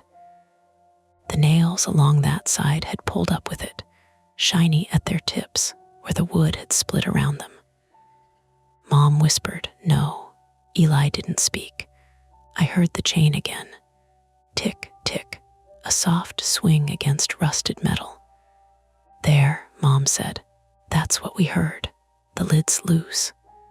"Could have been an animal," Eli said, but he sounded less certain now. "A raccoon couldn't pry nails. A bear could. We don't have bears in the yard." "We have bears everywhere," he said. "It's Pennsylvania." He was right, technically. Black bears came down into neighborhoods sometimes, tipped trash cans, tore apart bird feeders, scared people into posting blurry photos online. But I didn't see tracks in the mud around the well. I didn't see torn grass or splintered scratches. I saw one raised corner of old plywood and the dark beneath it. The smell was stronger now. Damp stone, rust, rotting apples in the grass, and something else from the well, a cold cellar smell, trapped water and old leaves. Mom moved first. "We're going back." Eli turned on her. "We came all the way out here, and now we saw the lid is loose, so we fix it. We fix it tomorrow in daylight. It'll take 5 minutes." Mom's flashlight beam wobbled across his boots, the grass, the well stones. No. There was a lot packed into that one word, no, because she was tired. No, because she had spent the last year fighting with insurance, lawyers, roofers, Dad's old debts, and a house that seemed determined to shed pieces of itself every time she rested. No, because she had already lost too much control and could not stand to watch her son lean over a hole in the ground for the sake of proving he wasn't scared. Eli heard all of that and rejected it because he was 21. "Mara," he said, "back me up." I hated being put between them. It was the oldest place in the house, older than the wallpaper, older than the sagging porch. When Dad drank, Mom got practical, Eli got loud, and I became the hallway between rooms, carrying messages neither side wanted to hear. Even now, with Dad 3 states away and mostly reduced to awkward holiday texts, my body remembered where to stand. I shone my flashlight at the well cap. We don't know how stable it is. It's plywood. It's old plywood. I'm not climbing in. Nobody said you were. He looked at me then, really looked, and his annoyance softened into something worse. Pity. "Mar, it's a board." I wanted to tell him that boards broke. Porch steps rotted from the inside. Ladders shifted. People fell into stupid places because they were embarrassed to admit they were scared. Instead, I said, "Then it can wait until morning." The yard went still around us. Then from beneath the lifted corner of the cap came a sound so small I might have missed it if we had been talking. A buzz. Not an insect. Not quite. Eli stepped closer. "What is that?" Mom grabbed his sleeve. "No," he pulled free, not hard, but enough. "Listen." The buzz came again, weak and intermittent. A familiar pattern, 1 second on, 1 second off. A phone vibrating against wood or stone. My mouth went dry in a very ordinary way. "Is that yours?" I asked. Eli patted his pockets. "No, mine's here." Mom checked hers. "I have mine." The buzzing stopped. We stood there with our flashlights pointed at the raised cap, 3 pale cones shaking slightly in the damp dark. Then a voice came from the well, muffled and distorted, close enough now that it could not be mistaken for wind. Eli, not drawn out like before, not eerie, human, young, frightened, or pretending to be. Eli took 1 step forward. Mom said, "We are calling 911. "No service," he said. "We'll use the landline. Mason might be down there." "Mason might be messing with you," I said, but even as I said it, I remembered the vibrating phone, the pulled nails, the way Pepper had backed away from her own collar. Eli looked from me to Mom, then to the well. His face had gone tight, stubbornness and worry fighting for space. "If he's hurt, I'm not walking back to the house and waiting," he said. "If you touch that lid," Mom said, "I will drag you by your ear." He almost laughed, but the sound didn't make it out. The voice came again, thinner this time. "Eli, please." The 3 of us stood in the wet grass, the house glowing behind us, the old well open just enough to breathe. We had 2 choices that both felt wrong. Go back inside and call for help, leaving whoever or whatever was under that lid in the dark, or move closer and risk turning 1 bad decision into several. Eli reached for the edge of the plywood. Mom reached for him, and I, useless with a flashlight in 1 hand and Pepper's leash clipped to my belt, had half a second to decide who I was going to stop. I stopped Mom, not Eli. That's the part I keep replaying, because it makes no sense until you understand how fast it happened. Eli had 1 hand on the lifted corner of the plywood, fingers tucked under the splintered edge. Mom lunged for him, and I caught her arm because I thought she would shove him off balance. 1 bad pull, 1 slick patch of grass, 1 foot against the loose stones. "Don't grab him," I said. Mom whipped around at me. "Then make him stop." "I'm right here," Eli snapped. "Both of you quit talking like I'm a toddler." The voice under the cap made a wet little sound, not a word this time. A scrape. Then the buzzing started again, weak and trapped, vibrating through the old wood. Eli crouched lower. "Hey," he called, aiming his flashlight through the black wedge. "Who's down there?" The beam didn't go far. It hit the inside curve of stone, slid over moss, and disappeared into a dark that seemed too thick for the distance. The old well was deeper than I remembered, or maybe I had never really known. As kids, we were told not to play near it, and that was that. In a child's mind, danger becomes a flat thing, a warning. You don't picture the actual drop. The reply came faintly. "Help," Mom's breath caught. "Mara, house, now. Call 911. That was the right move. I knew it. I also knew the landline was in the kitchen. The cordless handset was always half dead because Eli never put it back on the cradle. And even if it worked, we were 15 minutes from the nearest responding unit on a good night. Longer if they came from Somerset. Longer if they had to send rescue equipment. Longer if the dispatcher decided we were reporting a prank, a trespasser, a maybe person in an abandoned well behind a rural house with spotty cell service. Eli, back away, I said. We need to call. He didn't move. What's your name? The voice said something that might have been mace, or might have been air scraping through a pipe. Eli's face changed. Mason, he said. Mom shut her eyes for half a second, and when she opened them, she was all nurse. Not mother, not tired woman with a realtor coming in the morning, nurse. Do not move the lid more than it already is, she said. If he's injured, you can drop debris on him. But if he's under it, you don't know where he is. You don't know how wide the shaft is. You don't know if the cap is bearing weight on anything. Eli looked furious because she was making sense.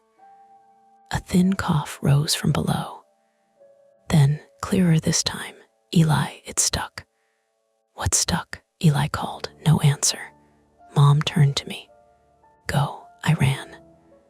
The yard seemed longer going back, my sneakers slick in the grass, my flashlight beam jumping over weeds and fence wire, and the dark shapes of tomato cages. Behind me, Eli called Mason's name again. Mom said something sharp.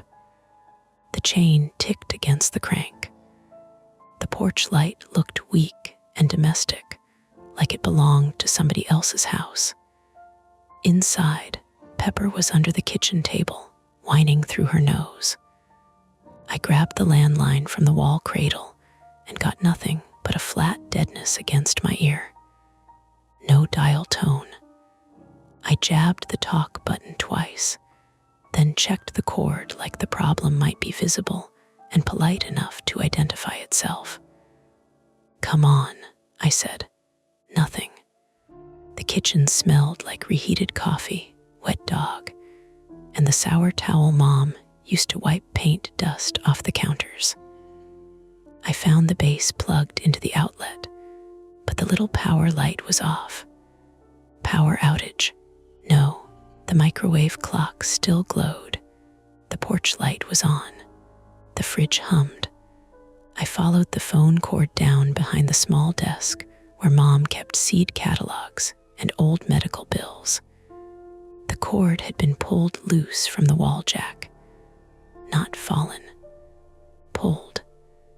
The plastic clip was snapped off. For a few seconds, I just stared at it. My mind offered me several reasonable explanations in a hurry. We had been moving furniture. Eli had dragged boxes through here. Pepper could have hooked it somehow. Old plastic breaks. Things happen. Then the house gave a soft creak above me. I looked up. Mom, I called before I remembered she was outside. No answer. Pepper stopped whining. That scared me more than the creak. The dog's silence felt attentive. I took my phone out. One bar appeared, vanished, came back as a hollow triangle. I tried 911 anyway. The call failed before it rang. I moved to the window over the sink and held the phone up high, angling it toward the road. Nothing. I tried near the back door. Nothing. In the mudroom, beside the breaker panel, my phone briefly showed SOS, then dropped again. Outside, Eli shouted, Mara. I shoved the broken phone cord into my hoodie pocket without knowing why and ran back. Mom and Eli were both at the well now. Too close. Mom had one hand on Eli's shoulder and the other holding the flashlight beam steady into the gap. Eli was on his knees in the wet grass, leaning but not touching the lid. What? He called. Landline's dead, I said, breathless. Cords broken, pulled out. Mom looked over at me, and the fear that crossed her face was small but unmistakable. She hid it quickly. Cell. No. Eli pointed toward the road. Truck. Mom said, keys are in my purse. Your purse is inside, I said. Then get it. I looked back at the house. Every lit window showed only a reflection of the porch light and yard behind me. It was ridiculous to be afraid of going inside when there was someone possibly dying under the ground. But fear doesn't rank itself by logic. My body had already decided the house was wrong now. The dead landline had changed it from home into a container. I'll go, Eli said, starting to stand. Mom shoved him down by the shoulder. No, you stay where I can see you. I'm not 5. No, you're acting 4. Mom, Mara, she said, without looking away from him. So I went again. I did not run this time. I made myself walk because running felt like admitting something. The porch boards creaked under me. Inside, Pepper was no longer under the table. She stood in the narrow hallway that led toward the front room, hackles raised, staring at the cellar door. The cellar door was closed. I knew it had been closed earlier. It was always closed because Mom hated the damp smell coming up. Still, Pepper stood there with her head low, lips twitching. No, I whispered. Nope. I found Mom's purse on the chair by the pantry, dug through receipts, gum wrappers, a pill bottle, and 3 pens before my hand closed around the truck keys. Something bumped below the floorboards. Not loud. A dull shift. Wood answering weight. I stopped breathing. The cellar in that house ran under the kitchen and part of the mudroom. Low ceiling. Stone walls. Old furnace. Shelves of canned peaches and paint cans and things nobody wanted to throw away because they might become useful in a future that never came. It also had an outside bulkhead door around the side of the house, rusted but usable. Dad used to come in that way when he didn't want Mom to hear him. The bump came again. Pepper growled. I backed toward the door with the keys in my fist, and that was when the kitchen light flickered. Once, then steady. I left the purse open on the chair and went outside so fast the screen door slammed against the siding. Mom turned. Keys. I held them up. Eli was saying, Mason, stay with me, okay? Just keep talking. From the well, can't what? A wet inhale. Can't move. Mom crouched despite herself. Are you injured? Can you tell us where you're hurt? The voice below did not answer her. Mason, Eli said, answer my mom. A pause. Then, very softly, not Mason. Eli went still. His hand tightened around the flashlight. I said, who are you? The well answered with a small, pained laugh that broke into coughing. It sounded young, male maybe, but distortion does strange things in stone shafts. Everything came up warped, thinned, damp. Phone, the voice said. Dropped, please. Your phone, Mom asked. Please, we need your name. A scraping sound rose from below, followed by a loose scatter of pebbles. Something hit water far down with a delicate plink. Mom stood. Nobody touches that lid. We get to the road, call emergency services from the Petersons, or drive until we have service. Eli stared at the gap. We can't leave him. We are not leaving him. We are getting help. That takes time. Opening it without equipment could kill him, or the lid could shift and kill him while we're gone. Mom looked like she might slap him, not out of cruelty, out of panic, wearing a familiar face. I stepped between them.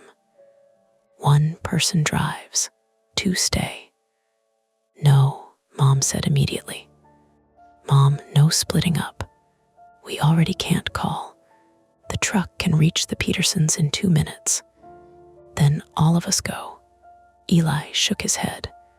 I'm not leaving. The voice beneath the cap whispered, Eli, not help, not please. Just his name again, like whoever was down there knew exactly which string to pull. Eli leaned toward it. Why do you know my name? I asked loudly. No answer. Mom looked at me then, and I saw she had the same thought. If it wasn't Mason, if it wasn't someone Eli knew, then how did he know Eli's name? We had shouted it, yes. Mom had said it. I had said it. But the first call had come before any of that, from the kitchen, before we came outside. A practical explanation existed. Someone had been close enough to hear us before. Someone had watched the house. Someone had known my brother. That was worse than a ghost. Mom took the keys from me. Truck. Now. We moved as a clump toward the driveway, except Eli kept looking back over his shoulder, and every look slowed him. The truck was parked beside the barn, an old blue Ford with rust freckles around the wheel wells, and a tailgate that took 2 hands to open. Mom unlocked it with the fob. The lights flashed once. The well voice called again, not loud, but desperate. Don't leave. Eli stopped dead. Mom grabbed his wrist. Move. What if he dies? What if you do? She snapped. That landed. Eli's face went blank, then angry, then wounded. He pulled his wrist free but kept walking. We reached the truck. Mom climbed into the driver's seat, shoved the key in, and turned it. The engine clicked. Nothing. She tried again. Click, click, click. No, she said. Eli yanked open the hood release and jumped out. I followed with the flashlight. The hood groaned up. Battery corrosion feathered pale blue around one terminal, but the cables were attached. Try it, Eli called. Mom turned the key. Click, click, click. Battery, Eli said. It started yesterday. Yeah, well, it's not yesterday. I swept the flashlight over the engine bay, not knowing enough to be useful. A faint chemical smell hung near the battery. Bitter, metallic. Eli leaned in, jaw tight. Then he said, wait. He reached down beside the battery tray and lifted something between 2 fingers. A short black cable end, cut clean. For a second, none of us spoke. Mom got out of the truck slowly. What is that? Negative cable, Eli said. Snap, he looked at her. Not like this. The night seemed to press closer around the truck. The barn behind us creaked. Crickets kept going because crickets don't care when your life tilts under you. I turned my flashlight toward the house. The porch light was still on. The kitchen window glowed. Beyond the house, the road lay dark between the trees. We walked to the Petersons, Mom said. Eli shut the hood. That's half a mile. Then we walk fast. With someone in the well, Eli. No, listen. Phone line cut. Truck disabled. Somebody's here. Mom's mouth closed. He pointed toward the well, his hand shaking now with more than anger. That guy down there, whoever he is, maybe he's bait. Maybe he's not. But if somebody cut the truck, they don't want us leaving. I hated how reasonable that sounded. A sound came from the barn, a small knock, then another. Not the chain this time. Wood against wood. We all turned. The barn doors were shut, but the right one had never latched properly. It moved sometimes in weather. It could knock in wind.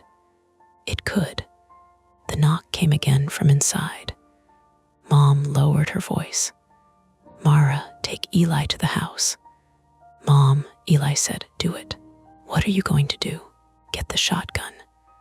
That stunned all of us a little, including her. Granddad's old 12 gauge was in the hall closet, locked through the action because Mom hated guns, but hated being helpless more.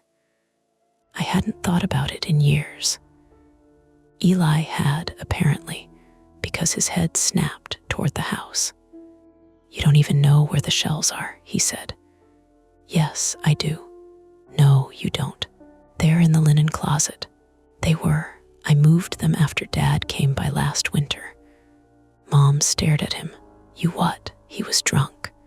"He was in my house." Eli looked away. The well voice called again, ragged now. "Eli." It rolled across the yard and hit my brother like a hand on the chest. He turned toward it automatically. That was the flaw in him, not stupidity, not even recklessness, not exactly. Eli needed to be needed. He would walk into danger if danger used the right voice and made him feel like the only person who could help. He had been that way since Dad left, since Mom worked doubles, since I escaped to Pittsburgh and called it growing up. He became the man of the house before he understood that houses eat boys who try to hold them up. "Eli," I said, quieter, "look at me." He did, barely. "This is wrong." "I know." "No, I mean all of it. The phone, the truck, the voice knowing your name."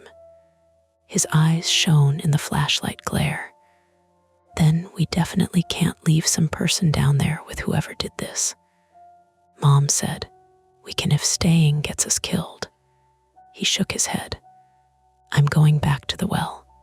"No, I'm not opening it. I'm going to talk to him. Keep him awake. You two go get the gun, find the shells, whatever." "We are not splitting up," Mom said again, but her voice had less force now because the choices were thinning. "Walk to the Petersons in the dark with someone possibly watching. Go inside a house where the phone line had been cut and something had bumped in the cellar. Stay in the open by a well with a stranger beneath it." None of them felt like safety. They were only different shapes of risk. The barn door knocked again. This time it opened an inch. Maybe wind had found it.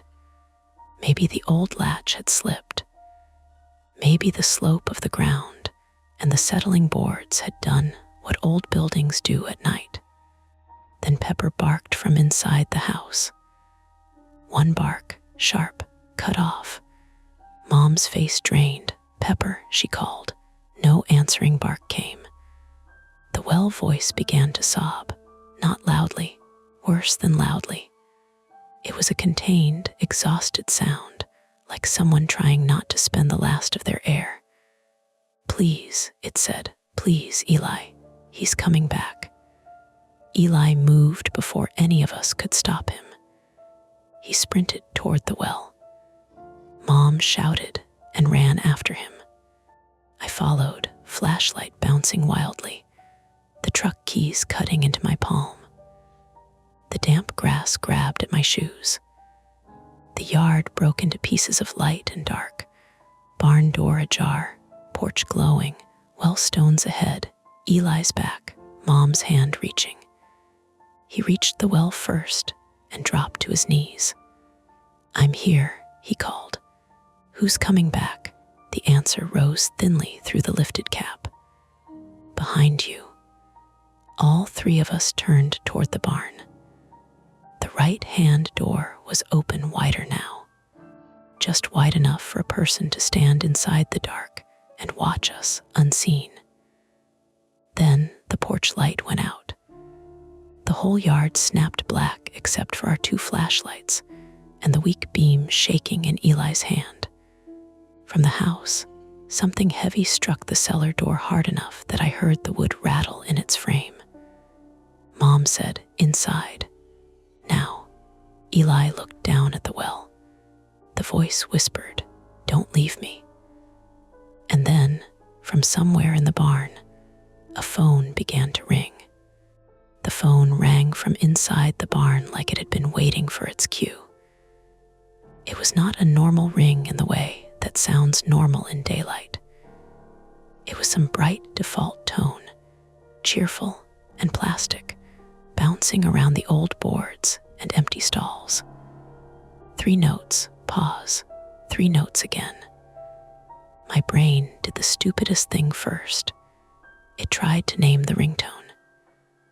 Eli stayed on his knees by the well, one hand braced against the damp stones. Mom had her flashlight trained on the barn door. Mine kept slipping because my wrist had started to ache where I'd burned it earlier. That small kitchen injury now pulsing under the skin like a reminder from another life. Nobody moved.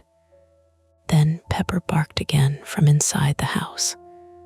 One sharp, panicked sound. Mom said, "We go inside. We get the gun. We get Pepper. Then we leave through the front and walk to the Petersons." Eli twisted toward the well. He said not to leave. He also said someone was behind us, Mom snapped. That may have been to keep us looking away. The voice under the cap had gone quiet.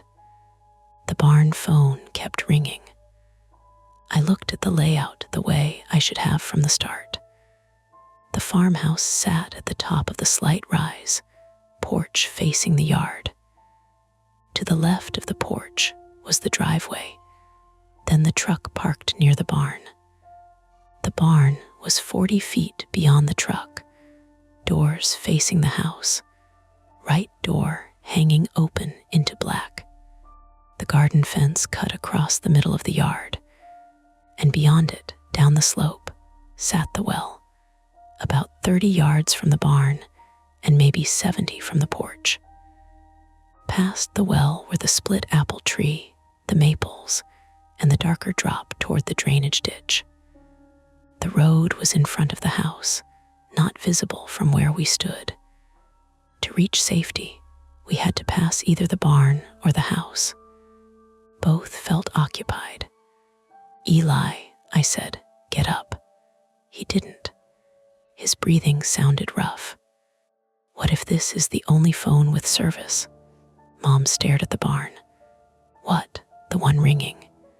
If someone dropped it or left it, we could answer it.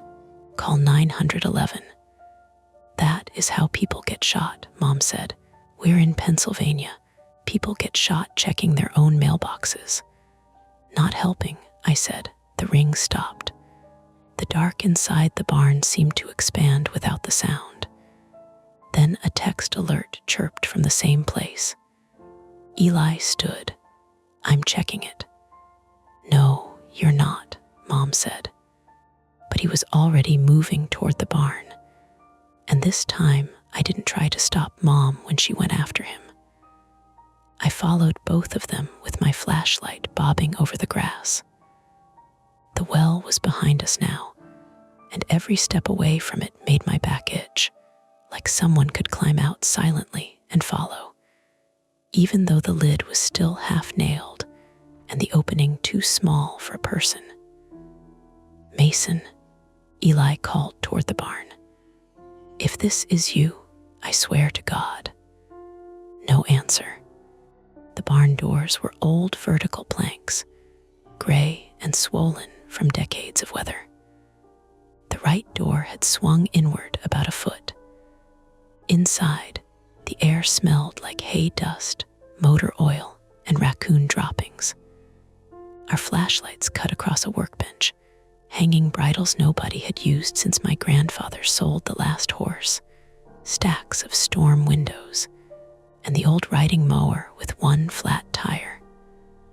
The ring started again, louder now that we were close. It came from the left side, near the tool wall. "Stay together," Mom said. We edged inside. The packed dirt floor was uneven under my sneakers, and dust moved through the flashlight beams in slow, drifting flecks. Above us, the hayloft ran along the back half of the barn, its railing broken in 2 places. A ladder leaned against it at an angle that made my stomach tighten. The phone rang again. Eli found it under the workbench, face up in a scatter of nails and mouse droppings. The screen glowed with a cracked spiderweb pattern. "It's Mason's," he said. Mom sucked in a breath. I crouched beside Eli. The caller ID said unknown caller. "Answer it," I whispered. Mom said, "Put it on speaker." Eli swiped. For 1 second, we heard only static and somebody breathing too close to a microphone. Then a man's voice said, "You're not supposed to be in there." Mom grabbed Eli's arm. "Who is this?" The call ended. The barn became too quiet, except for all the small normal sounds it had been hiding under the ringing. A drip somewhere near the back wall, a faint rustle in the rafters, Mom's breathing through her nose, Eli swallowing. "Call 911, I said. Eli tried. The phone showed 2 bars. It started to connect. Then the screen went black. "No," he said. He pressed the side button. "Nothing. Battery died." "Of course it did," Mom muttered, but her voice shook. Something crashed above us. I screamed.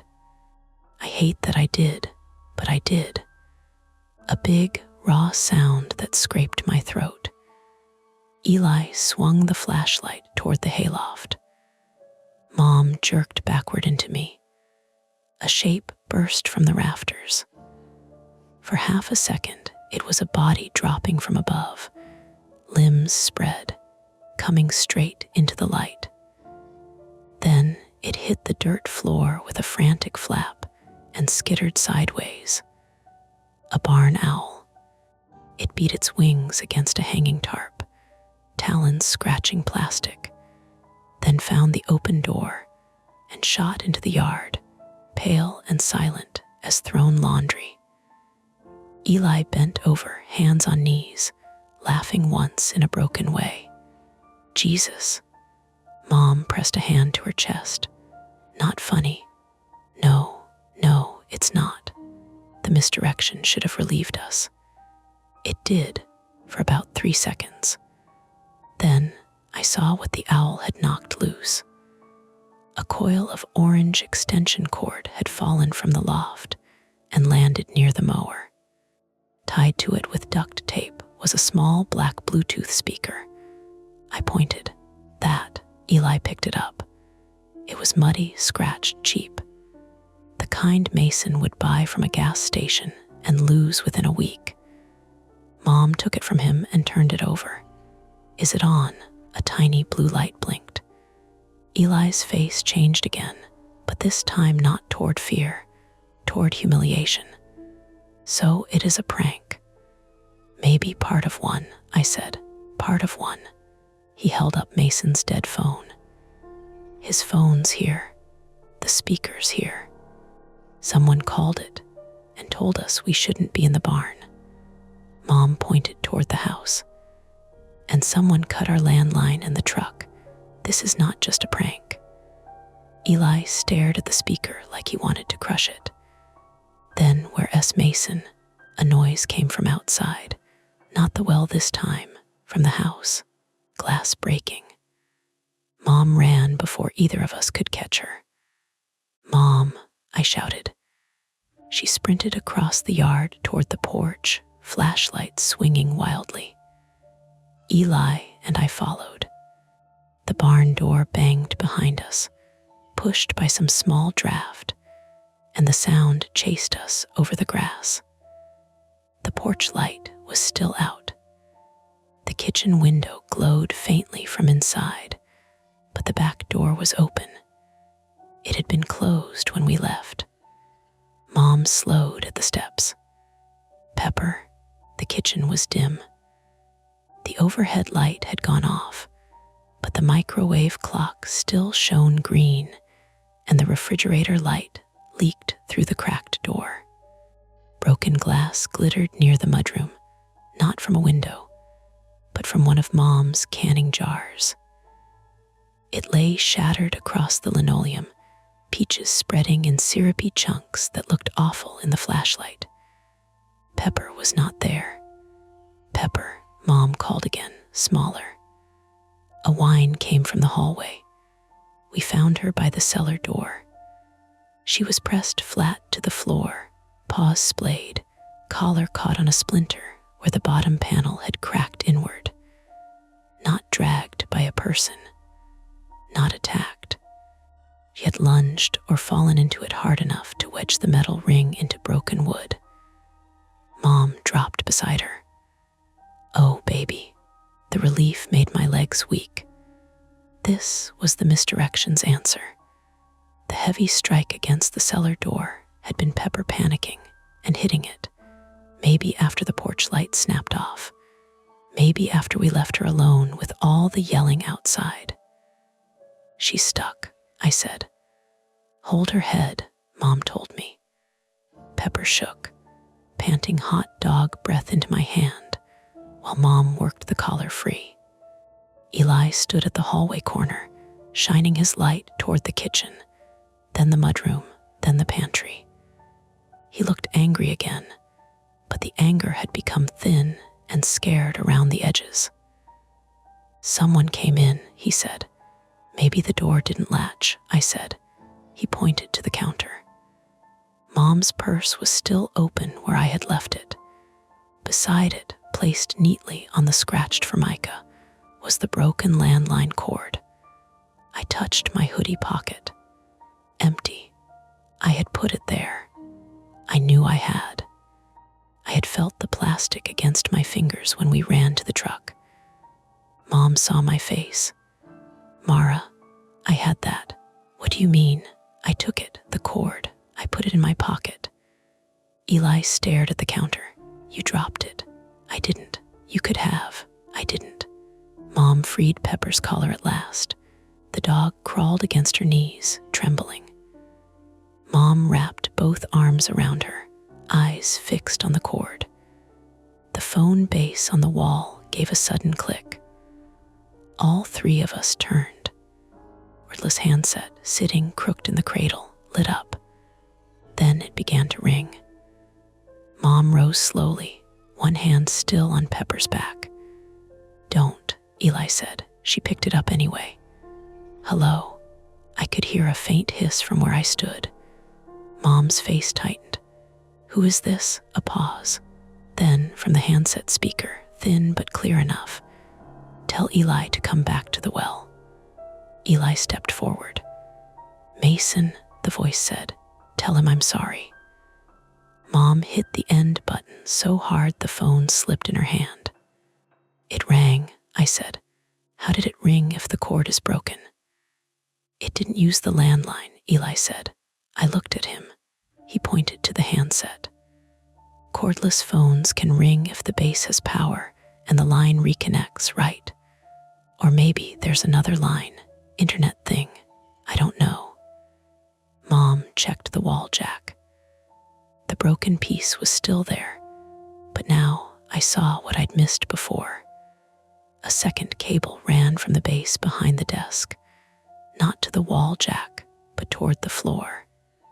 It disappeared through a drilled hole near the baseboard. That wasn't there, Mom said. Yes, it was, Eli said. Granddad had some old extension line to the basement workshop. The basement. Nobody said it for a moment. Then the floor creaked beneath us. Not from the kitchen, from below. Pepper growled, low and exhausted. Mom whispered, front door, now. We made our first real escape attempt then. No debate, no heroics. We left the back door open, crossed the kitchen, grabbed Pepper's leash properly this time, and moved toward the front of the house. The front hall was narrow, lined with cardboard boxes marked sell, keep, donate in Mom's blocky handwriting. The shotgun closet was on the left. The front door was straight ahead, with its oval glass window reflecting our lights back at us. Mom paused at the closet. No, I said, we leave. I want it with us. Mom. She opened the closet anyway, hands fumbling with the little brass key on her keyring. Eli crowded behind her, watching the hall. I kept Pepper close, my flashlight aimed at the staircase. The gun was there, locked through the action like she'd said. Mom lifted it down. Shells, she asked Eli. He rubbed a hand over his mouth. Upstairs linen closet, top shelf, blue tackle box. You moved ammunition upstairs, Mom hissed. Dad never went upstairs when he was drunk. The sentence landed in the hallway like something heavier than all of us. Mom didn't answer. Her face folded for half a second, then went hard again. We don't have time. We reached the front door. It would not open. The deadbolt turned. The knob turned. The door moved half an inch and stopped with a solid wooden thunk. Eli shoved his shoulder into it. Something's blocking it. Move, Mom said. He shoved again. The oval window rattled in its frame. Through the glass, my flashlight caught pale shapes stacked against the outside of the door. Firewood. A whole row of split logs from the porch rack had been wedged tight between the door and the railing. Attempt one failed, the front exit blocked. We could still go out the back, but the back led to the well barn and whoever wanted Eli there. Window, I said. The front room window looked out toward the road. It was old, painted stiff around the edges, but Eli got both hands under the sash and grunted. Nothing. Mom set the unloaded shotgun on the couch and helped. The window shrieked upward 2 inches, then jammed. Eli grabbed a lamp. Don't break it unless you have to, Mom said. He looked at her in disbelief. Glass cuts, she said. Pepper can't climb through broken glass. That was how Mom's mind worked under pressure. Even then, she was triaging. The cordless phone rang again from the kitchen. Nobody went to answer it. We made attempt 2, reached the road through the back and around the house, staying together, avoiding the barn and the well. It sounded simple when Mom said it. Out the back door, along the side of the house past the bulkhead doors, around the lilac bushes, across the front lawn, then down the gravel drive to the road. From there, the Petersons' porch light should be visible beyond the curve. We took the shotgun, even unloaded, because it was heavy and familiar enough to feel like an argument. Eli carried it. Mom carried Pepper's leash and the big flashlight. I had Mason's dead phone in one pocket and the keys in the other, though neither could save us. At the back door, Eli stopped. The well voice was calling again. Not loud, not words at first, just a hoarse pattern from the dark slope. Then, Eli, Eli, please. He closed his eyes. I grabbed his sleeve. Do not. I'm not. You are. I said I'm not. We moved along the side of the house. The bulkhead doors to the cellar were on the left, half sunk into the ground, rusted red-brown, with weeds growing through the seams. One door was open an inch. Mom saw it. Was that open earlier? I whispered. No. Eli raised the shotgun by instinct, useless and unloaded. A smell came from the gap, damp stone, mildew, and something sharper, like gasoline or old solvent. We kept moving. Pepper resisted at the lilac bushes, digging her paws into the dirt. Mom tugged once, then stopped because the dog's back legs were shaking too badly. I scooped Pepper under the chest and belly. She was heavier than she looked, all trembling muscle and old bones. Pain shot through my burned wrist almost dropped the flashlight. "Mara," Mom whispered. "I've got her." By the time we reached the front lawn, my arms were already shaking. The road lay beyond the gravel drive, a darker stripe between the trees. No headlights, no neighbor lights. The Peterson place was around the bend, hidden by the ridge and pines. Then we saw the gate. We didn't usually close the front gate. It was more decorative than functional, an old metal farm gate between two stone posts at the mouth of the drive. Now it was shut. A loop of chain held it closed. "That wasn't," Mom started. Eli jogged ahead. "I can climb it." He reached the gate and stopped. A padlock hung through the chain. New, silver, not ours. Attempt 2 failed, the driveway blocked. Eli hit the lock with the butt of the shotgun. Once, twice. The sound cracked across the road and came back from the trees. Pepper whimpered in my arms. "Stop," Mom hissed. "You'll bring him." "Who?" Eli shouted, voice breaking. "Who, Mom? Say it." From behind us, back near the house, the kitchen light went out. Then the upstairs hall light came on. We all stared. A figure crossed behind Eli's old bedroom window. Just a passing shape.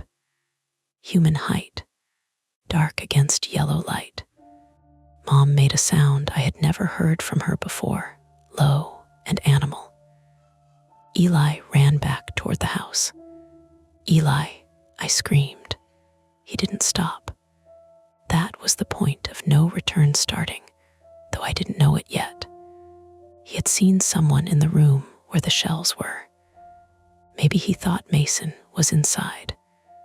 Maybe he thought whoever did this had access to the ammunition. Maybe he just could not stand being led around his own childhood home like prey. Mom chased him. I chased Mom, carrying Pepper until my arms gave out near the lilacs. I set the dog down too hard, and she yelped. Guilt flared hot in my throat. "I'm sorry," I whispered, and dragged her with us. Eli reached the back porch first, ignored the kitchen, and bolted for the stairs. "Don't go up," Mom shouted. He took the steps 2 at a time. I entered the kitchen just in time to hear a loud bang from upstairs, then Eli yelling, "Mara," not Mom, me. I dropped Pepper's leash. Mom shoved past me toward the stairs. At the top landing, Eli stood outside his old bedroom, breathing hard, shotgun raised like a club. The upstairs hall smelled like dust and old carpet. The light flickered once, then held. His bedroom door was open. Inside, his window was up. The curtains moved gently inward with the night air. No person. On the bed, laid out carefully on his old blue comforter, was the missing blue tackle box. Open. Empty. Beside it sat a muddy walkie-talkie, its little red transmit light glowing. From the speaker came the well voice, inches away now. "Eli," it whispered. Downstairs, the back door slammed shut by itself, hard enough to rattle the house. Then came the click of the deadbolt. Mom ran to the stairs and looked down. I looked at the open window, the empty ammunition box, and the walkie-talkie on the bed. Outside, from the yard below, a man shouted, "Last chance, Eli." Eli stepped toward the window.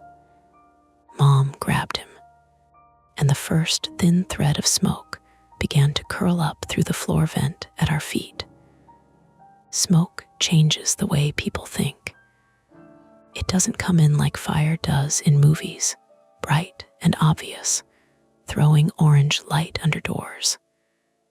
It arrives like a bad idea. Thin first, almost polite, a gray thread through the floor vent, smelling of hot dust and old chemicals.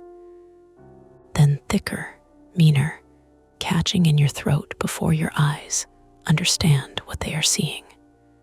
Mom grabbed Eli by the back of his shirt and hauled him away from the open window. "Downstairs," she said. Eli fought her for half a second. "He's out there. So is the fire." "It's not a fire yet." A cough cut him off. "Mine." It tore up from my chest, sharp enough to make my eyes water. I backed away from the vent and nearly stepped on the walkie-talkie sitting on the bed. Its red light still glowed. The voice crackled from it. "Eli, come outside and this stops." Mom looked at the radio like she wanted to crush it with her bare hands. Eli whispered, "Who are you?" The answer came through the speaker in a smear of static. "You know, I don't. You should." The smoke thickened. Pepper barked downstairs, then coughed, a rough hacking sound that moved through me worse than any threat had. "We are leaving," Mom said. "How?" I asked. The hallway behind us was already hazy. The stairs led down to the kitchen and back door, but the back door had just slammed and locked. The front door was blocked from outside with firewood. The only open exit was Eli's bedroom window, second floor, above the sloped side yard where the lilacs grew thick against the foundation. Mom turned to the window. "Sheets." That was all she said, and we understood because there was no time to make it a discussion. I yanked the comforter off Eli's bed. Eli grabbed the top sheet. Mom pulled open the closet and tore down an old flannel blanket from the shelf. We tied them together with ugly knots, hands shaking, smoke sliding around our legs. My burned wrist screamed every time I tightened fabric, but I kept going. Pain had become useful. It told me I still had a hand. The walkie-talkie hissed. Then the voice said, softer, "Mara." I stopped. Eli looked at me. "Don't listen." But the fact that he knew my name too made the room tilt. The voice continued, "Tell him about the cellar." Mom froze. Not because the words were supernatural, because they were specific. Eli turned to Mom. "What cellar?" "No," she said. The voice laughed once through static. "Ask her why your dad stopped coming through the bulkhead." Mom snatched the walkie-talkie from the bed and hurled it against the wall. It hit a framed little league photo and cracked the glass. The red transmit light went dark. For 1 second, there was only smoke and breathing. Then from outside below the window, the man shouted, "That was rude, Helen." Mom's face changed. She knew that voice. Not well. Not warmly, but enough. "Who is it?" I asked. She did not answer. Eli went to the window before she could stop him. He looked down. I looked too. A man stood near the lilac bushes with a flashlight pointed up at us. He wore a dark rain jacket despite the dry night, hood up, face mostly hidden. In his other hand was something small and black. Not a gun. A radio, maybe. His stance was casual in the worst way, like a person waiting for a delivery. Behind him, on the slope toward the well, a second light glowed faintly on the grass. A lantern. Beyond it, the red plywood cap sat crooked over the well. The old chain hung still. "Where S. Mason?" Eli shouted. The man raised his flashlight to his own face. He was maybe in his late 30s, white, with a narrow jaw and a patchy beard. His left cheek had a pale scar that pulled slightly when he smiled. I didn't recognize him. Mom did. "Ryan," she said from behind us. Ryan Hale, 38 male, had been one of my father's drinking friends years before, though I remembered him only in pieces. A loud laugh at the kitchen table, a dented pickup in our drive, Mom's voice going flat whenever his name came up. He had worked odd jobs around Somerset County, fencing, tree cleanup, roofing after storms. The kind of man who knew how to get onto rural properties without being seen and how to make an accident look like one. Ryan lifted a hand. "Hi, Helen." Eli looked from him to Mom. "Who the hell is that?" "Nobody," Mom said. Ryan's smile widened. "That's unkind." The smoke rolled higher. My eyes burned. Downstairs, Pepper scratched at something, claws rapid against wood. Mom pushed us back from the window. "Mara goes first." "No," Eli said. "Pepper's downstairs. We can't lower Pepper from here. We're not leaving her. We're not staying up here to suffocate." Ryan called up. "You've got maybe 3 minutes before that stairwell gets ugly." I didn't dump much, just enough to get you moving. Gasoline or solvent near the bulkhead, the open cellar door. He had set something in the basement, not to burn the whole house fast, to smoke us out, to control where we ran. Mom pulled the sheet rope tight around the bed frame and shoved the knotted end out the window. It unrolled down the siding, not quite reaching the ground. The last 6 feet hung above the lilacs. "Mara," she said. I climbed onto the sill. "I am not brave. I need that understood." I did not look down and decide I could do it because love conquered fear. I looked down and thought about my ankles snapping, my hands slipping, Ryan waiting below, smoke pushing at my back, Pepper coughing downstairs, Eli's face as he realized someone had built a trap around the exact shape of his guilt. Then Mom said, "Go." So I went. The sheet burned against my palms. The knots caught under my fingers. The siding scraped my shoulder. Way down, my right foot slipped against the clapboard, and my body swung out. I slammed into the wall hard enough to knock the breath out of me. "Mara," Eli shouted. "Keep going," Mom yelled. I dropped the last few feet into the lilacs. Pain shot through my left ankle. Not broken, bad enough. Branches clawed my neck and cheek. I bit my tongue and tasted blood. Ryan stood 10 feet away, watching. Up close, he looked older than 38. Weathered, thin around the mouth. His eyes were bright and tired. "Stay put," he said. I grabbed a fallen branch from the lilacs. He glanced at it and smiled. "That won't help. It might make me feel better." Above us, Eli started down the sheet. Ryan stepped toward me. That was his mistake. Small, human, he wanted control. He wanted me scared and still. I threw the branch at his face. He flinched. Not much, just enough. I lunged sideways, not at him, but toward the bulkhead doors. One was still open an inch. Smoke seeped from the gap. If Pepper was downstairs near the cellar door, then the basement had a path. Dangerous. Stupid. Maybe the only one. Ryan caught my hoodie from behind. The fabric jerked tight across my throat. I choked and swung my elbow back. It hit something soft. He grunted. His grip slipped. I dropped to one knee, ankle flaring white hot, and crawled toward the bulkhead. "Mara," Mom screamed from above. Eli hit the ground behind me and went straight for Ryan. No hesitation. No plan. They collided in the grass. The sheet rope slapped against the siding above them. Ryan was bigger, but Eli was younger and furious.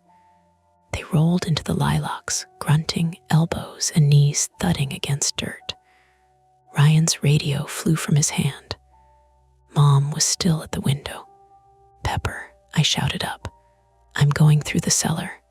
"No," but I was already pulling the bulkhead door open. Smoke poured out. Heat followed, not roaring, not yet. Just a pushing oven breath from below. I yanked my hoodie over my nose and went down the concrete steps on my backside because my ankle would not take weight. The air thickened fast. At the bottom, the basement was dim with smoke and lit by a mean orange flicker near the old workbench.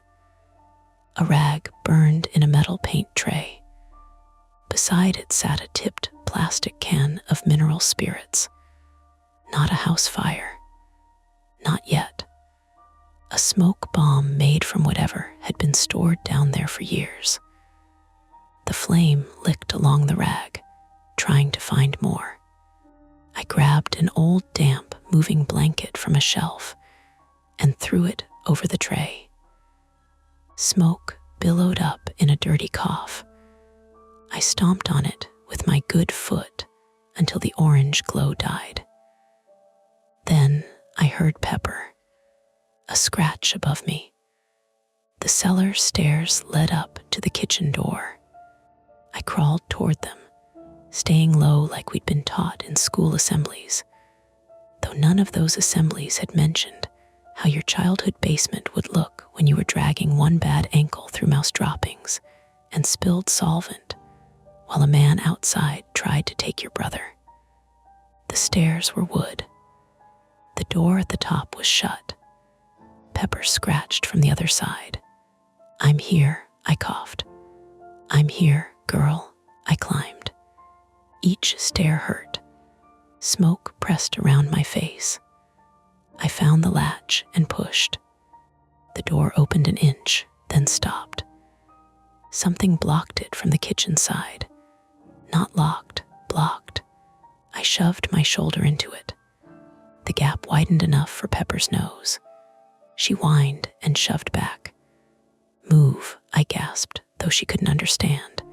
Then something slammed outside, a shout, "Eli, Ryan," Mom yelling my name from somewhere lower now. She must have come down the sheet. I backed down one step and kicked the cellar door with my good foot. Once, twice. The third time, whatever was blocking it shifted. A box toppled. The door swung inward, and Pepper half fell down the first step into me. She was coughing, eyes wet, her fur warm and smoky. I grabbed her collar. "Come on." Getting an elderly dog down basement stairs in smoke while limping is not graceful. It is a series of negotiations with gravity. Pepper's back legs slid twice. I hooked one arm under her belly and nearly went down with her. We made it to the basement floor together, both of us coughing, both of us shaking. Outside, a gunshot cracked. Everything stopped. The sound punched through the stone foundation and rolled around the basement. Not a shotgun blast, smaller, a handgun. I dragged Pepper toward the bulkhead. At the top of the steps, the yard was chaos in flashlight fragments. Mom had Ryan's radio in one hand and the unloaded shotgun in the other, holding it like a bat. Eli was on the ground near the well, one hand clamped over his upper arm. Blood ran black between his fingers. Ryan stood a few feet away, holding a pistol low at his side. "Enough," Ryan said, breathing hard. Mom looked at Eli's arm, and the nurse in her measured the blood even while the mother in her broke apart. "You shot him," she said. "He rushed me. You shot my son." "Grazed him," Ryan said. "He'll live if he behaves." Eli's face was pale and slick with sweat. "Mason," he said through clenched teeth. "Where is he?" Ryan turned toward the well. And there it was, the answer and not the answer. A real person groaned from under the lid. Not a speaker, not a recorder. recording. Ryan had used devices to pull us around the property, but someone was truly down there. "Mason," Eli whispered. Ryan crouched and picked up the missing chain from the ground. I hadn't noticed it before. He had run it from the well cap through the rusted crank frame and wrapped it around the base, making a crude latch. The lifted corner had been enough to let sound out, not enough to let anyone out. "He came nosing around this afternoon," Ryan said. "Your little friend always was stupid." Mom's voice went quiet. "What do you want?" Ryan looked at Eli. "He knows." "I don't," Eli said. "Your dad took something from me." Eli gave a strained laugh that almost became a sob. "Dad took something from everybody." Ryan's face twitched. "He hid cash here. After the Ridgeview job, your mother knows." Mom said, "There is no cash." Bullshit. There was never cash. There was debt. There were hospital bills. There were holes in walls and men like you showing up drunk at my kitchen table. Ryan pointed the pistol at her. Everything tightened. Clipped, small, immediate. Mom stopped. Pepper growled beside me. I had the keys in my pocket. Mason's phone, nothing useful. Then I remembered the truck. Not to drive. The cut cable. The battery. The keys had the fob. The panic button. I pressed it. The Ford's horn erupted beside the barn, loud and brutal, headlights flashing against the siding. Ryan flinched and turned toward it. Pepper lunged at the sound, barking hoarsely. Mom moved. She swung the shotgun. The stock hit Ryan's wrist. The pistol fired again. The bullet struck the well stones with a sharp spark and whine. Eli curled inward. I grabbed Pepper and fell flat. Ryan shouted, dropping the gun into the grass. Mom hit him again, this time across the face. He went down on one knee. Eli, bleeding and shaking, threw himself forward and tackled Ryan's legs. Mom kicked the pistol away toward the garden fence. I crawled for it. My ankle screamed. My lungs burned. I got both hands around the gun and shoved it under the tomato plants, far enough that Ryan couldn't reach it. The truck horn kept screaming. Headlights flashed. On, off, on, off. Ryan punched Eli in the side. Eli made a sound I never want to hear again. Mom grabbed Ryan's hood and yanked backward.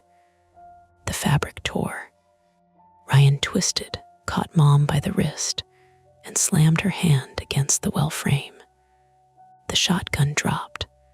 I saw her fingers bend wrong. She did not scream. She headbutted him. It was ugly and perfect. Ryan staggered. Eli hooked an arm around his knees and pulled. Ryan fell backward, hit the ground hard, and for 1 second we had him. Then Mason screamed from inside the well. The sound tore out of the dark below, raw and wet and alive. Water's rising. A new sound came with it. Not supernatural. Worse, mechanical. Water rushing through a pipe. The old well had been capped, but the drainage line from the hillside still fed into it after heavy rain. Or Ryan had opened something. Or the morning rain had finally worked its way through. I didn't know. I only knew the sound below had changed from hollow air to moving water. Ryan laughed from the ground, blood on his teeth. Should have left him. Mom looked at me, then at Eli, then at the well. We had to choose, not escape, not justice. Mason. Chain, Mom said. Eli tried to stand and nearly collapsed. I grabbed the loose chain Ryan had used as a latch. Mom, one-handed now, fumbled with the wrap around the crank frame. Her right hand was useless, fingers already swelling. I used both hands and my teeth, tasting rust and dirt. The knot of chain slipped free. Ryan rolled onto his side. Pepper bit him. She got him in the calf, old teeth sinking through denim, and held with a growl that sounded pulled from the bottom of her body. Ryan yelled and kicked. I thought he would kill her. I dropped the chain and lunged, but Mom got there first. She brought the shotgun stock down across his shin. He stopped kicking. Eli shoved the plywood cap. It didn't move. Again, Mom said. All three of us pushed. Eli with one arm, Mom with one hand, me with my shoulder and good leg. The nails shrieked from the far side. The cap slid 6 inches, then 12. Black air opened. The smell hit us, cold water, mold, fear, and human waste. Mason Dyer's voice came from below, no longer disguised or distant. Help me, we shone the flashlight down. He was not at the bottom. He was wedged maybe 12 feet below, one leg trapped through a broken cross brace or old pipe, water swirling around his waist. His face was turned up, white and filthy, one eye swollen. A rope was tied around his chest, but the other end disappeared into the dark water below, useless or cut. Mason, Eli sobbed. Hold on. No climbing, Mom said immediately, though her voice broke. The wall won't hold. The chain, I said, the old crank chain. It was rusted but thick, still looped over the well frame. We lowered it, link by link, hands slipping. Mason grabbed it once and lost it. Grabbed again. Eli wrapped the upper end around his own forearm before I could stop him. No, I said, I've got it. You're bleeding. I've got it. Mom anchored the chain around the crank post. I held Eli's belt. Pepper still growled near Ryan, who lay curled and groaning in the grass. Pull when I say, Mom called down. Mason, you free your leg first. Do you understand? I can't. You can, listen to me. Push down, then twist your knee inward. I can't. Do it or you drown. There was a terrible pause. Then Mason screamed. The chain went taut. Pull, Mom shouted. We pulled. Not heroically. Badly. Desperately. Eli cried out as the chain dug into his wounded arm. My ankle buckled and I went down, but I kept both hands on the links. Mom braced her foot against the well stones and pulled with her good hand and elbow. Mason rose inch by inch, scraping against stone, coughing water. The chain slipped. He dropped a foot. No, Eli shouted. We pulled again. This time, Mason got an elbow over the rim. I grabbed his shirt. Mom grabbed the rope around his chest. Eli hooked his good arm under Mason's armpit and leaned back with everything he had left. Mason came over the edge and hit the grass like a sack of wet clothes. Alive, bleeding, shivering, sobbing, alive. Behind us, Ryan crawled toward the garden fence. Mom saw him. She picked up the shotgun with her left hand and pointed it at him, unloaded and trembling. Stay down, she said. Maybe he believed it was loaded. Maybe he was too hurt to test her.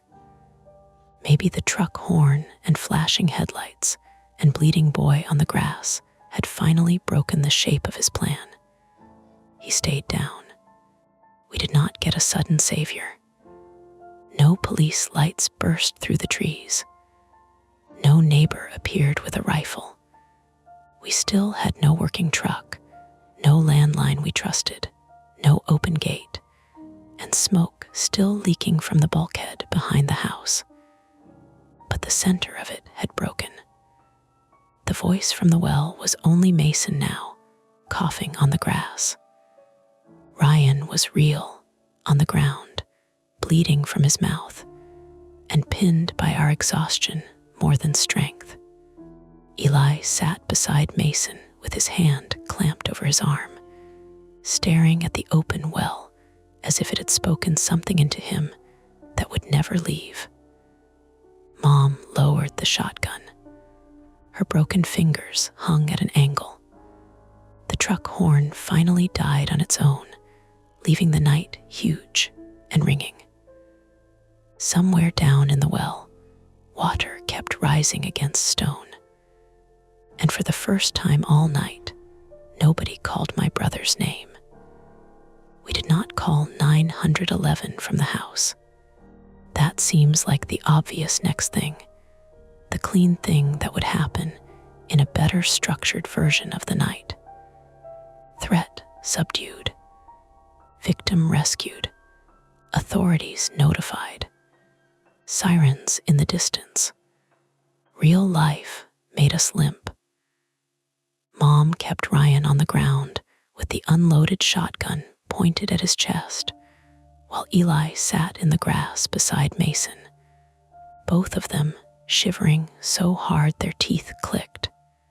Pepper lay under the split apple tree with her muzzle on her paws, coughing every few minutes, a thin, scraping cough that made Mom's face tighten each time. The well stayed open behind us, black at the rim, water moving far below with a steady hidden slosh. I was the one who went for help, not because I was the strongest. I could barely put weight on my left ankle, not because I was calm. I had blood on my chin from biting my tongue, my eyes burned from smoke, and my hands shook so hard the flashlight beam looked like something alive. I went because Mom's fingers were broken. Eli was bleeding. Mason could barely sit up, and Pepper couldn't walk.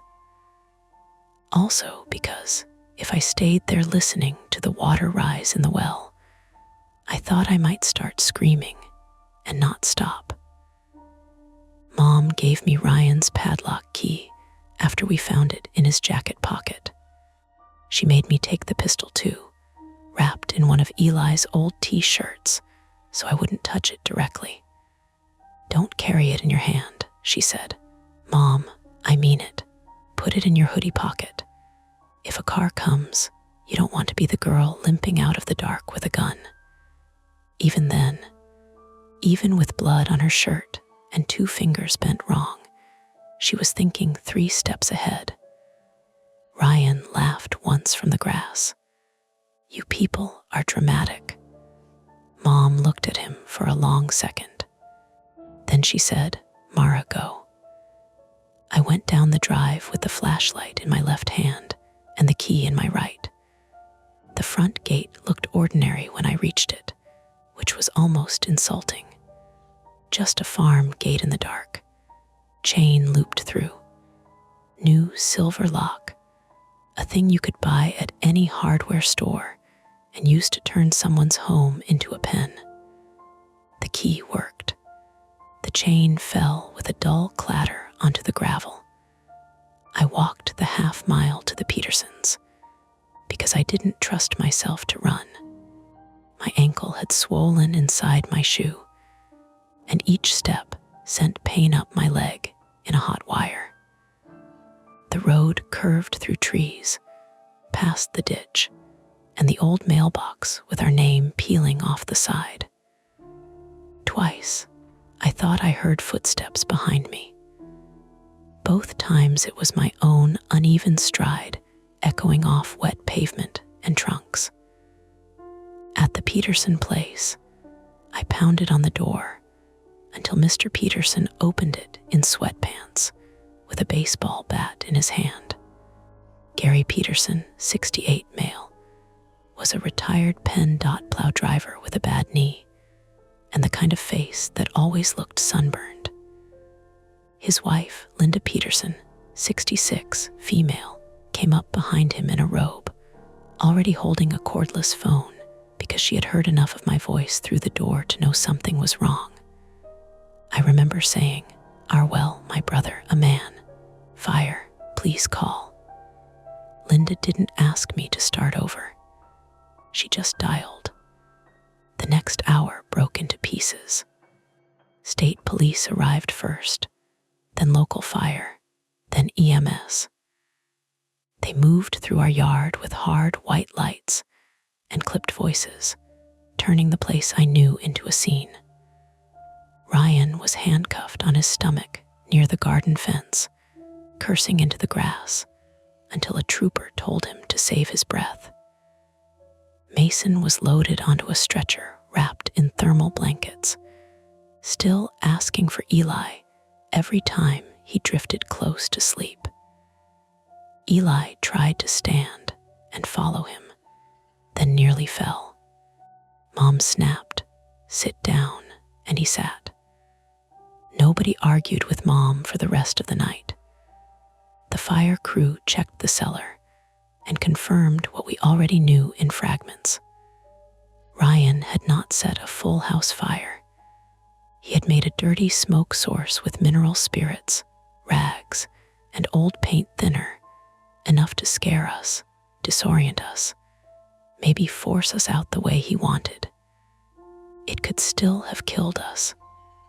That was the part people kept saying gently, as if gentleness helped. Smoke inhalation can kill before flames ever touch a wall. A closed farmhouse can become a trap in minutes. The well rescue team came even though Mason was already out. They set up lights around the opening and checked the structure. One of them looked down and said, "Christ," under his breath, then apologized to Mom like the word had damaged the property. Mason had been lucky in a way that made everyone quiet. He had dropped only partway because an old cross brace and a tangle of pipe had caught him. That same debris trapped his leg and tore it badly enough that the hospital later used words like tissue damage, infection risk, and possible surgery. The water rising in the well was real. The morning rain had fed runoff into the old drainage line. Ryan may not have planned that part, or maybe he had noticed the weather and counted on it. Nobody could prove which. Eli's bullet wound was a graze through the upper arm, shallow compared with what it could have been, ugly enough to need cleaning, stitches, and antibiotics. Mom had 2 broken fingers and 1 dislocated. My ankle was sprained, my palms were rope burned, and my lungs sounded bad enough that EMS made me sit with an oxygen mask while I gave the first version of my statement. Pepper went to an emergency vet in Johnstown with Linda Peterson driving because Mom refused to leave us and I refused to leave Mom. Smoke exposure, bruising, exhaustion. No broken bones. An old lady having a very bad night, the vet called her, and I cried in the waiting room when Linda told me that, just folded forward with my elbows on my knees and cried into my hands because apparently that was the sentence that got through. Ryan Hale was charged with enough that the list sounded unreal when the trooper read it back. Burglary, arson-related charges, assault, unlawful restraint. Attempted kidnapping was discussed, but not explained to us in detail that night. Criminal mischief for the truck, the phone line, the blocked doors, the gate. Aggravated assault for shooting Eli. There were other words too, legal words, that made his actions sound orderly and filed. What he had done had not felt orderly. It had felt intimate. That was what kept coming back to me. He hadn't just attacked the property. He had used the property. The old phone line, the cellar bulkhead Dad used to sneak through, Eli's bedroom, the well we'd been warned away from as kids, Mason's friendship with Eli, Mom's need to protect, my fear of the basement. Every part of it had been chosen or improvised by someone who knew where the soft places were. The cache, if it had existed, was never found.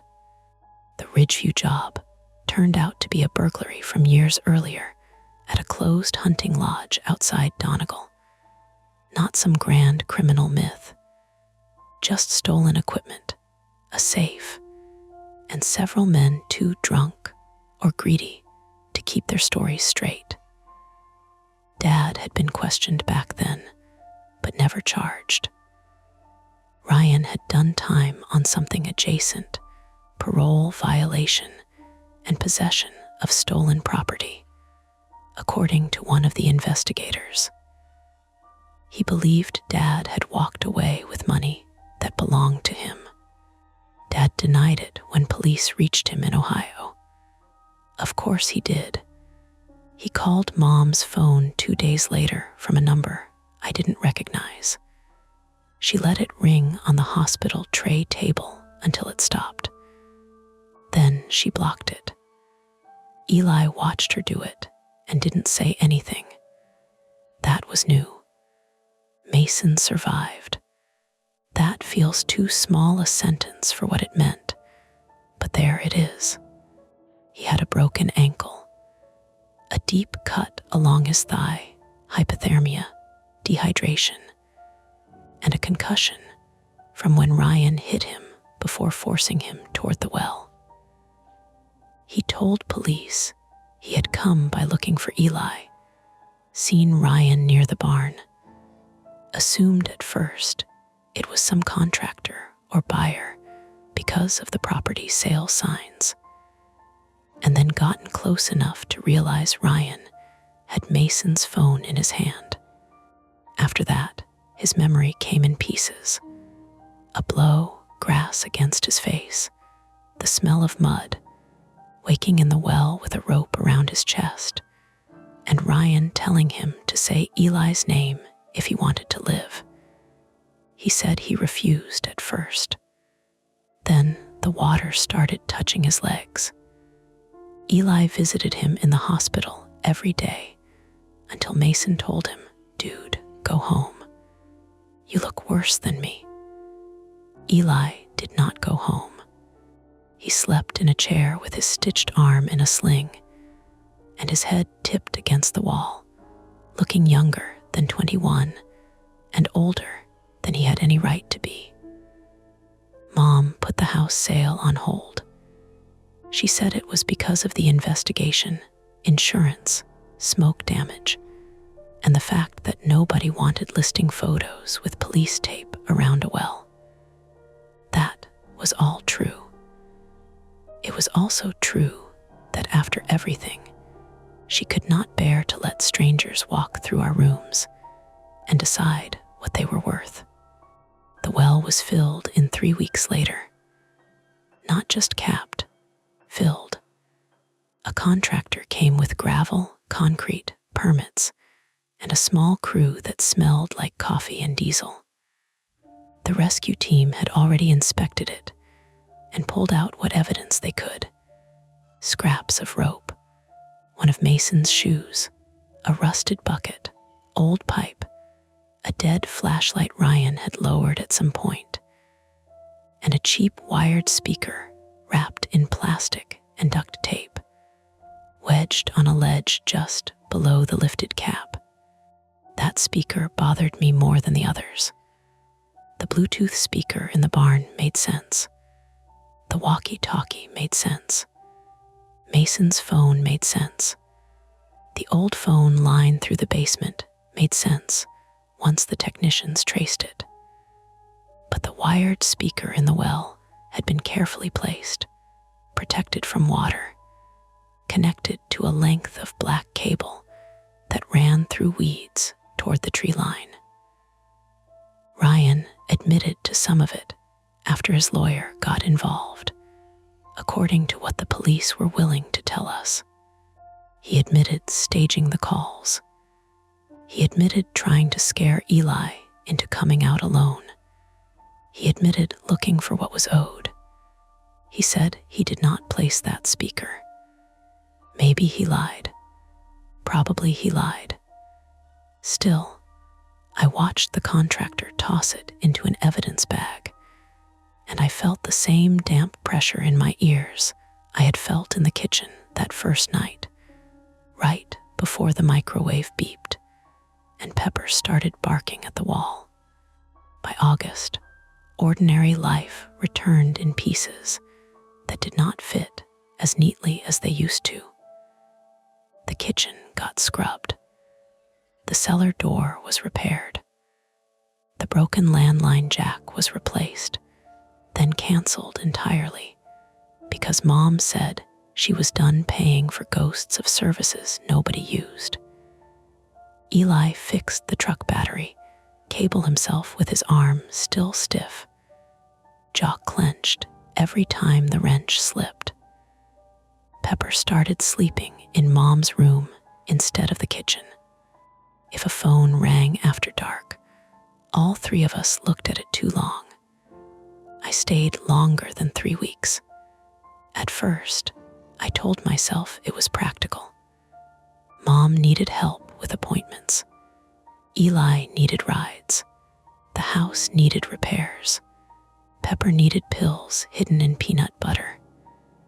Then September came, and I was still there, working remote billing temp jobs from the dining room table, learning which floorboards creaked because of humidity, and which ones creaked because someone was coming up behind me.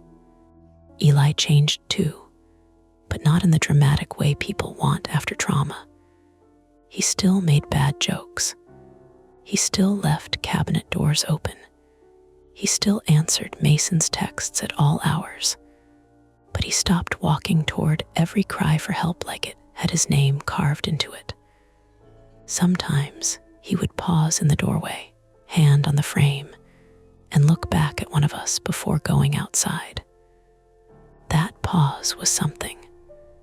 Mom's fingers healed crooked. She could still use them. She could still work. But when she held a coffee mug, her right hand looked slightly wrong, the ring and middle finger not closing all the way. She caught me looking once and said, "Don't make that face. They still bend enough to point." Then she pointed at Eli's boots in the middle of the floor and told him to move them. We laughed. It sounded strange in the kitchen. Not bad, just unfamiliar. The property behind the house looked different after the well was filled. They leveled the ground and left a circular patch of pale gravel where the stones had been. Mom said she would plant grass in the spring. Eli said we should put a bench there. I said absolutely not. Mason suggested a bird bath and then apologized when nobody laughed. By late October, the maple leaves turned the backfield gold and orange, and the air smelled like wood smoke from other people's chimneys. Our own house still held a faint chemical odor in the basement, no matter how much we aired it out. Cold mornings, the patched circle where the well had been collected frost before the rest of the yard, a white coin in the grass. The last loose thread came in a padded envelope with no return address. It arrived on a Tuesday, mixed in with grocery coupons and a medical bill. Mom opened it at the kitchen table while Eli and I were arguing about whether the coffee tasted burnt. Inside was a small plastic evidence bag, not police evidence, something bought online. Inside the bag was a key, old brass, mud in the teeth. There was a note folded around it, 3 words written in block letters: "Ask your father." Police took it seriously enough to collect it, and not seriously enough to give us answers. No usable prints, or none they told us about. The postmark was Pittsburgh. Ryan was in custody when it was mailed. Dad claimed he knew nothing. Mason swore he didn't either, and I believed him because he went pale when he saw the picture. The key did not fit any door in the house. Not the barn, not the cellar, not the old shed, not the padlock Ryan had used, not the trunk in the attic where Mom kept tax records and Christmas ornaments. Eli tried them all with a kind of quiet obsession until Mom finally took the key and locked it in her jewelry box. That night, I woke up around 2:00 a.m. to a sound outside. Not a voice, just a small metallic tick. One, then another. I sat up in my old bed under the glow in the dark stars and listened so hard my jaw ached. House breathed around me, furnace hum, old wood settling, Pepper snoring faintly from Mom's room. Across the hall, Eli's door was open a crack, the way he left it now. I went to the window. The yard was moonlit and empty. The barn doors were shut. The gravel circle where the well had been shown pale near the apple tree. There was no crank anymore, no chain. The tick came again, from the radiator under my window. Heat knocking through old pipes. That was all. I told myself that until my pulse slowed. Then I told myself again. In the morning, Mom made pancakes because she had a late shift and said she felt like acting normal aggressively. Eli burned the first 2 and blamed the pan. Pepper got half a pancake under the table because none of us had the moral strength to deny her. Sun came through the kitchen window and lit the repaired wall jack, the clean counter, the place where the canning jars had been before one shattered across the floor. Almost ordinary. That is where we live now, most days. Almost ordinary. But sometimes, when rain moves over the ridge and gathers in the low spots behind the house, the yard smells like iron water again. The gravel circle darkens. The apple tree drips steadily even after the sky clears. And every so often, Eli will stop mid-sentence and look toward the back field, not because he heard his name, he says, just because. That's it for this nightmare. If you enjoyed it, please like the video, subscribe to Mia Horror Stories, and turn on notifications. It really helps keep the stories alive. And don't stop here. Dive into another one of our videos and keep the fear going. You're listening to Mia Horror Stories, and today's story is I work at a movie theater, and Screen 9 plays footage of the audience. The screen will stay completely black, letting your imagination do all the work. No visuals, no noise, just a story that creeps under your skin. Don't skip a second, because every detail builds to the chilling end you won't want to miss. The first sign that something was wrong with Screen 9 was a wet cough.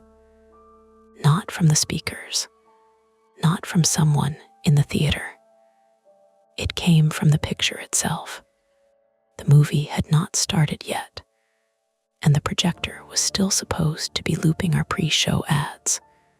The one with the smiling dentist in Cherry Hill, the trivia question about Tom Hanks, the animated soda cup sweating in slow motion.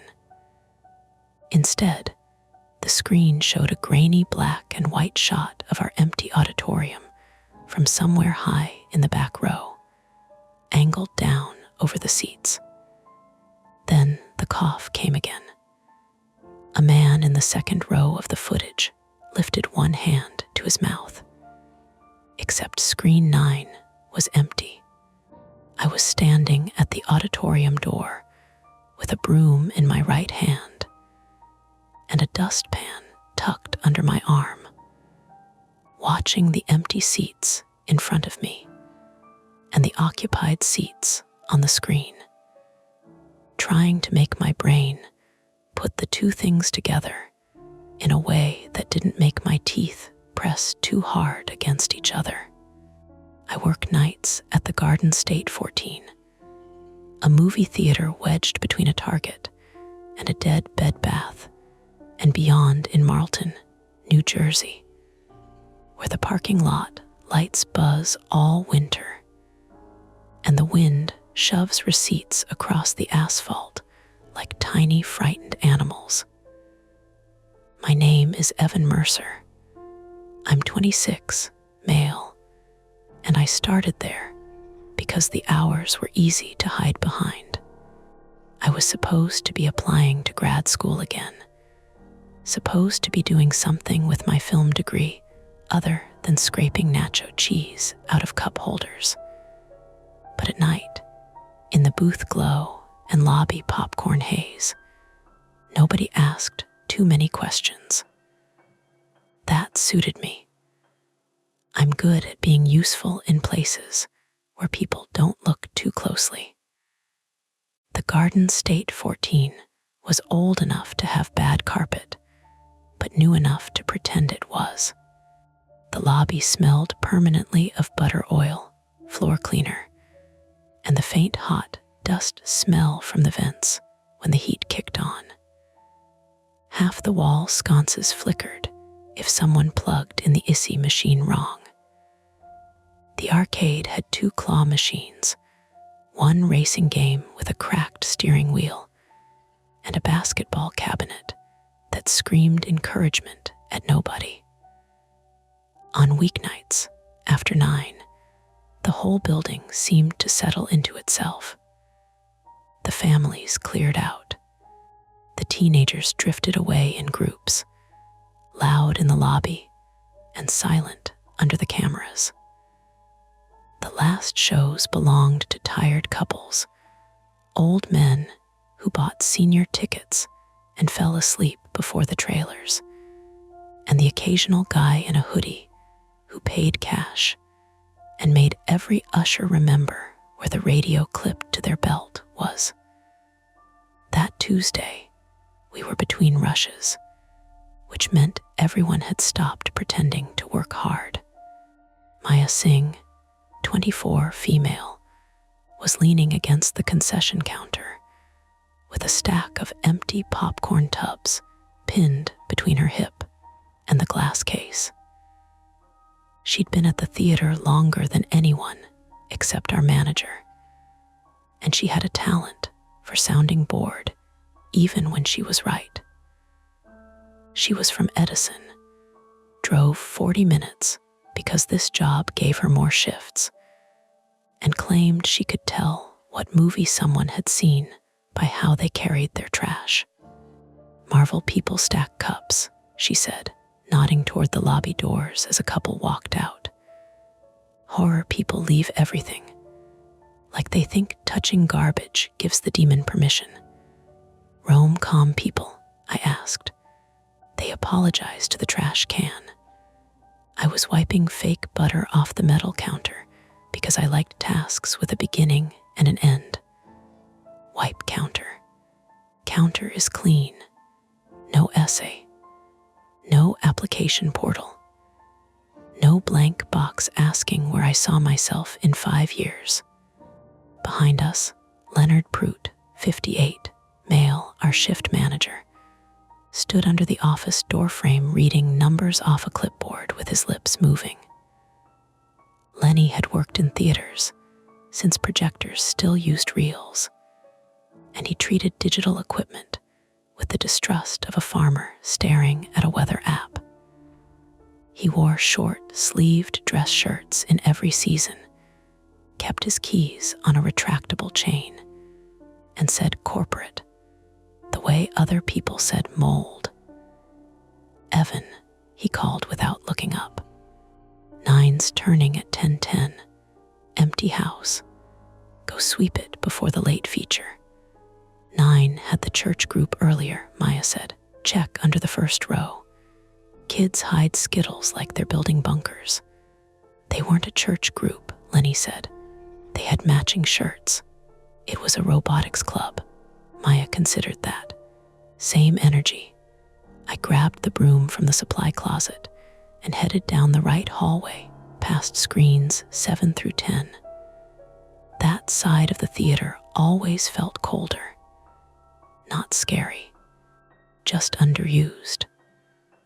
The carpet changed pattern halfway down, from red swirls to brown squares, because some pipe had burst before I started, and corporate had replaced only what their insurance covered. The hallway speakers played a soft instrumental version of some pop song from 10 years ago, too low to identify, but loud enough to make the quiet feel arranged. Screen 9 sat at the far end before the emergency exit. It was the smallest auditorium, 90 seats, mostly used for indie releases, religious films, and anything expected to die by Friday. The door closer hissed when I pushed inside.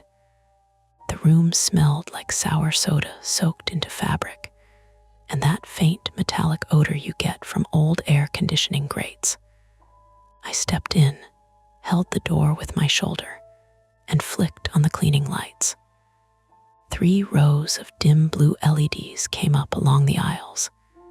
The screen was running. At first, I didn't care. That happened all the time. Ads started early. Projectors lagged. The automation system had moods. I had learned not to assign meaning to bad tech unless sparks were involved. Then I noticed there was no color.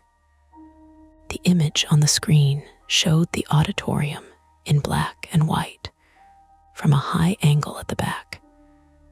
It looked like security footage, except our security cameras weren't mounted inside the screening rooms. Lenny had said that 100 times when customers asked after losing phones. We monitor hallways, lobby, box office, exits, not auditoriums. People don't want cameras pointed at them while they watch a movie. On the screen, maybe 15 people sat scattered through screen 9. A woman in a puffy coat in row D2, teenagers 3 seats apart. An older man in the front section. A little kid leaning over the armrest. My first thought was old footage. Training video. Some weird pre-show file accidentally dropped into the playlist. The wet cough came from the screen. The man in the footage raised his hand. I looked at the actual second row. Empty. Every cup holder empty.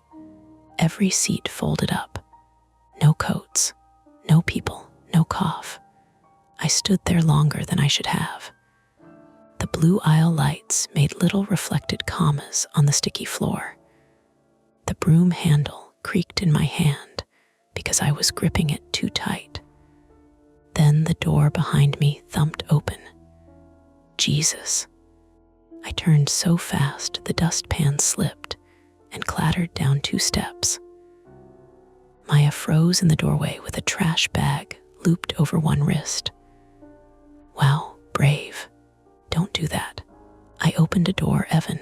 Do it quieter. She smiled, then looked past me. The smile didn't leave all at once. It went thin first. What is that? No idea. We both watched the screen.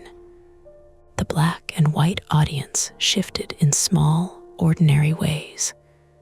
Someone scratched their jaw. A kid kicked both feet, heels flashing pale against the seat back. A woman leaned toward the person beside her and whispered something we couldn't hear. The auditorium around us stayed empty enough that I could hear the soft, electrical hum near the ceiling. Maya walked 3 steps down the aisle, slow. Is this from earlier? Maybe. We didn't have this many people in 9 earlier. You remember. I remember trash. On screen, the woman in the puffy coat turned her head slightly toward the camera. Not directly, just enough. Maya's voice dropped. Where's it coming from? The projector. You know what I mean. I didn't answer because I didn't. There was probably a reason. There was always a reason, even when it took a while to find. A file mislabeled by the distributor. A test feed. Some local ad company with terrible judgment. Maybe a maintenance camera temporary install nobody had told the night crew about. That last thought should have calmed me. Instead, it made me look up. The back wall of screen 9 was a dark rectangle of acoustic paneling, broken only by the projection window. Below it, the last row sat empty, each seat folded like a row of closed mouths. I couldn't see any camera, no blinking light, no lens. Maya noticed me looking. Don't what? Start acting like the guy in a movie who climbs into the vent. I wasn't going to climb into anything. Good, because I'm not explaining your stuck body to Lenny. The sound cut out. The footage kept moving. Then the pre-show trivia snapped back on in full color, bright enough to make both of us blink. Which actor once worked as a hotel bellhop? A. Steve Buscemi. B. Morgan Freeman. C. Bill Murray. D. Adam Driver. Upbeat music filled the room. It was too loud after the quiet. Maya exhaled through her nose. Okay, so that was disgusting. It was probably a corrupted file. You say that like corrupted files usually show people who aren't here. They can show anything. Can they cough? I bent to pick up the dustpan because I needed to do something with my body. My fingers felt clumsy on the plastic edge. Audio track could have been from another file. You asked. I asked where it came from. You gave me a TED talk from a man holding a broom. That helped. A little. We swept the auditorium together, not because it needed 2 people, but because neither of us said the other should leave. Maya checked the front row like she'd predicted and found Skittles under 4 seats, along with a plastic church key bottle opener and a receipt from Wawa. I worked the back rows, glancing up every time the pre-show music changed. Nothing else happened. By the time we finished, a few customers had drifted in for the 10:10 showing, a thriller that had been out for 3 weeks and was down to 1 late screening a day. 4 people tow. 2 middle-aged women with identical purple water bottles, a college-age guy in a Rutgers hoodie, and a man alone who bought a small popcorn and asked twice whether the movie had subtitles. As they passed into screen 9, I felt the urge to tell them to use another auditorium. That was ridiculous, and I knew it was ridiculous. Employees didn't get to redirect customers because a pre-show file glitched. People paid for specific show times, and Lenny would want an explanation. And I didn't have one that wouldn't make Maya stare at the carpet. Still, when the man with the subtitles question stepped through the door, I said, "Just so you know, the pre-show's been glitchy tonight." He paused. He was maybe mid-40s, male, pale, with a trimmed beard and tired eyes behind square glasses. His name printed on the ticket app when he had trouble scanning was Daniel Voss, 46, male, from Philadelphia. According to the billing zip, he volunteered when the kiosk rejected his card.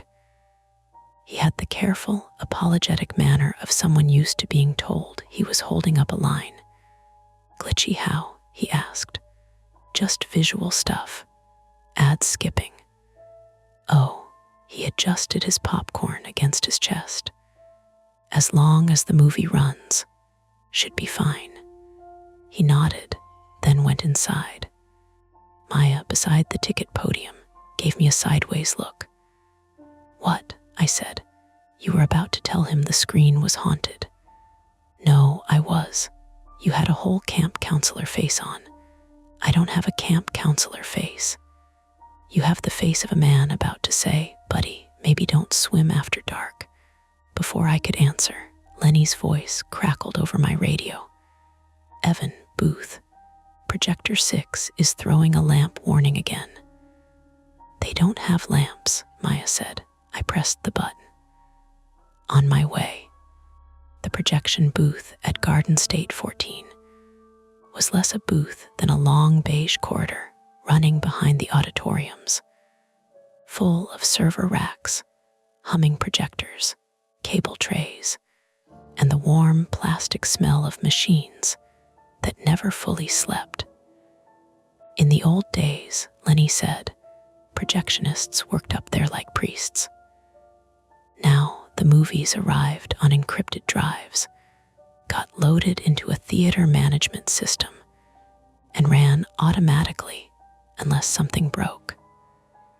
Something was always breaking. Lenny stood in front of the rack for screens 5 through 10, squinting at a monitor. Beside him was Noah Grant, 19, male, the newest hire, tall and narrow-shouldered, with acne along his jaw, and a mop of blonde hair that kept falling into his eyes.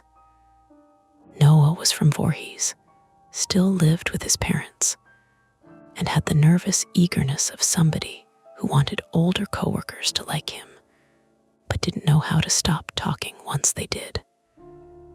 I didn't touch anything, Noah said, as soon as I walked in. Nobody said you did, I said. Lenny looked at me. I look at everyone, Lenny muttered. It's how supervision works. Screen 6 had a harmless warning. Fan speed, not lamp.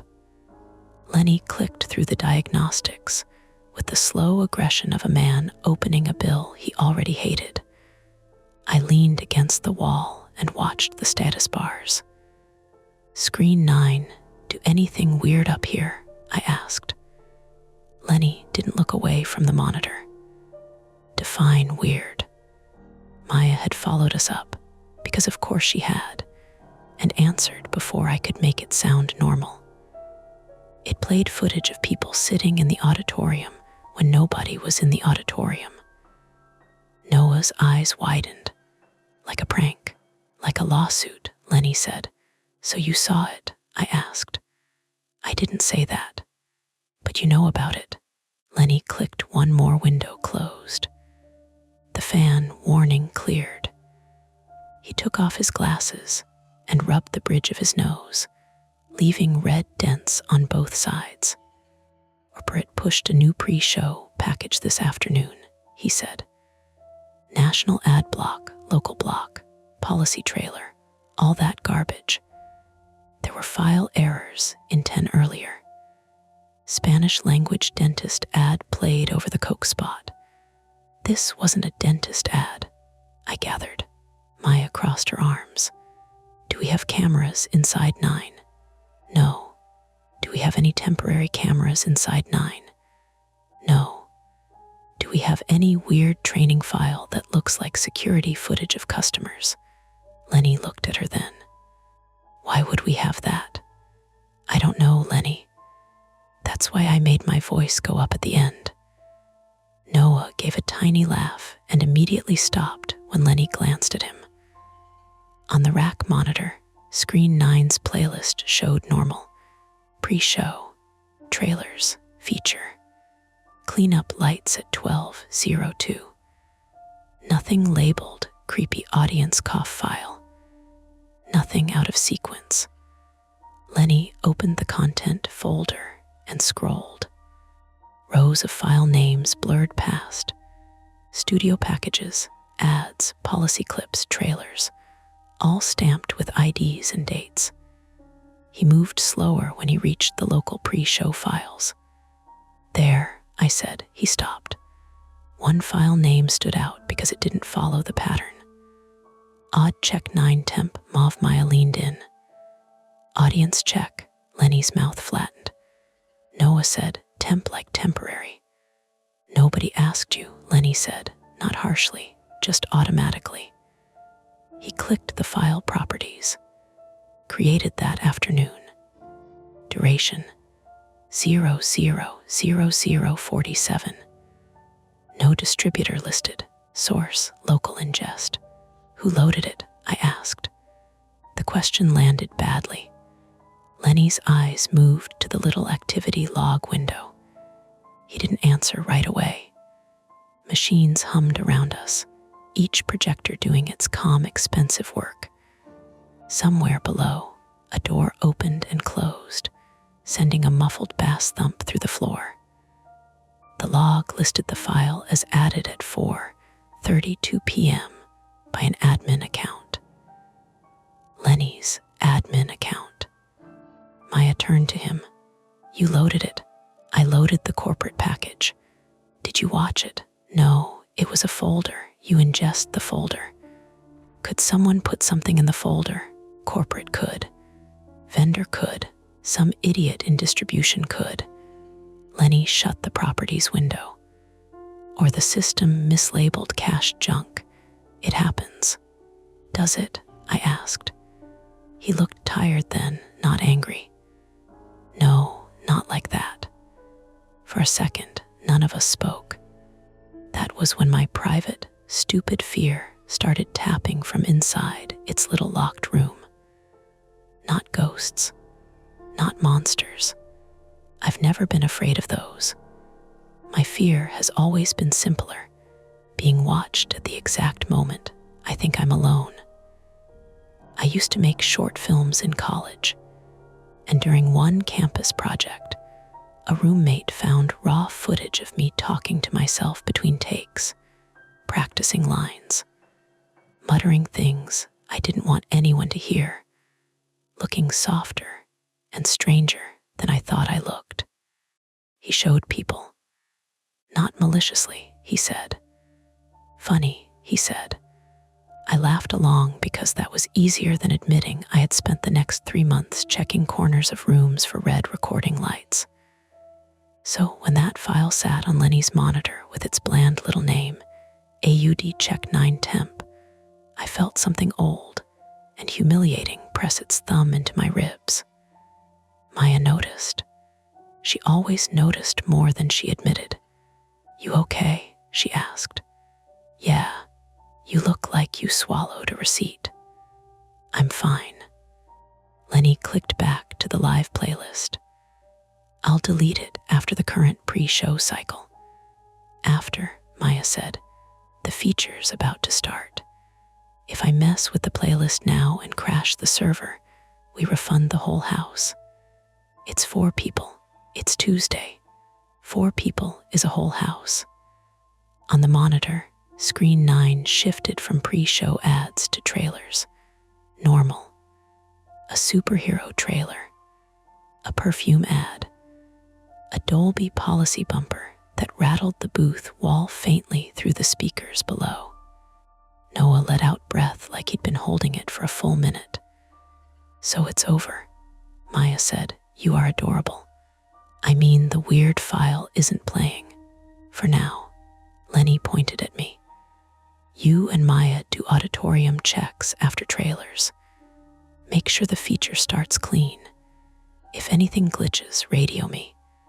Do not interrupt customers unless there is an actual safety issue. Define actual, Maya said. Fire, flood, fight, heart attack, visible electrical problem. What about the screen showing people who aren't there? Lenny pinched his glasses in one hand. Radio me. We went back downstairs. The lobby had gone quiet in that late-night way that makes every small sound too specific. The soda nozzles clicked as they reset. Ice settled in the machine with a hollow crunch. Somewhere behind concession, the dishwasher hissed and knocked. Outside the glass doors, a man in the parking lot sat in his running car, with the brake lights painting the wet pavement red. Maya and I stood near the usher podium, both pretending to look at our phones. "You think Lenny's lying?"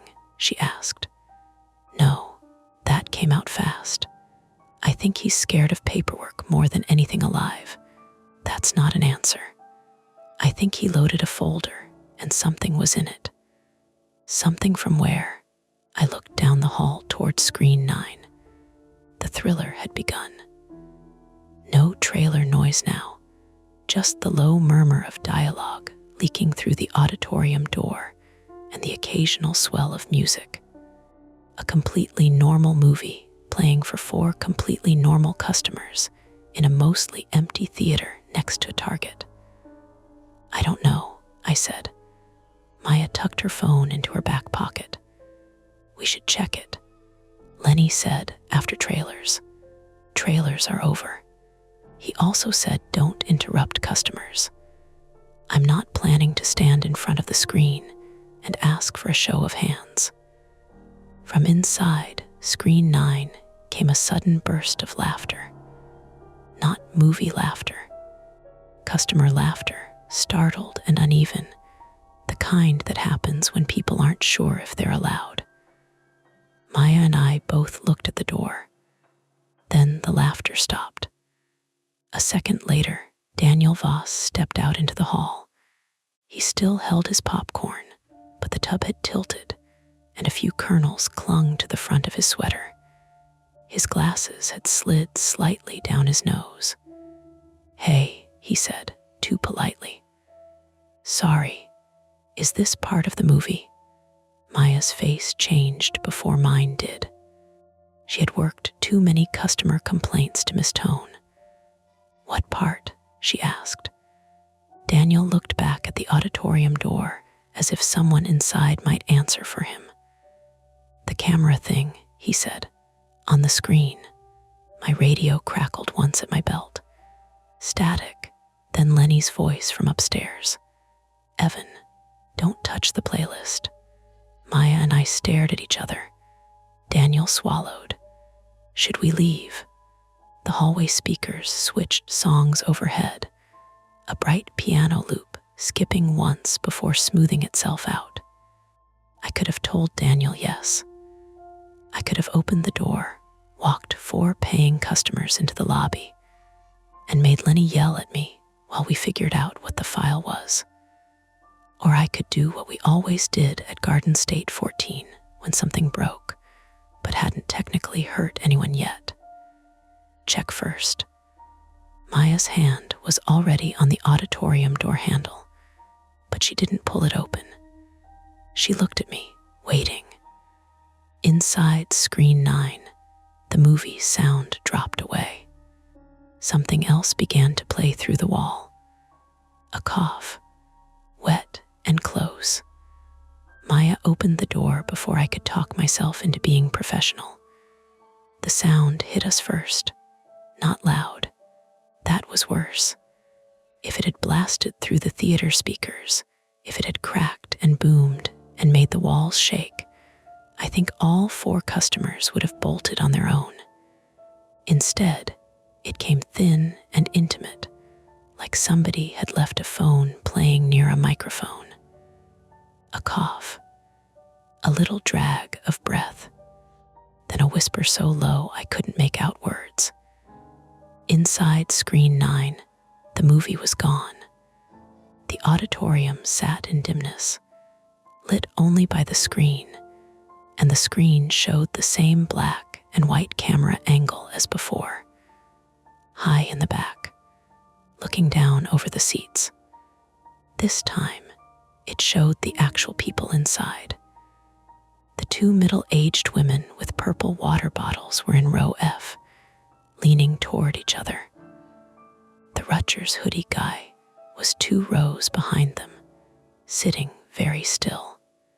Daniel Voss stood in the aisle beside us, half turned toward the exit, his popcorn tub hugged against his chest like it was something alive. And on the screen, we could see all of them from above, including Maya, including me. My own body appeared at the bottom corner of the screen, just inside the auditorium door, one hand still on the push bar, face tilted up. The image lagged by maybe a second. I moved my fingers. The screen moved its fingers after me. That was the moment the problem became simple. Not easy, simple. There was a live camera feed inside screen 9, and nobody knew where the camera was. Maya said, "Everybody out." She didn't shout. Her voice cut through the room cleanly, the way it did when teenagers tried to sneak in with backpacks full of cans. The two women looked back, startled. The Rutgers kid pulled one earbud out, though I had no idea why he had earbuds in during a movie. Daniel was already moving. "Is it a fire?" one of the women asked. "No," Maya said. "Technical issue. We're moving you to the lobby." The screen repeated her a second later, not the audio from the room. The camera feed had its own microphone, catching her voice thinner, flattened by compression. "Technical issue. We're moving you to the lobby." The Rutgers kid stood fast enough that his soda tipped. Ice and cola splashed across the aisle steps. "Are we on camera?" he asked. "Sir, lobby," Maya said. "Are we being recorded?" I stepped aside so Daniel could pass. "We don't know yet." That was honest. It was also the wrong thing to say. The older of the two women, Barbara Keene, 61, female, had introduced herself earlier by complaining that the kiosk charged her twice. She was from Mount Laurel, wore a quilted navy coat, and had the stiff posture of someone who had spent a life keeping receipts. Her friend, Denise Harlow, 59, female, was smaller, with silver hair tucked behind both ears and a purple scarf wrapped carefully around her neck. Denise turned toward the screen, saw herself turning toward the screen, and made a sound that was not quite a gasp. "You don't know," Barbara said. Maya shot me a look that said, in plain English, "You absolute idiot." I raised both hands. "We're stopping the show and clearing the room. That's what we know right now." Barbara clutched her water bottle. "Want the manager?" "He's being notified," I said, though he technically wasn't because my hand was not on the radio yet. The Rutgers kid, whose ticket app had shown his name as Colin Reeves, 21, male from Camden County, stepped into the aisle and pulled his hood up for reasons I think were automatic. He was lanky, with tired eyes and the defensive slouch of a guy who expected every authority figure to accuse him first. "This is illegal, right? Like, you can't film people in a theater." "We're not filming anyone," I said. The screen repeated me. "We're not filming anyone." Colin pointed up at himself, huge and pale in the grainy image. "Then what the hell is that?" The movie sound tried to return. For 1/2 second, a man's voice from the thriller said, "Don't open." And then it cut back to the wet cough. Maya moved down the aisle. "Out, now, please." That last word came out tight.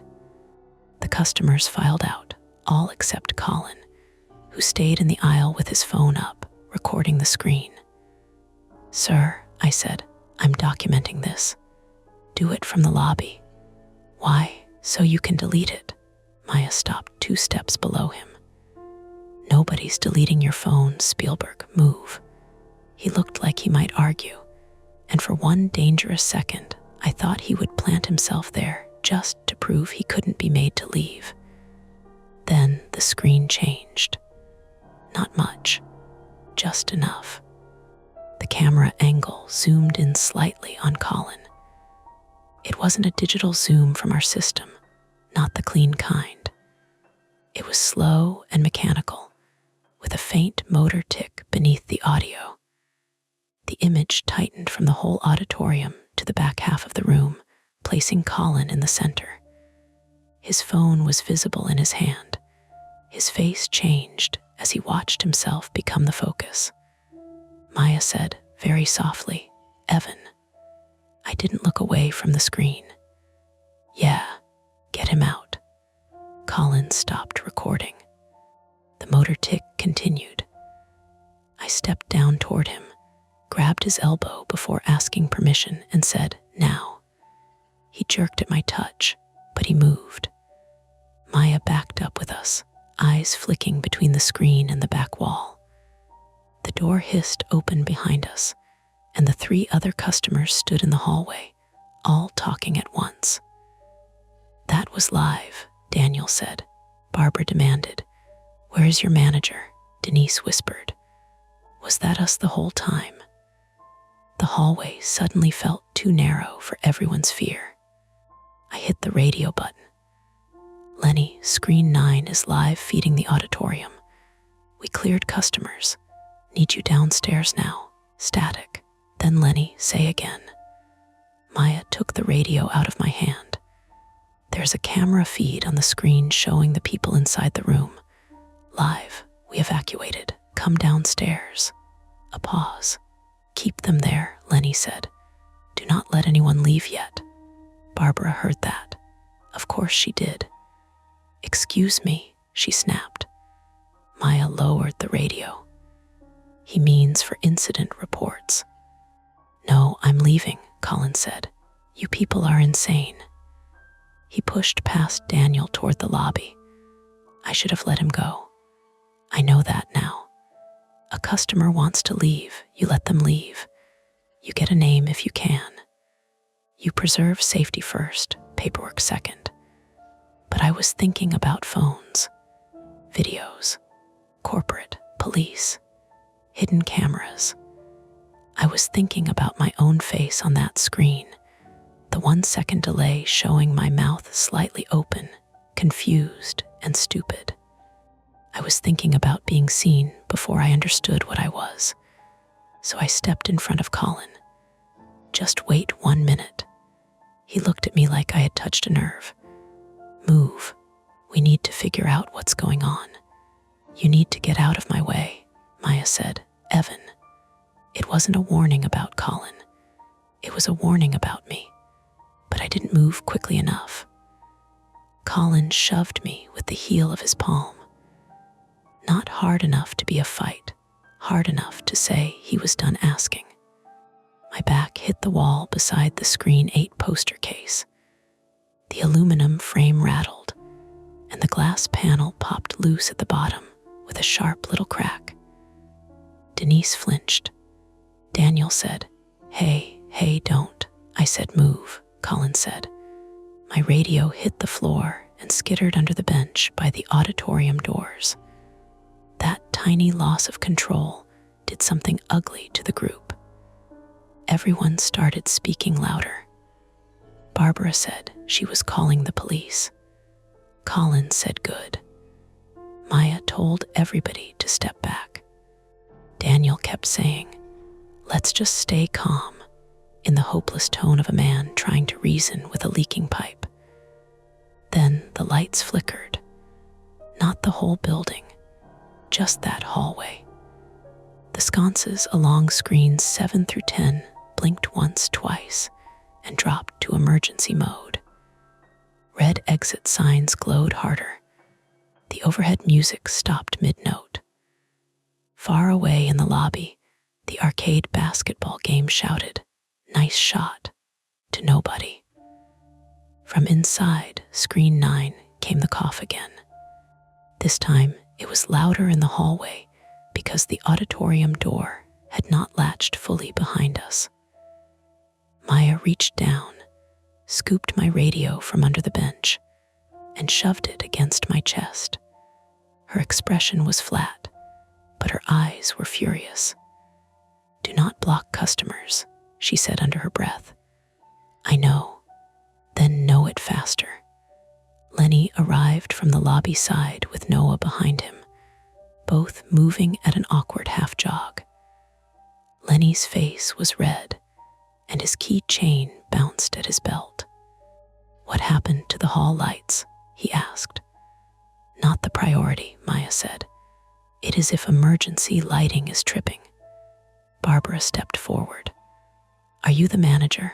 Lenny took one look at the group, at Colin's raised phone, at my shoulder pressed to the wall, and his face changed into customer service mode so completely it was almost disturbing. "I'm the shift manager, yes." "Everyone, I apologize. We're experiencing a projection system error and a partial lighting issue in this corridor. We're going to move you to the main lobby where it's more comfortable, take your information, and issue full refunds." "Projection system error," Colin said. "It was filming us. We are investigating that. I'm calling the cops." "You have every right to contact authorities," Lenny said. That surprised me. It surprised Colin too, Maya noticed. "Good answer." Lenny ignored her. "Evan, lock screen 9. "We need to find the camera," I said. "We need to keep people out." Both can be true. Noah, who had gone pale under the hallway's emergency lights, raised one hand halfway like he was in school. "Could it be the accessibility camera?" Lenny turned. "The what?" Noah swallowed. "At my uncle's theater, they had a camera for open caption testing. Not in the auditorium, but near the booth glass, for checking screen alignment and audience light levels." "We don't have that," Lenny said. "But maybe we don't have that." Maya looked at Noah. "What would it look like? Small, black dome or pinhole? Maybe mounted near the projector port." I looked back at screen 9's closed door. A pinhole near the projection window, high in the back, exactly where the feed seemed to come from. Lenny saw the thought moving across my face and shook his head once. "No, we are not climbing around in there with customers standing in the hall," Barbara said. "I am not standing anywhere. I want your names, your corporate number, and I want to know whether I was recorded." Denise touched her arm. "Barb." "No," Barbara said. "We were sitting in the dark, and they had us on a screen." Daniel looked less angry than ashamed, which made me uncomfortable. He kept wiping popcorn salt from his sweater and missing some of it. "Was it only this auditorium?" "We're checking," Lenny said.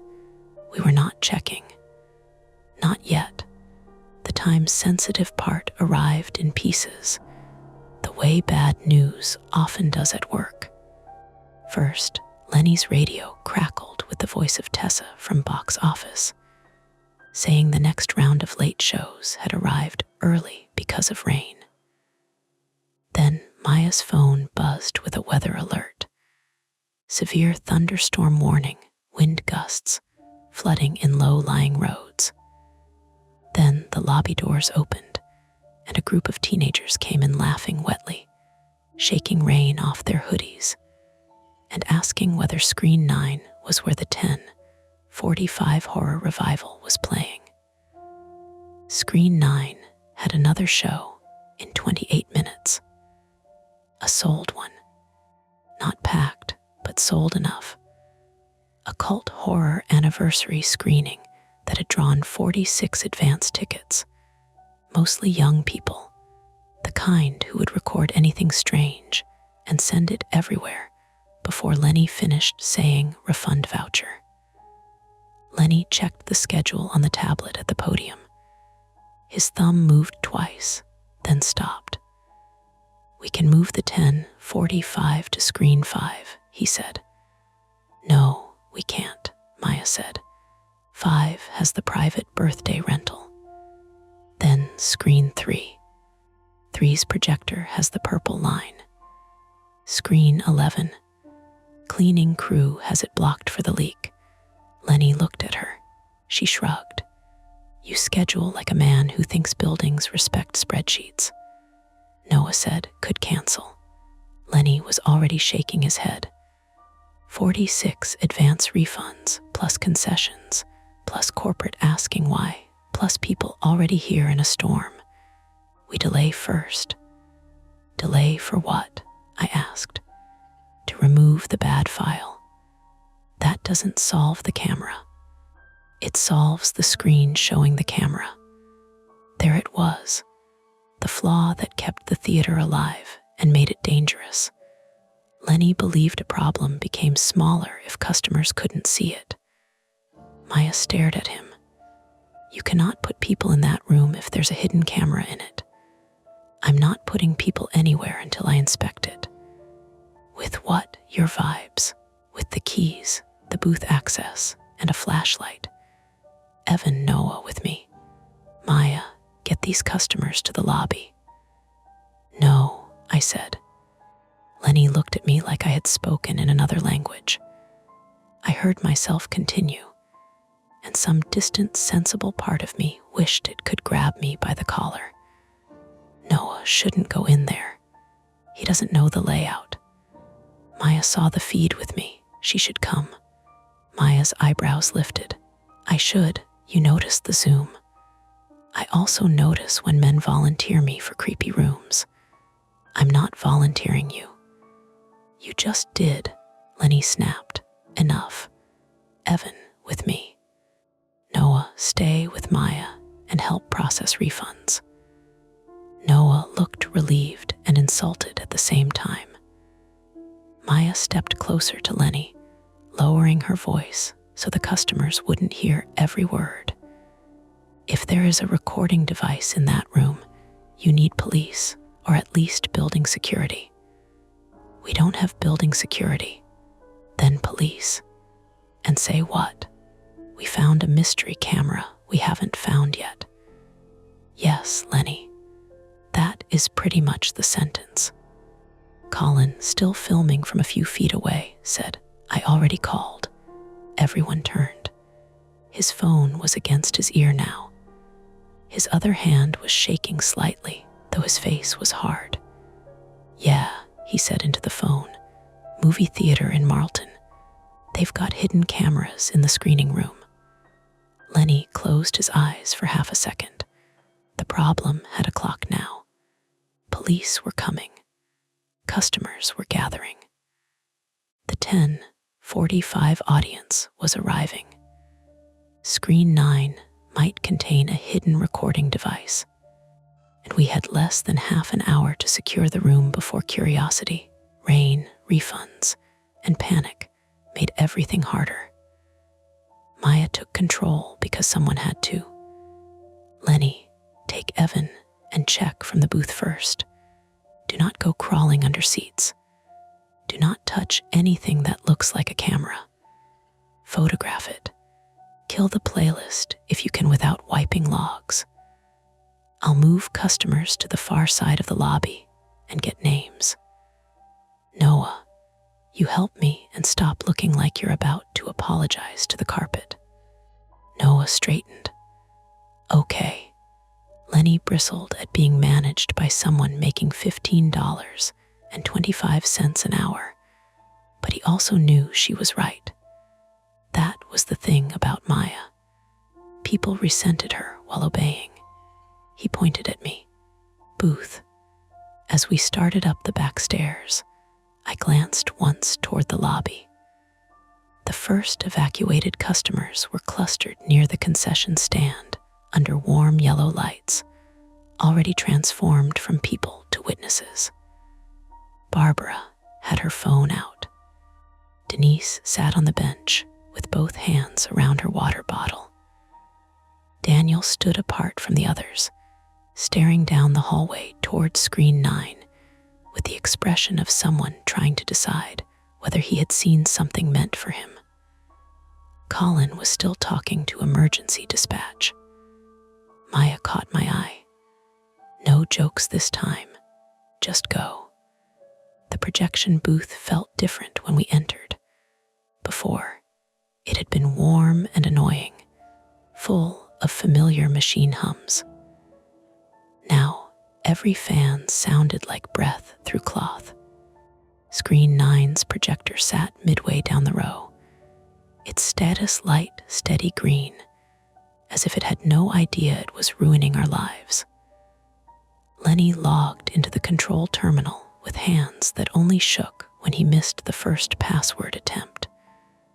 "Don't hover," he said. "I'm not. You are." I stepped back 2 inches. He opened screen 9's live status. Feature paused. Error notes. Audio routing. Playlist history. The strange file no longer showed in active playback, yet the port window ahead of us leaked a faint gray light from the auditorium. "Why is it still outputting?" I asked. "Because the server thinks the feature is outputting." "It is. Thank you, Evan." The booth window for screen 9 was a thick rectangle of glass set into the wall above the back row.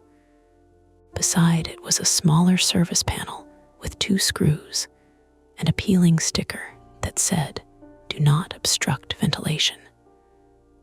Dust clung to the edges. I leaned close, angling my phone flashlight around the frame. At first, I saw only the auditorium below, the tops of seats, the pale rectangle of screen. Then I saw the wire. A thin black cable ran from behind the service panel, tucked along the underside of a metal bracket, and disappeared into the shadow above the projection port. It was too neat to be old trash, too new to be part of the building. "Lenny." He didn't turn. "What? You need to see this." Mover irritated, and I pointed.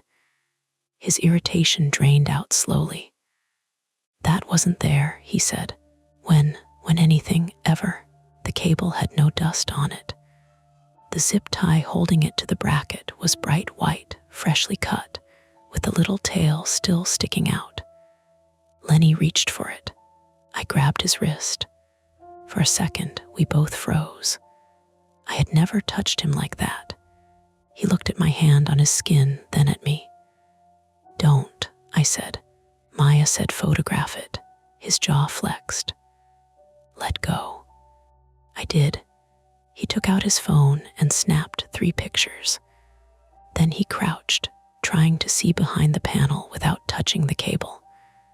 From below, through the glass, a voice came out of screen 9 speakers. Not the movie, not the cough, my voice. Slightly delayed, thin, and compressed. "Don't," it said.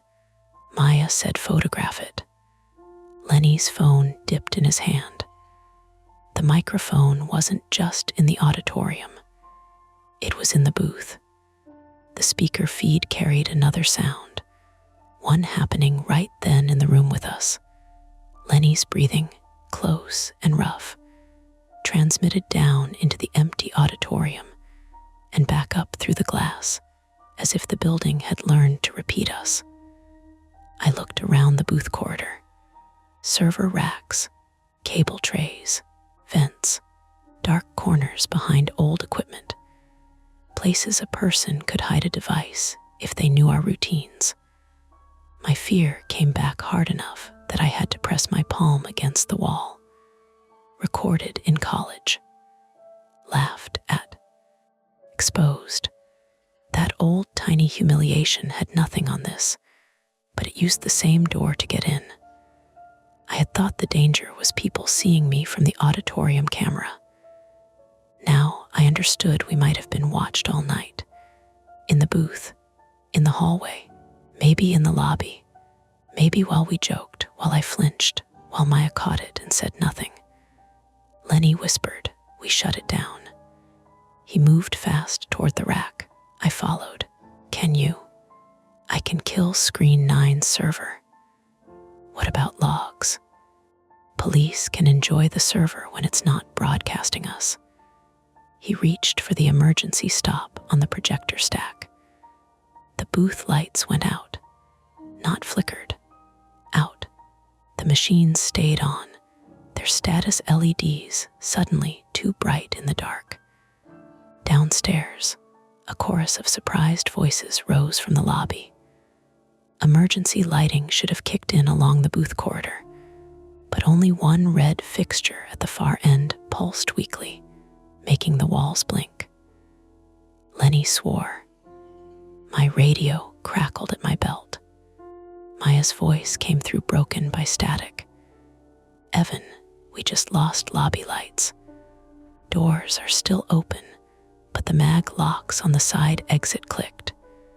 Tell me you didn't touch something. We didn't, I said. A dull thud came from somewhere behind us in the booth corridor.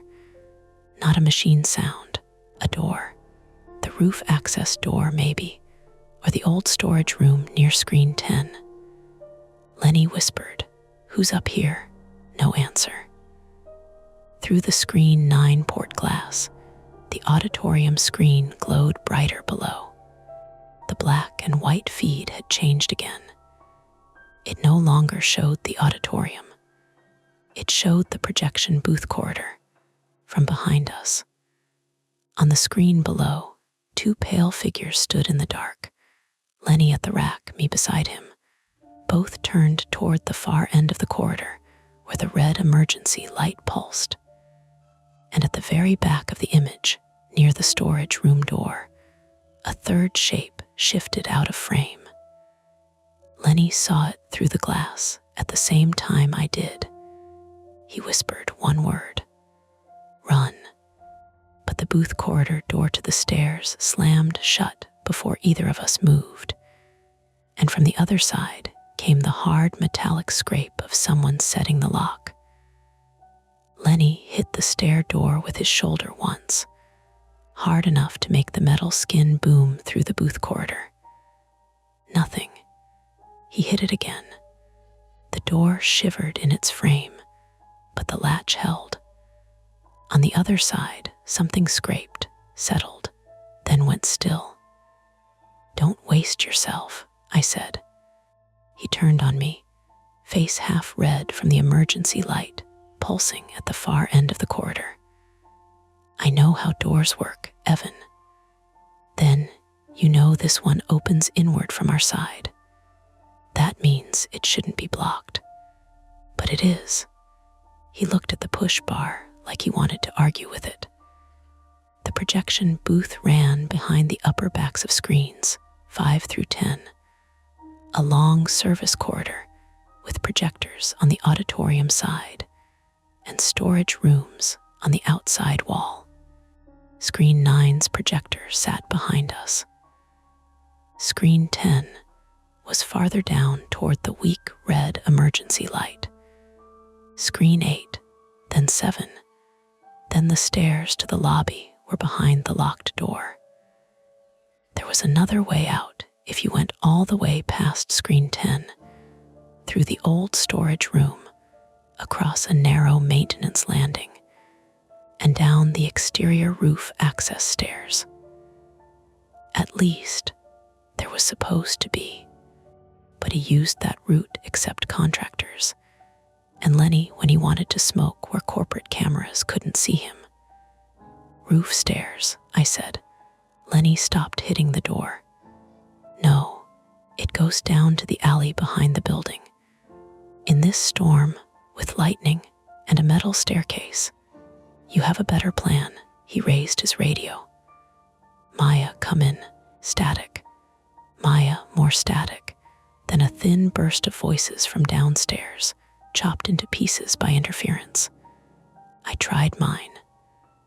Maya, we're locked in the booth. Stair door blocked. We're going toward roof access. Nothing. Then, from inside screen 9 below us, amplified through the speakers, My own voice repeated, "We're going toward roof access." Lenny and I both went still. The feed was not just watching. Whoever had set it up could hear our radios, or the microphones were catching us clearly enough to broadcast every useful thing we said. Lenny lowered his radio. "We don't say plans out loud," he whispered. A wet laugh clicked through the Screen 9 speakers below. It was not supernatural. I need that clear. It sounded human, recorded through cheap equipment, close enough to the microphone that the breath broke against it. That made it worse. A ghost would have made less sense, sure, but a person meant locks, wires, timing, keys. A person meant choices. We started down the corridor towards Screen 10. The booth floor was industrial carpet worn flat by years of shoes and rolling equipment carts. It grabbed at my sneakers in the dark. Server LEDs blinked green and amber along the left wall. On the right, the projection windows looked down into the auditoriums like aquarium glass. Screen 8's projector was dark. Screen 10's was throwing a blank blue maintenance screen, which painted the corridor with a sickly glow every few steps. Behind us, through the Screen 9 glass, the auditorium screen still showed the feed from somewhere in the booth. Us, walking. A second late. I had to stop looking at it, because every time I saw myself from behind, my neck tightened as if someone's fingers were almost there. Lenny noticed. "Eyes ahead. I know. You keep looking." I said, "I know." That was the first partial attempt. Get out through the roof access. We made it 20 yards. Near the old storage room, something lay across the floor, invisible until my shin hit it. I went down fast. My knee struck the carpet, then the metal lip of a cable tray. Pain popped white behind my eyes. My palms scraped over grit and old popcorn kernels that had somehow made it into the booth. "Evan," Lenny hissed. "I'm okay." I was. Not fully. My left knee had taken most of my weight, and when I pushed up, it answered with a deep, hot throb. Lenny aimed his phone light at the floor. A bundle of black cable had been stretched low across the corridor and taped at both ends with gaffer's tape. Not dropped. Placed. A tripline, but not thin enough to cut skin or dramatic enough to belong in a movie. It was practical, fast, meant to slow somebody down. Lenny crouched, breathing through his nose. Fresh, I saw it too. The tape edges were still clean. No dust stuck to them. He followed the cable with the light. It disappeared under the storage room door. From downstairs, distant but audible through the floor and walls, came Maya's voice, raised over a crowd. "Everyone stay in the lobby, away from the hallway." Then Barbara, "You cannot keep us here." Then a teenage boy laughing nervously. Then a sound like someone kicking a trash can. The theater was turning into something hard to manage. Lenny tried the storage room handle. Locked. He fumbled his keys from the retractable chain. The first key missed the cylinder because his hands were shaking. The second went in and turned halfway, then stopped. "Swollen frame," he muttered. "Humidity does this." Or someone jammed it. He gave me a look. I held up my hands. "Fine, humidity." He threw his shoulder into the door while turning the key. Once, twice. On the third push, it opened 3 inches and stopped against something inside. Lenny shone the light through the gap. A rolling concessions cart had been shoved against the door from the other side. the kind we used for birthday rentals, with rubber wheels that locked if you stepped on the metal tabs. It was wedged tight between the door and shelving. Someone had blocked the roof access route before we even started down it. Lenny swore so quietly I almost didn't hear. Attempt 1 had failed, but it revealed something worse. Whoever was doing this knew our building well enough to block the normal stairwell and the backup route. They also had access to equipment from downstairs. That meant staff, former staff, contractor, someone with keys, or someone still inside. My radio crackled against my belt. This time, Maya's voice came through clearer. "Evan, can you hear me?" I grabbed it, then remembered the broadcast. I pressed the button and kept my voice low, mouth close to the mic. "Yes, not safe to say much. We heard you over the auditorium speakers. I know. Lenny with you? Yes. Police ETA 6 minutes. Maybe more because Route 73 is flooded near the jug handle. Customers are restless. Colin is live streaming or pretending to. Daniel says he saw something before he came out." I looked at Lenny. He shook his head sharply. Later, I keyed the radio. "What thing?" A burst of static swallowed her answer.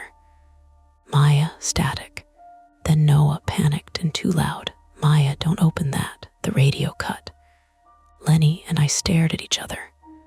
"What does that mean?" I whispered. He was already moving back toward the stair door. My knee protested every step, a heavy pulse that made my stomach sour. We reached the stair door and listened. On the other side came muffled voices. Maya, Noah, maybe customers. Door itself still wouldn't open more than a 1/4 inch. But now that we were close, I could see the problem through the gap near the floor. A yellow mop bucket had been jammed under the handle from the stairwell side, handle raised against the push bar. Not elegant, not permanent, enough. "Can we kick it loose?" I asked. Lenny took off his belt. "What are you doing?" "Getting the bucket handle down." He slid the leather belt through the gap, trying to hook it around the raised metal handle on the other side. First 2 attempts scraped uselessly. On the 3rd, he caught something and pulled. The bucket shifted. The push bar gave 1/2 inch. From below came a sudden scream. Not Maya. Denise, I thought, high and short, followed immediately by embarrassed sobbing. Lenny pulled harder. The belt slipped. His knuckles smacked the doorframe and he hissed through his teeth. "Again," I said, "I am doing it." The radio came alive with Maya's voice, breathless. "False alarm, false alarm." It was a trailer stand. Everybody calmed down. Lenny froze. I pressed my radio. "What happened?" A beat. Maya answered. Power flickered in the lobby. The cardboard monster display by concessions fell over. Denise thought someone came through the emergency hallway. A misdirection. Terrifying for 10 seconds. Explainable as soaked floor mats, vibration, and cheap cardboard. Except the relief didn't last, because Maya added lower. "But Evan, listen."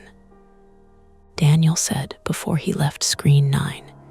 The feed zoomed past the customers, toward the emergency exit door inside the auditorium. He said there was a duffel bag under the exit sign. I closed my eyes. I had swept that room. Had I seen a bag?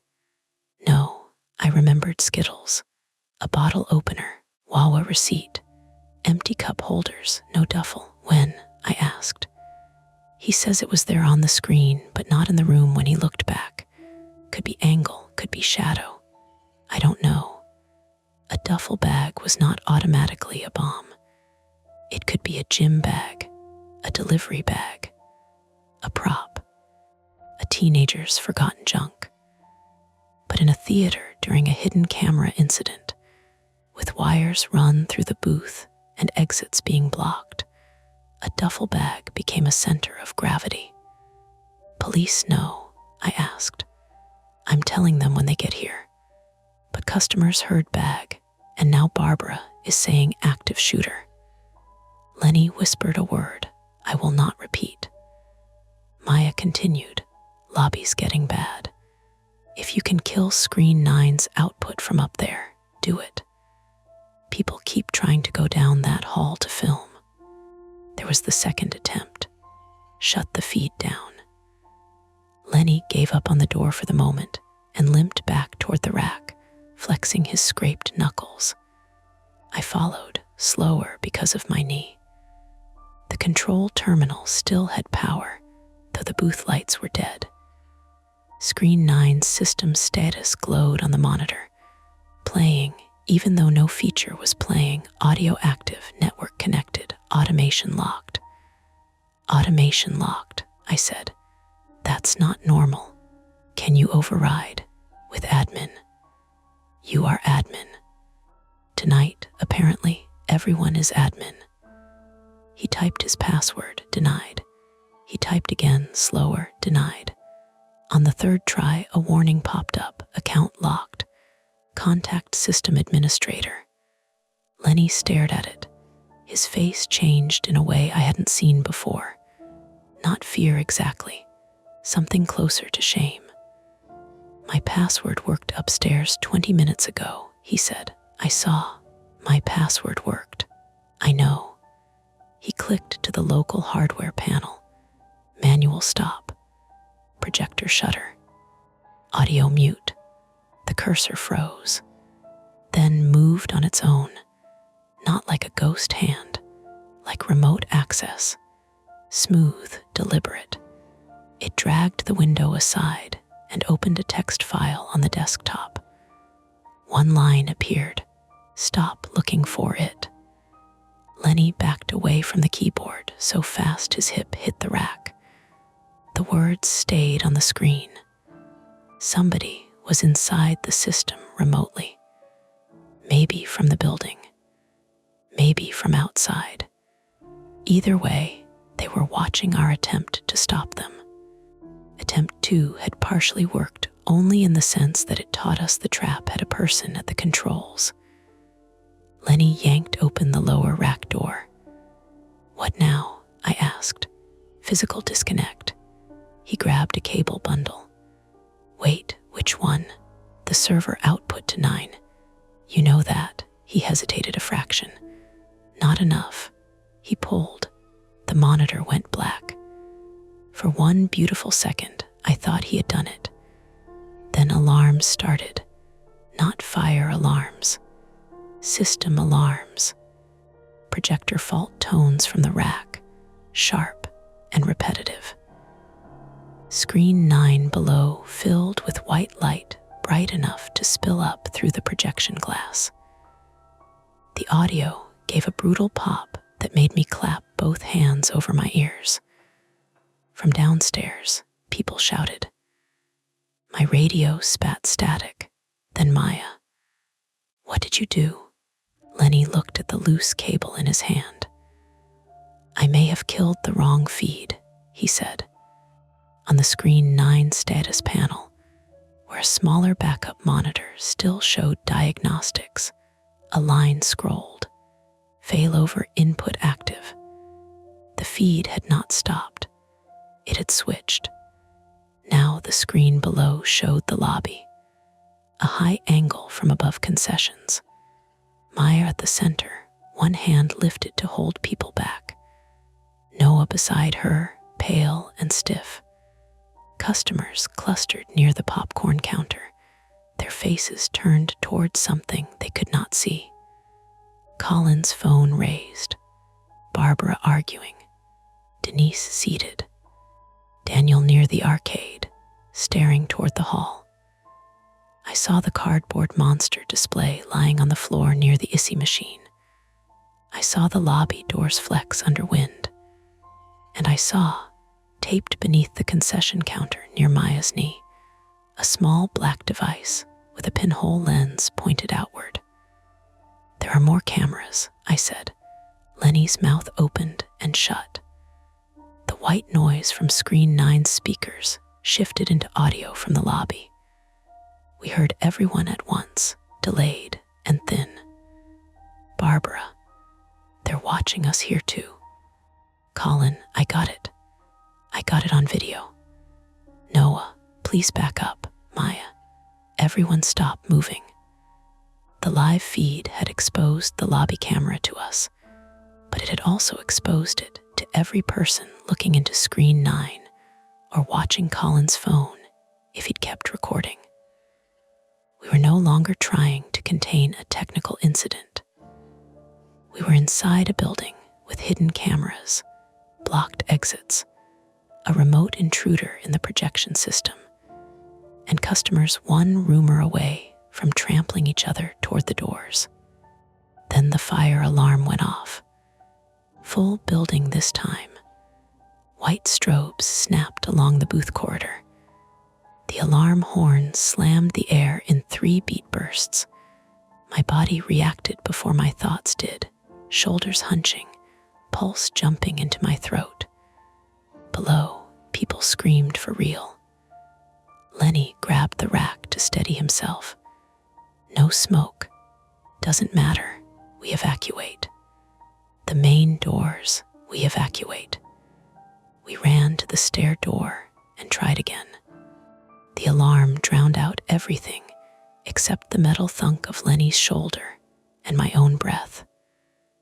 I got down on my bad knee, shoved my arm through the gap until the edge bit into my forearm, and felt for the mop bucket handle. Pain flared. My fingers brushed wet plastic, then metal. I hooked 2 fingers around the handle and pulled down. It moved. An inch.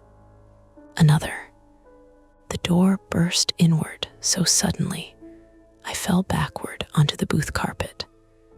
Lenny hauled me up by my shirt, and we stumbled into the stairwell. The mop bucket rolled down 3 steps ahead of us, clattering yellow plastic. The stairwell smelled like bleach, rainwater, and hot dust. Emergency. Lights flashed red, white, red across the concrete walls. Halfway down, we found why the bucket had held so well. A ratchet strap had been looped from the bucket handle to the stair rail, tightened just enough to brace it. Lenny sliced it with the little box cutter he kept on his keychain. "Staff equipment," I shouted over the alarm. He heard me. I know he did. He didn't answer. At the bottom, the door into the hallway opened onto chaos. Not movie chaos. Real chaos, which is mostly people moving in different directions while asking questions nobody can answer. Maya had kept most of the customers near the lobby, away from Screen 9's hallway, but the alarm had broken that line. A cluster of teenagers pushed toward the side exit near Screens 7 and 8. Barbara was yelling that the doors were locked. Denise was crying now, quietly but steadily. Daniel had one hand on the arcade cabinet, breathing too fast. Noah stood by the concession counter, holding a fire extinguisher like a baseball bat. Maya saw us and shouted, "No smoke. Pull station by Screen 9 is down." That was where the alarm had been triggered. Not automatically. Manually. The pull station was in the hallway near Screen 9, beside the emergency exit corridor, the same direction customers were trying not to go. Lenny shouted, "Main exit." Maya pointed toward the front glass doors. Winds pushing water under them, but they open. I'm moving them now. For one brief second, it looked like we had a path. Main lobby doors ahead, rain outside, but open air. Police on the way. Get everyone out. Let uniforms deal with wires and cameras and whoever was hiding in our walls. Then the screen 9 hallway doors opened. The emergency exit door at the far end of that hall swung inward, not outward, which it was not supposed to do. A gust of wet air pushed down the corridor, carrying the smell of rain, mud, and dumpster wrought from the alley behind the building. The red exit sign over screen 9 flickered. Beyond it, in the dim blue aisle light spilling from the auditorium, I saw the duffel bag. It was not on the screen now. It was real, black nylon, under the emergency exit sign, half wedged beside the door that led to the back alley. A thin cable ran from it along the baseboard and disappeared into screen 9. Daniel saw it too, his face folded inward. "That's it," he said. "That's the bag." Maya turned toward him. "You're sure?" He nodded, but he looked sick. The alarm kept hammering. A teenager near the lobby shouted, "Bomb." That word did what words do in crowds. People surged, not all toward the main doors. Some away from the bag, some toward the bag because they were confused, some toward the concession counter, some toward the hall by screen 6. Colin slipped and fell hard on one knee. Barbara grabbed Denise's arm and nearly pulled her off the bench. Noah swung the extinguisher up like the bag might attack him. Maya shouted, "Main doors. Now, do not run." Nobody listened perfectly, but enough listened to keep it from becoming a crush. I limped toward the screen 9 hallway without deciding to. Maya grabbed my sleeve. "Where are you going?" "The exit door's open. Someone came through there, or left through there. We need to close it before people go that way." She looked down the hall. The emergency exit beyond screen 9 led to the alley, then to the rear parking lane between the theater and the old loading dock behind the dead Bed Bath and Beyond. In good weather, it was a bad shortcut. In a thunderstorm, with flooding and dumpsters and no lighting, it was a place people could fall, scatter, or disappear before police arrived. Lenny shouted from the lobby, "Evan, do." But a teenage girl had already broken from the crowd and run down the hallway, away from the lobby doors, both hands over her ears against the alarm. Maya cursed and ran after her. I followed. My knee hated every step. The hallway carpet squelched near the emergency exit where rain had blown in. Screen 9's door was propped open, and inside, the screen no longer showed the lobby. It showed a countdown timer, white numbers on black, 0300, 0259, 0258, not a movie file, not an ad, not anything subtle. Maya caught the teenage girl by the hoodie before she reached the duffel bag and pulled her backward hard enough that they both nearly fell. "Main lobby," Maya shouted in her face. "Go," the girl sobbed and ran back the way we came. I reached the emergency exit door and pushed it closed against the wind. The metal edge banged against something outside, then bounced back. A brick. Someone had wedged a brick against the exterior threshold so the door could not fully shut. I kicked at it. Pain shot up my bad leg. The brick shifted, but didn't clear. The countdown inside screen 9 hit 0231. Maya looked from the bag to the screen to me. "We leave," she said. "Yes." But when we turned back toward the lobby, the metal fire shutter above the concession opening dropped halfway with a grinding roar. Not all the way, halfway, enough to make everyone scream again. The main lobby lights died completely. Only strobes remained. Through the front glass, beyond the rain-streaked doors, blue police lights flashed into the parking lot. They were here, 20 yards away, separated from us by a panicked crowd, a flooded lobby, a possible device by Screen 9, and a building system someone else seemed able to manipulate. Then the front doors, automatic motors clicked. Once, twice, the glass sliders began to close. Maya stared at them, then at the countdown. 0204. The point of no return was not dramatic in the way movies make it. No villain stepped out. No voice gave us instructions. It was a building deciding, or being made to decide, that it would stop letting people leave. The front doors slid shut against the storm, while customers pounded on the glass from inside, and police officers ran toward us from outside, blue light breaking across their faces. Behind us, in Screen 9, the countdown kept falling, and the only unlocked path left led deeper into the theater. For 3 seconds, nobody moved. That sounds impossible with an alarm going off, with people crying and police lights flashing blue through rain-streaked glass, with a countdown ticking inside Screen 9 like a second heart. But panic has pauses. Little pockets where every person looks around, waiting for someone else to decide what reality is. Then Maya made the decision. "Back from the doors," she shouted. Back up from the glass."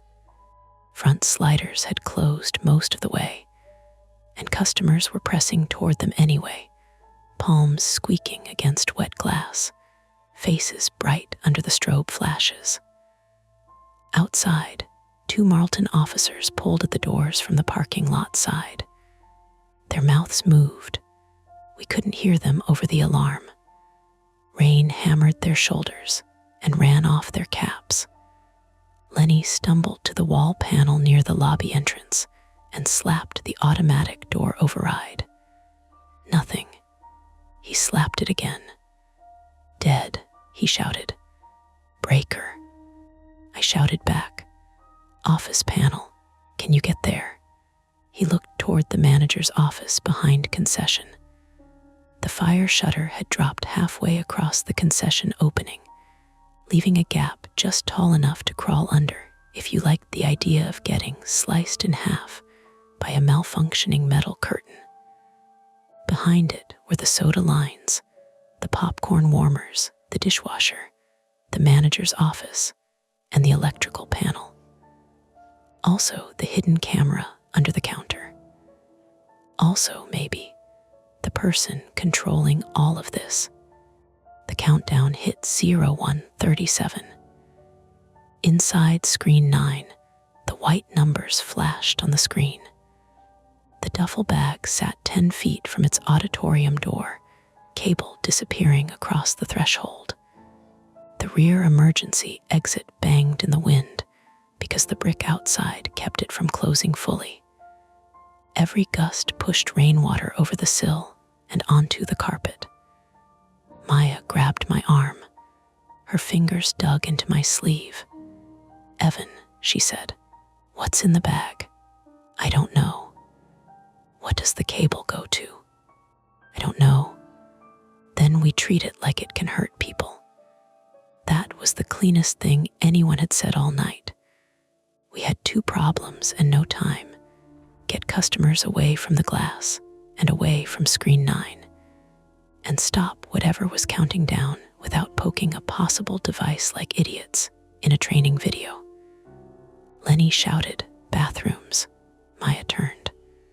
The main restrooms were off the left side of the lobby, opposite the hallway to screens 1 through 6. No windows, solid tile walls, farther from screen 9. Not outside, but safer than clustering between a sealed glass door and an unknown bag.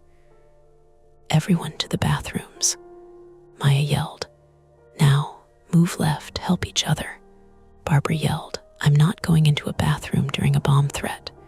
Maya got in her face. "Then stand here and argue under the glass doors, your choice." Denise tugged Barbara's sleeve. That did what Maya couldn't. Barbara moved. Noah, still holding the extinguisher, started waving people left. "Bathrooms. Come on, this way." Colin limped badly from his fall, but he helped a teenage boy drag another customer away from the front doors. Daniel guided Denise with one hand hovering near her elbow, not touching until she nodded. The police outside kept pulling at the front sliders.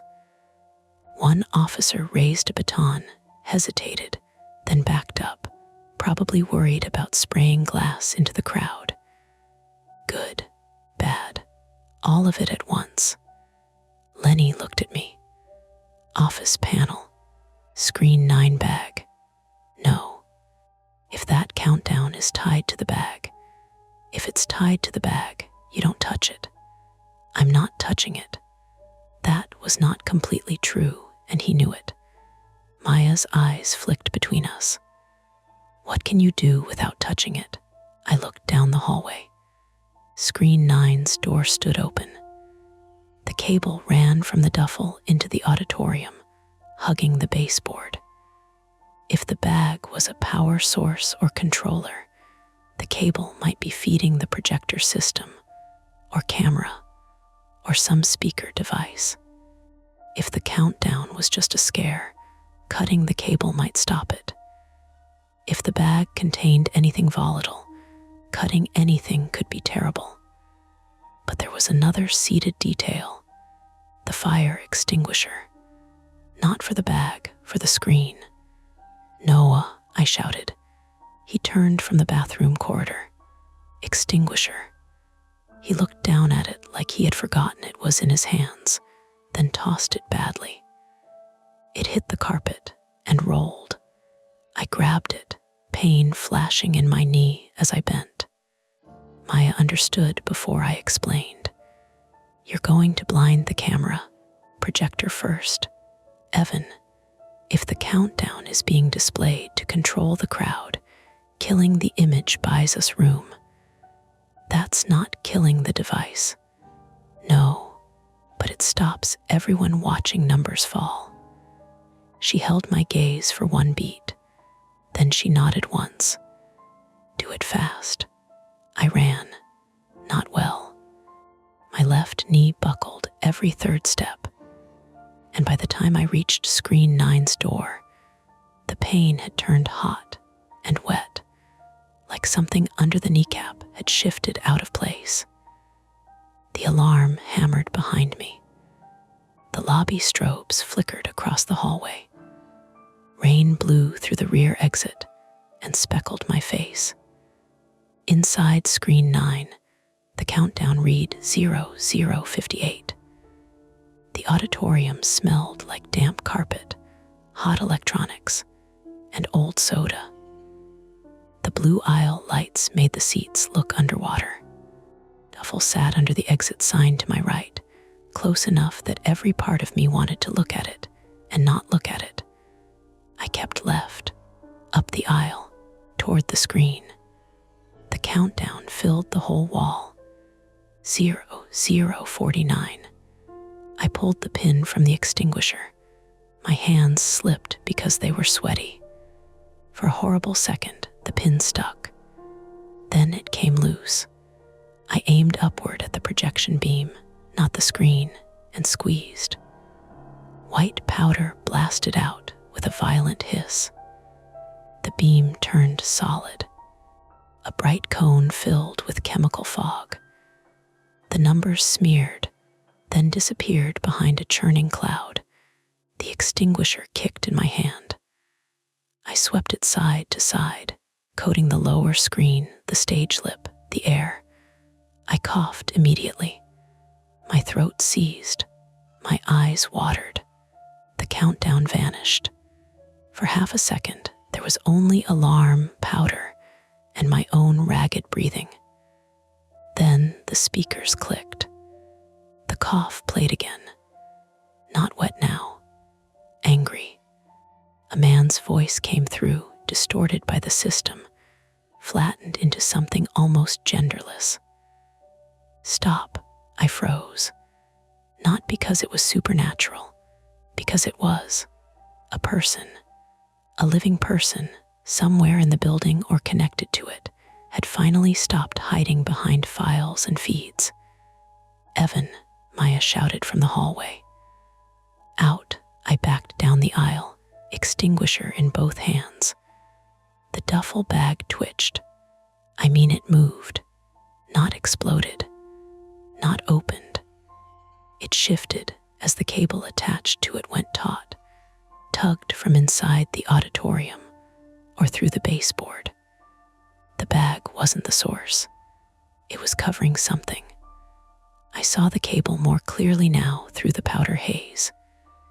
It ran from under the duffel, along the wall, and into the little recessed panel beside the emergency exit, the alarm and door monitoring box. The bag had been placed to hide a junction where wires had been spliced. The countdown might not have been a bomb at all.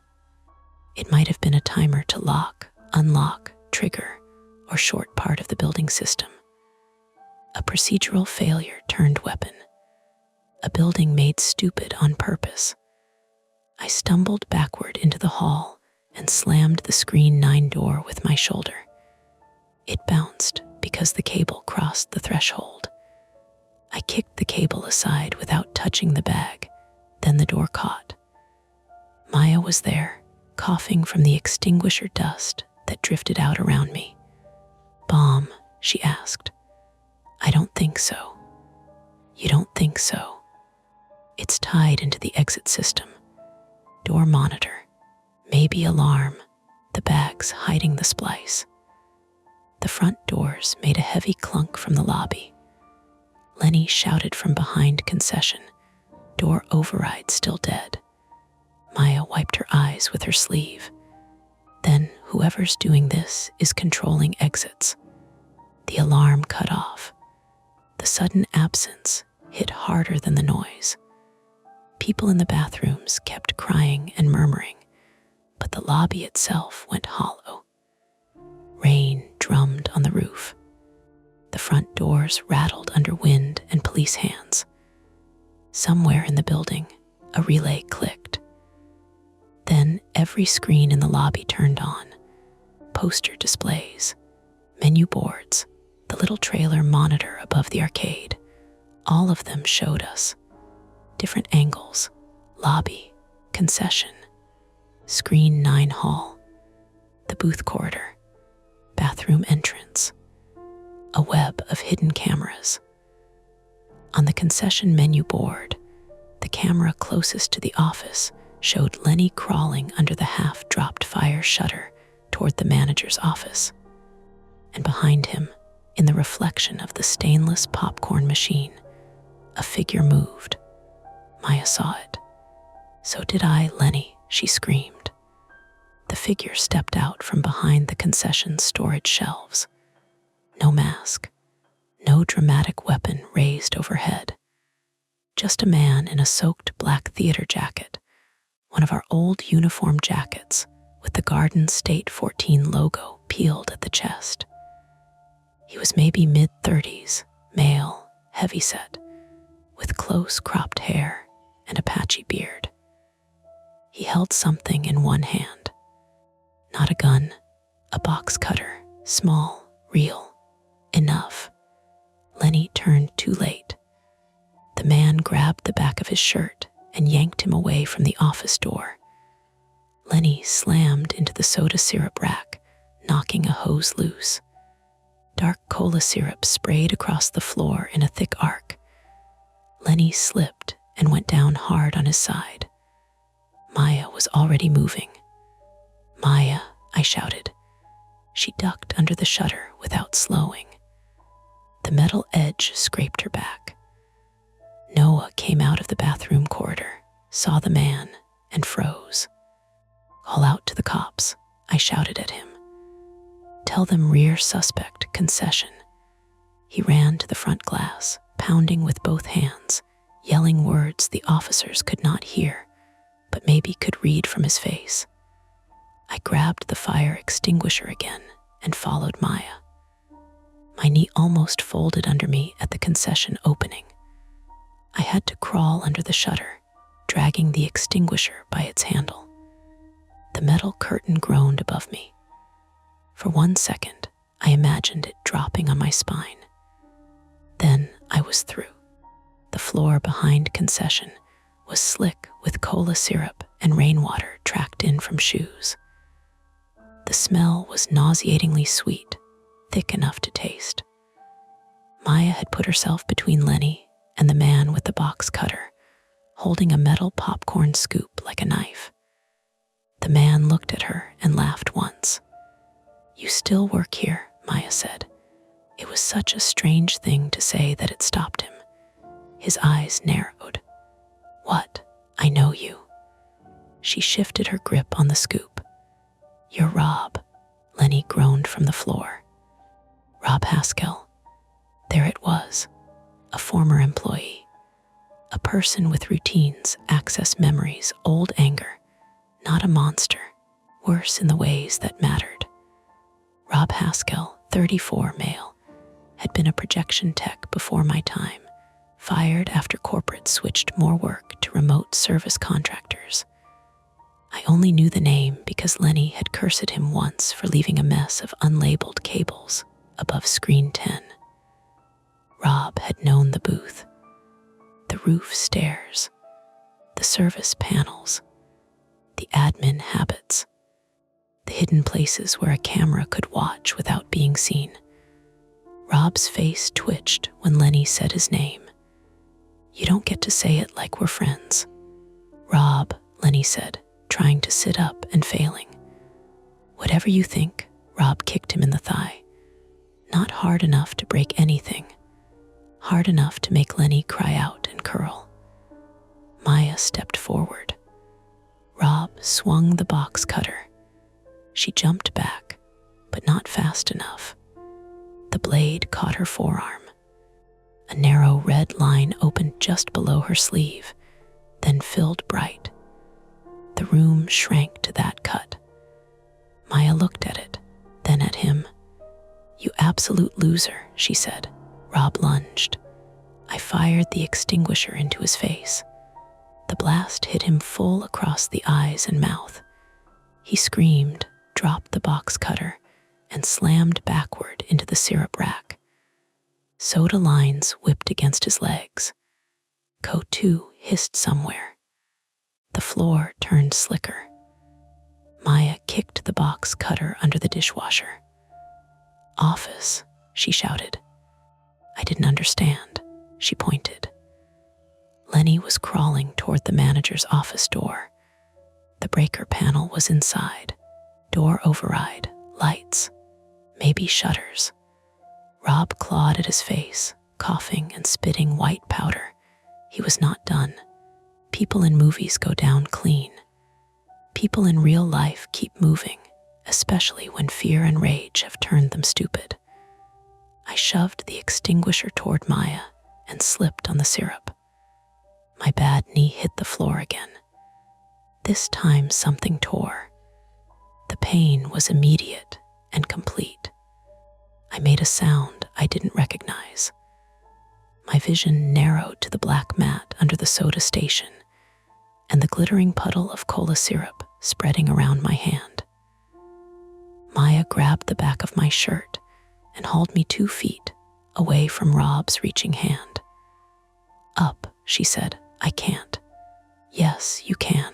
I can't." Her face changed for half a second. Not softer, more scared. Then she let go of me and turned toward Rob with the extinguisher raised. Lenny got to the office door, pulled himself up by the handle, and fumbled with keys. Blood ran from his temple where he'd hit the rack. His shirt was soaked dark with syrup on one side. Rob staggered toward him. I saw the box cutter under the dishwasher, just out of Rob's reach. I also saw something else under the counter. The hidden lobby camera, taped exactly where we'd seen it on the feed. Its black cable running into a cheap network switch zip tied beneath the register shelf. Network switch. Cameras control, not magic. Wires. I dragged myself under the counter, biting the inside of my cheek hard enough to taste blood, and grabbed the switch. It was warm, 4 cables plugged in. 1 power adapter. I pulled the power. The lobby monitors went black. Rob noticed. He made a raw sound and changed direction toward me. Maya hit him in the shoulder with the extinguisher cylinder. The impact rang dully. He shoved her backward into the popcorn warmer. Glass cracked. She slipped but stayed upright. Lenny finally got the office open. Panel, Maya shouted. Lenny disappeared inside. Rob reached me. I couldn't stand. So I did the only thing I had. I wrapped both arms around his ankle and held on. He kicked once. His shoe caught my ribs. Air left me. He kicked again, and pain flashed up my side, but the syrup made his footing bad. He fell forward, catching himself on the counter with both hands. Maya brought the extinguisher down on his wrist. He screamed. Not a movie scream. A wet, shocked human sound. Something in his hand or wrist broke. He collapsed onto one knee. Maya kicked the back of that knee, and he went down onto the sticky tile. Behind us, from the office, Lenny threw breakers. The fire shutter stopped humming. The front doors thunked. A second later, from the lobby, Noah shouted, "They're open. Doors open." Air moved through the building. Real outside air. Cold rain air. Customers surged, but this time away from us, out through the front with officers pushing in around them. Blue light filled the lobby. Voices overlapped, police commands, sobbing customers, Noah yelling that people were hurt behind concession. Rob tried to crawl. I still had his ankle. I didn't let go. Not because I was brave, because my fingers had locked and my body didn't understand the fight was ending. Maya stood over him with the extinguisher, bleeding onto the tile, breathing through her teeth. "Stay down," she said. Rob spat powder and syrup. "You don't know what they did. Stay down. They watched us first," he said. Maya's grip tightened. He looked past her at Lenny in the office doorway. "You all laughed when they cut us. Cameras in the booth, analytics in the lobby, counting heads, counting exits, counting everything. I just put it where customers could see." Lenny's face went gray. I didn't know if Rob was telling the truth, half-truth, or building a righteous costume for something vicious. Maybe corporate had tested audience analytics. Maybe Rob had been fired and spiraled. Maybe both. But whatever his reason, he had locked doors on people. He had blocked exits. He had cut Maya. He had turned a theater into a trap and called it exposure. The first officer slid under the concession shutter with his weapon drawn low, not pointed at us once he saw Rob on the floor. "Hands," he shouted. Maya dropped the extinguisher. I let go of Rob's ankle. 2 officers cuffed him while he coughed and cursed into the tile. Another helped Maya press napkins against her arm. Noah Noah stood at the concession gap, crying openly, which I did not blame him for at all. Lenny sank down against the office doorframe, one hand pressed to his bleeding temple. The monitors stayed black. Screen 9 went dark. For the first time all night, nothing watched us from a wall, or nothing showed that it did. The police evacuated the rest of the lobby in bursts. Customers stepped into rain and blue light, wrapped in thin emergency blankets from patrol cars, their faces shocked into quiet. Barbara held Denise with both arms. Colin limped outside while still clutching his phone. Daniel stopped near me as paramedics came in. "I'm sorry," he said. "For what?" He shook his head like he didn't know. "For asking if it was part of the movie. I laughed once, and it hurt my ribs." A paramedic touched my shoulder. "Sir, don't move." "Wasn't planning to." Maya sat on the floor across from me, arm bandaged in a wad of gauze, powder in her hair, face streaked with sweat and cola syrup. She looked at the dead menu boards above us. "Hey," she said.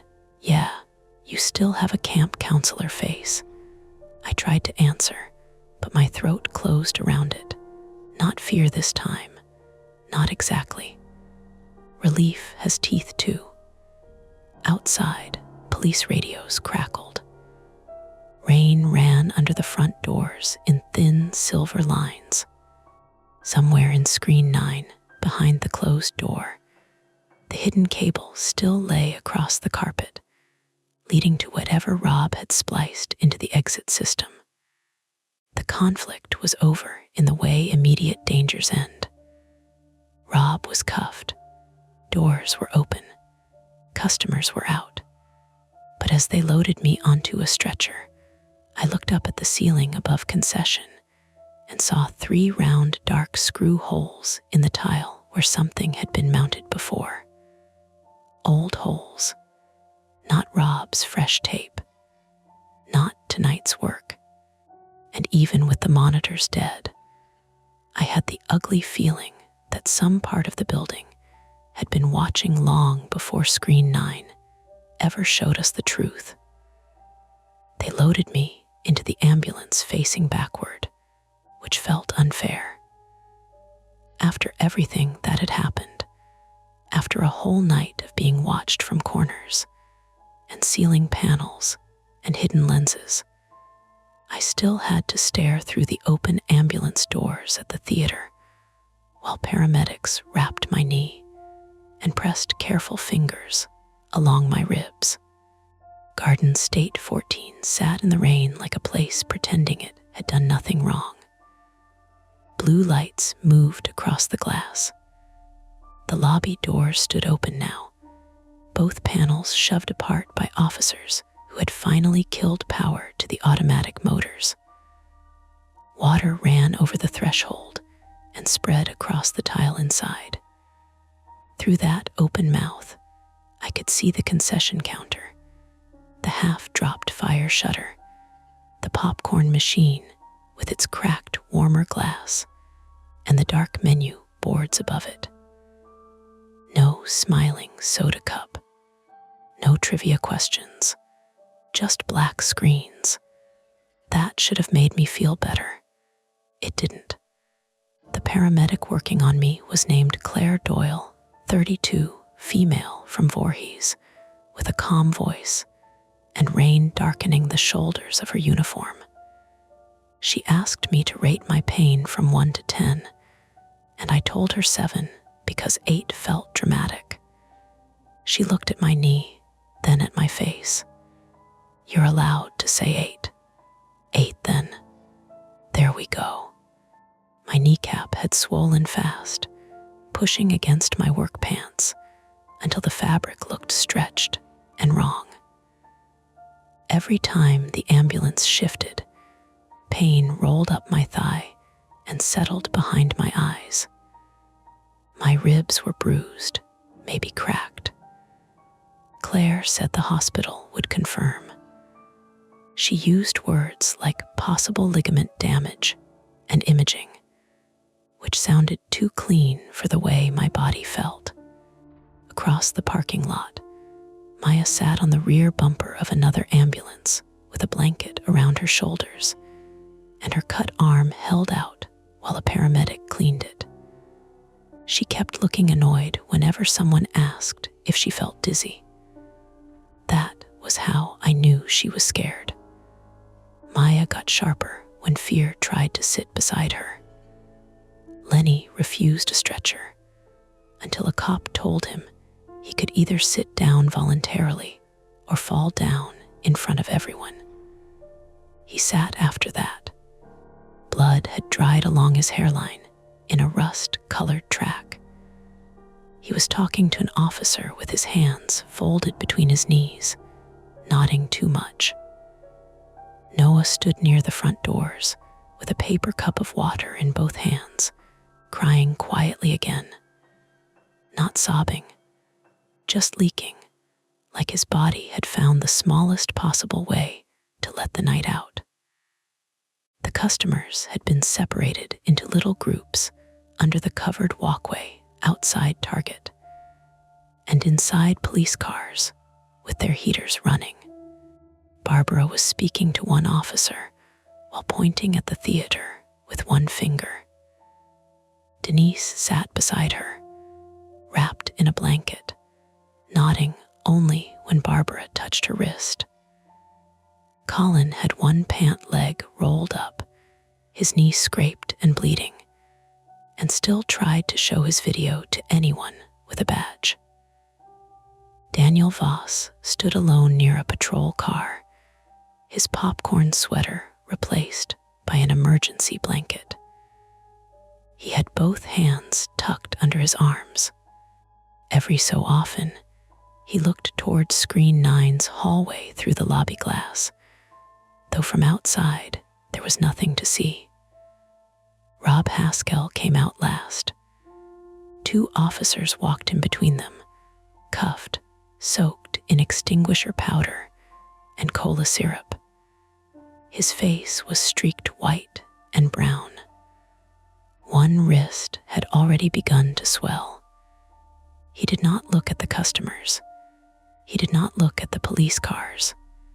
He looked up at the theater sign, the big red letters buzzing over the entrance, and smiled like he was remembering a joke nobody else had heard. Then an officer guided his head down and put him in the cruiser. No movie villain speech. No dramatic final stare.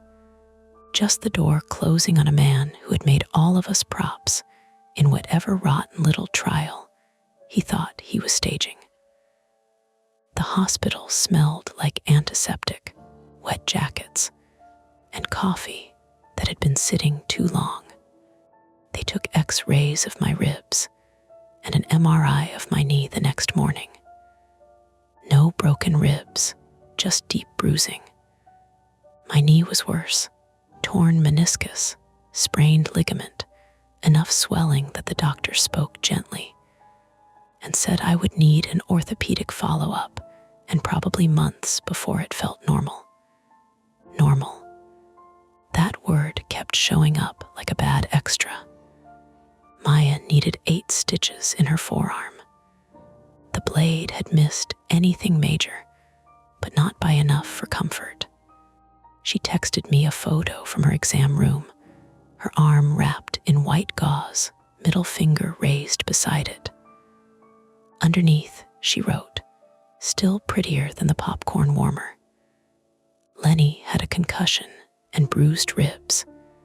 He stayed overnight because he was older and because he had lied about vomiting until a nurse caught him doing it into a trash can.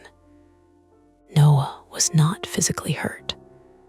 That did not mean he was fine. By sunrise, clips were online. Not all of it, not the worst parts. Colin's stream had cut in and out during the power failure, but enough survived. The lobby monitors showing the hidden camera feeds, customers shouting, the countdown on Screen 9 through the open door, Maya dragging a teenage girl back from the hallway, the front doors closing while police stood outside in the rain. People online did what people online do. Some called it fake marketing for the horror revival. Some said lawsuit. Some said inside job. Some found Rob's old LinkedIn page before the police statement came out and started building whole theories out of employment gaps and blurry profile photos. By noon, Garden State 14 had disabled comments on every account it had. By 2, corporate issued a statement. I read it from the hospital bed with my leg elevated and a plastic cup of melting ice on the tray beside me. They said they were cooperating fully with law enforcement. They said an unauthorized former contractor had gained unlawful access to restricted areas. They said all affected guests and team members would be contacted. They did not say hidden cameras. They said recording devices. They did not say locked inside. They said temporary egress disruption. They did not say Rob had known exactly where to place a mop bucket, a ratchet strap, a concessions cart, and a cable splice to make a building full of people move the way he wanted. The police version came later, cleaner, but not clean. Rob Haskell had worked at the theater years before I did, first as a projection tech, then briefly as a regional maintenance contractor after digital conversion.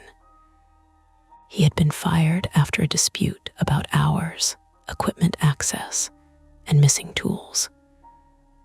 Nobody said obsession in the press conference, but they didn't need to. He had kept old credentials longer than he should have. Some still worked on vendor portals. Others did not. So he got around them with Lenny's admin account, which was embarrassing for Lenny and worse for corporate, because it turned out the password had been taped inside the manager's office desk drawer for years. That was one of the parts that made Lenny stop talking when reporters called.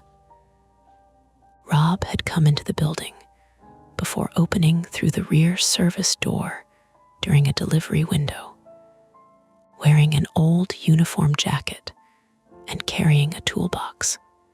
He installed small network cameras in places he already knew had cable runs. Near the Screen 9 projection port, under concession, in the booth corridor, above the lobby displays. He ran some feeds through cheap network switches and others through the theater's own outdated distribution equipment. The duffel bag near Screen 9 had contained a battery backup, a network device, wire taps, and a small relay tied into the emergency exit monitoring circuit. Not explosives. Countdown had been a scare tactic, but the relay was real. It interfered with the exit alarm and helped him trigger or suppress door status signals. That detail stayed with me. Not a bomb, still dangerous, still enough to make people run, crush, fall, scatter into storm water, or get trapped behind glass. He had also pulled the fire alarm manually, likely to increase panic and force everyone into the camera views he had chosen. The blocked stairs and storage route were confirmed with photos. Mop bucket, ratchet strap, cart, fresh tape, fresh zip ties, everything human, everything small, everything possible. Rob's first court appearance happened while I was still on crutches. Maya streamed part of a local news segment on her phone at my apartment because she said I needed to see his face under normal lights. I didn't agree, but she was already sitting on my couch with takeout containers spread across the coffee table, so my opinion had lost procedural value.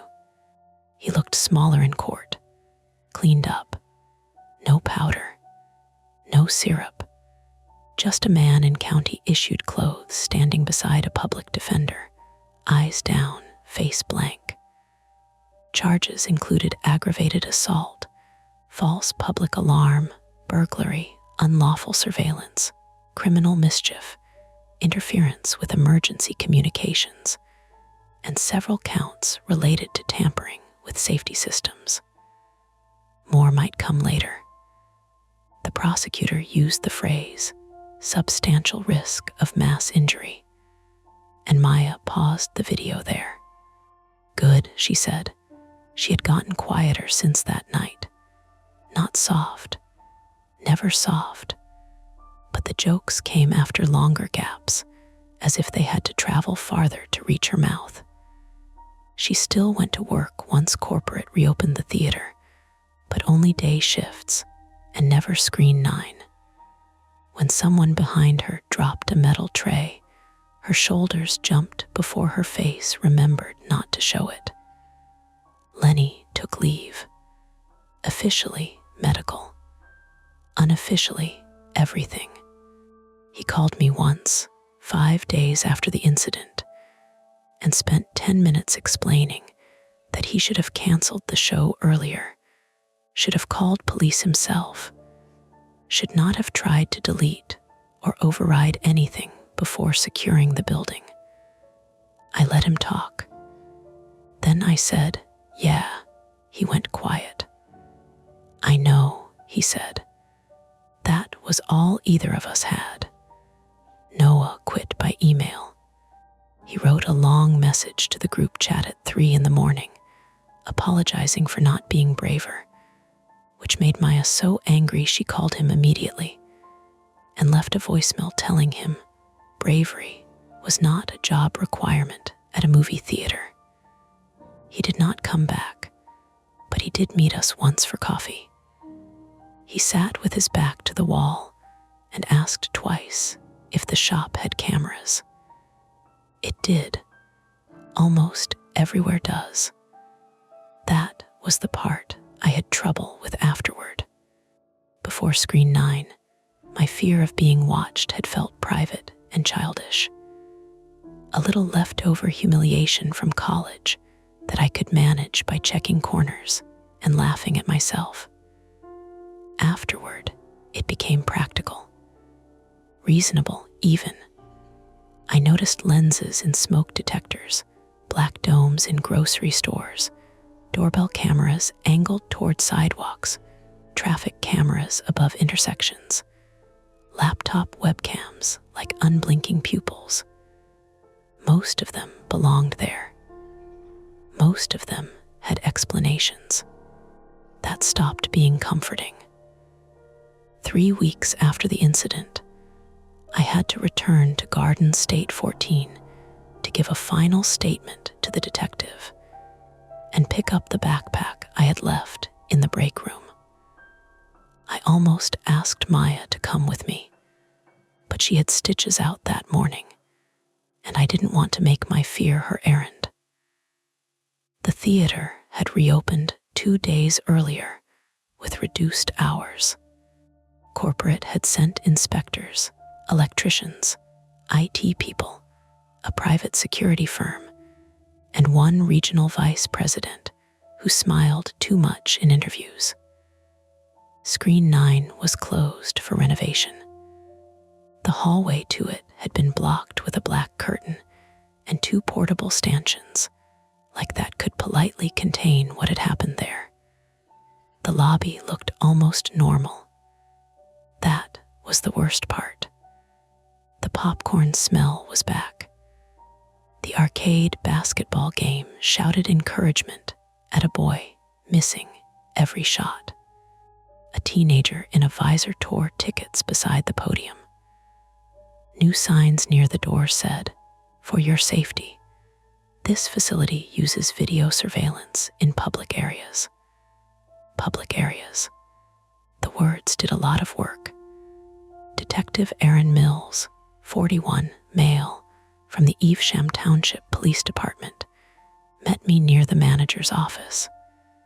He had spoken to me twice already, once in the hospital and once by phone, and had a way of asking questions that made silence feel acceptable. He walked with me through my statement again. When I first saw the feed, who was present, what Lenny did in the booth, when Rob appeared, what Rob said. When we reached that part, Detective Mills checked his notes. "You're sure," he said, "they watched us first?" "Yes." Could he have meant the theater staff? I don't know. Could he have meant corporate? I don't know. He wrote that down. I asked the question I had avoided because I knew he might answer it. What about the old screw holes above concession? He looked up. The ones I told you about. We documented them.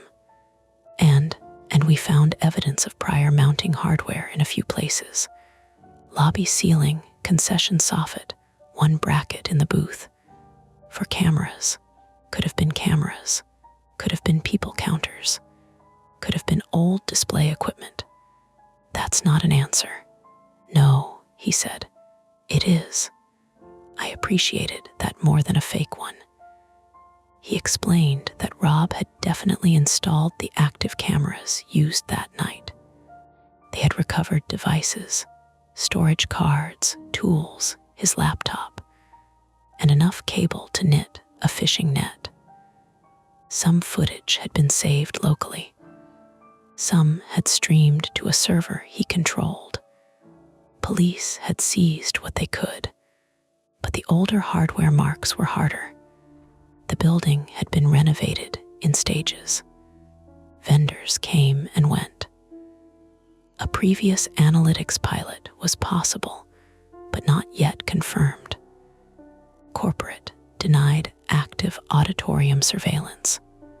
They also denied, in the careful legal way, having current knowledge of any unauthorized recording systems in customer areas before the incident. Current knowledge. Another phrase that carried a briefcase. After my statement, I went to the break room. It was smaller than I remembered. Beige lockers, a stained table, corkboard with schedules and faded flyers. My backpack sat on a chair with an evidence release tag looped around one strap. Someone had put my employee name badge on top of it. EVAN. White letters on black plastic. I picked it up and felt nothing dramatic. No wave of meaning. No closing music, just tiredness. On my way out, I stopped near the curtain blocking screen 9. I should not have. The hallway beyond the stanchions was dark, except for a work light on the floor. The carpet had been pulled up near the emergency exit, exposing concrete and cable channels. The screen 9 door was propped open with a paint can. I could see only a slice of the auditorium. Bare floor, lower screen, blue painter's tape on the wall where equipment had been removed. No seats visible from that angle. No camera. No cough. Still, I heard something. A faint mechanical tick. I stood there with one crutch under my arm and my backpack hanging from my shoulder, listening hard enough that the lobby faded behind me. Tick, tick. Then laughter burst from the arcade, and the sound revealed itself as the work light's loose handle tapping against its metal cage whenever the HVAC kicked air down the hall. Explainable. I almost laughed. Almost.